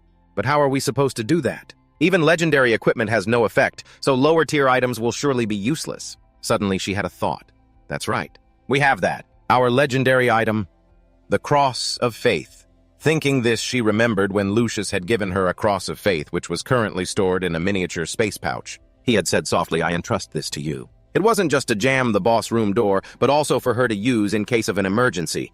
Leona reached behind her back, ready to move forward as she thought, That's right. If I use this to connect with the commander, we'll have a chance to win. But then she gasped inwardly, breaking out in a cold sweat, because when she reached back there was nothing there. Leona wondered in terror, where's the cross of faith? Elsewhere it was sitting securely in Net's hand. He looked at the object warily, thinking, so he even planned on using this. It sounds a bit crude, but damn, this really is a fucking brilliant plan. Suddenly an attack came crashing down toward him and Jeffy. With a single motion, he parried the blow, silently counting down in his head. 3, 2, 1. Finally, both of them came to a stop before the boss. Net glanced at Jeffy, thinking, spot on. Everything is happening exactly as Jeffy said.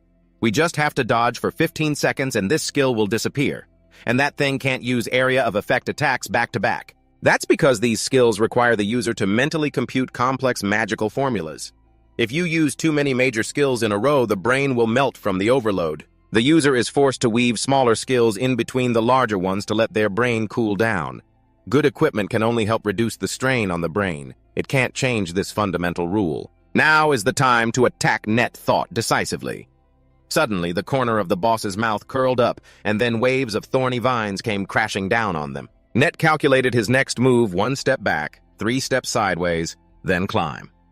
As he thought it, he and Jeffy both managed to get on top of the thorny vines. The two of them surged upward like a pair of lightning bolts. A battle, Jeffy told himself, is an endless series of unpredictable situations. Even knowing the future, I can't predict everything, he thought, as the tangled mess descended on him from above. Jeffy drew the Sunset Longsword, a magic sword that can deal powerful attacks carrying either the light or dark attribute depending on its enchantment. This is a weapon with the light attribute, or dark, the most effective that a non-cleric can use. Jeffy landed on the ground at the same time, unleashing a brilliant golden slash of light.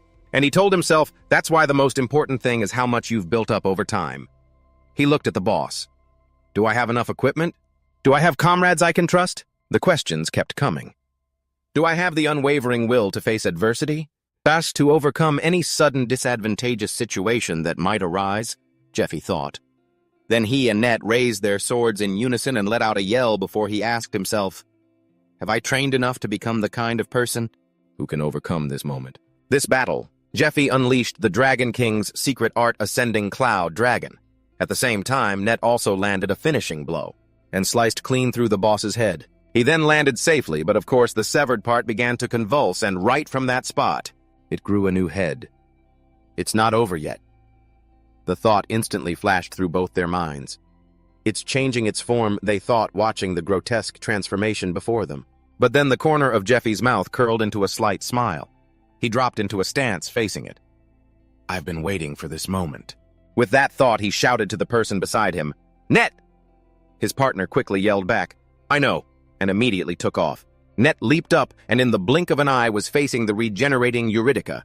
He recalled what Jeffy had told him before, that even if they used the Dragon King's secret art, it would be impossible to destroy that monster. Once its head is destroyed, it will shift to its second form and become even stronger.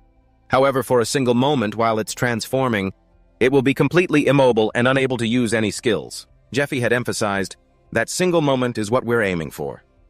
Thinking of this, Net reached out and twisted the spatial pouch in his hand, and it opened smoothly. Instantly, the cross of faith materialized and plunged straight into the boss, causing it to let out a horrific shriek. Kyak! The legendary item was reacting to the foul energy by unleashing the powerful holy energy stored within the pillar of faith. Meanwhile, Eurydica continued to shriek as it contended with the brilliant light, but it reached out, trying to remove the object from its body. Not letting it get its way, Jeffy jumped in and cleanly sliced off its defiant hand. He flashed an arrogant smile, thinking, the pillar of faith will nullify most of the damage at that point. We just need to kill the boss while it's trying to remove the pillar. Even as a legendary item, there's a limit to the holy energy it contains. Once it's depleted, it'll be nothing more than an oversized lump of iron. That's why the one who spent a fortune to rent it, Lucius, never intended to use it for an attack in the first place. He thought, then clicked his tongue. Not my money, anyway, he muttered, swinging his sword to sever another of the grotesquely faced Eurydica's limbs. The radiant pillar of faith began to lose its luster, which immediately caught Jeffy's attention. The aura on the pillar of faith is fading, he thought, which means it has lost its ability to identify enemies. He and Net simultaneously looked at the weakened boss beneath the pillar, panting. Tisk, it's really holding on, he thought. It's not even giving us a second to breathe. Jeffy drops his shoddy sword. Well, all the weapons I prepared have already run out of holy power. Tisk! What did I expect from this cheap junk anyway? I wonder how Lucius and his group are doing now? If Matthias has already been demonized, then... he thought as he tipped back a mana potion, the kind that would help him recover his spent magic. He's got the goddess of light on his side, so he won't die that easily. He quietly reassured himself, dropping 3 empty mana potions as another thought crossed his mind. Otherwise, everything is lost. At that moment, the monster's eye was still twitching in spasms, causing Net, who was watching from a distance, to become wary. Just then, Jeffy turned to him and said, "Forget it. In its current state, it can't recover. But if it dies completely, the door will open and the Guardian will rush in. First, let's find the dragon heart," he said calmly, then tossed something over to Net. Across from him, Net gently caught the item, a recovery potion. Then Jeffy said, "Use it. No one knows what kind of trouble we'll run into while looking for the dragon heart." And with that, Jeffy turned and left first, leaving Net with his thoughts in a jumble. The final boss of a dungeon known as one of the 8 great mysteries of the world, defeated by just 2 people. It's truly a miracle, he marveled. I thought I was pretty strong myself, but not strong enough to make a miracle like this happen. Honestly, it was all thanks to his plan, he thought, still following behind and watching Jeffy. He overcomes every surprise and doubt, he thought cautiously, as if he's looking down on everything from on high with contempt. As Net was thinking this, a loud noise echoed from behind, catching both of their attention. From behind the large door, there was a sudden series of knocks. The figure of a suit of armor holding a large wooden sword appeared. Something strange was oozing from it. It let out a low groan. A knight of Georges appeared in its most tattered and disgusting form. It leaned on its wooden sword for support, a faint magical aura radiating from its body. Then more of them appeared one after another, and with their groans, the magical aura grew stronger, seeping through the crack in the door to our side. After a moment, it was dense enough to fill the entire hall. The magical aura sought out the weakened woman lying on the ground, making her cry out in a long, "Ah! This magic!" She trembled. "Joseph! My knight!"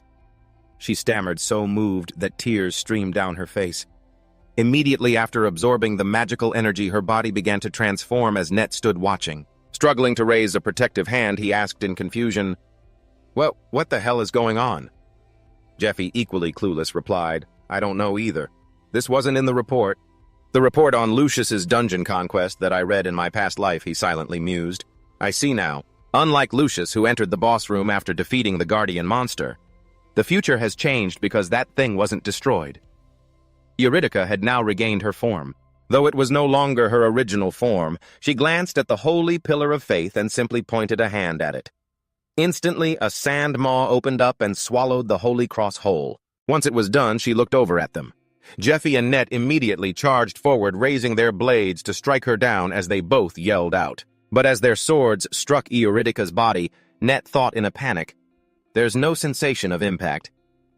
"This skill again," Jeffy thought, realizing it too. Media's ancient art, spatial distortion. Suddenly, a magic circle appeared under their feet. In the blink of an eye, a tangled mass of thorny vines shot upwards. Forcing them to dodge with difficulty, Net's eyes suddenly widened as he stared at Eurydica charging right at him. As she reached for him, he thought in shock, so fast. But Jeffy quickly intervened, shouting, "Don't even think about it," right after he successfully managed to capture her with the Black Iron Queen's web.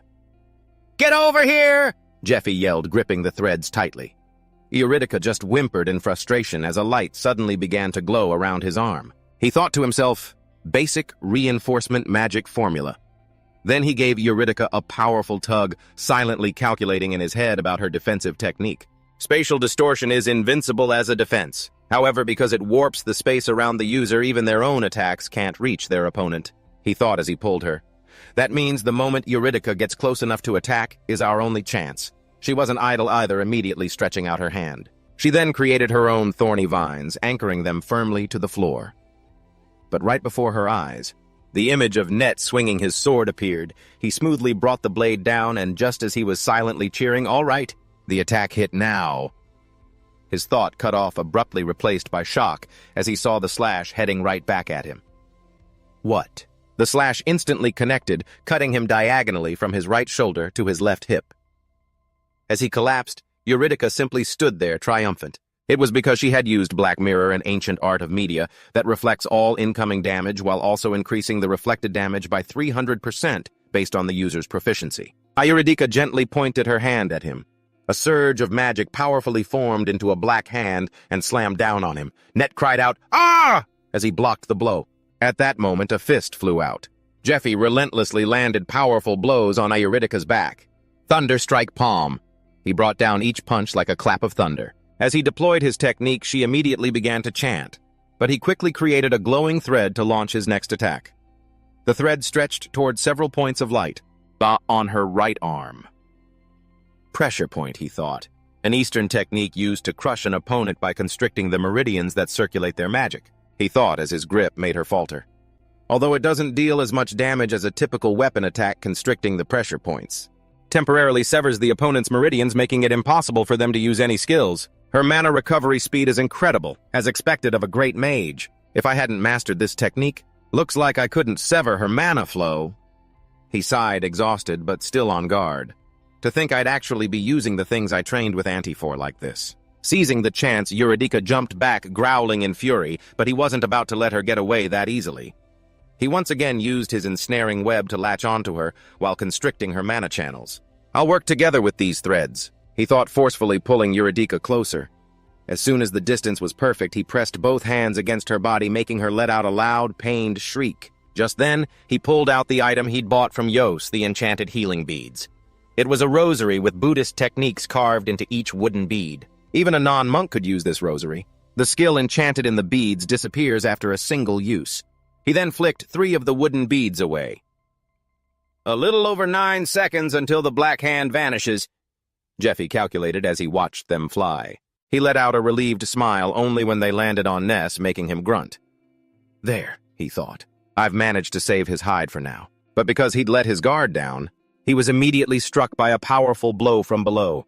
A leather strap flung him far away from Eurydice, and he slammed hard into a large pillar, gritting his teeth. This damn monster, he thought, irritated. The pressure point attack couldn't hold her for long. Soon, thorny vines shot out and bound him tightly. Eurydice was all too eager to create orbs of mana and aim them at him. Ha! He let out a mocking laugh. I really didn't see this coming.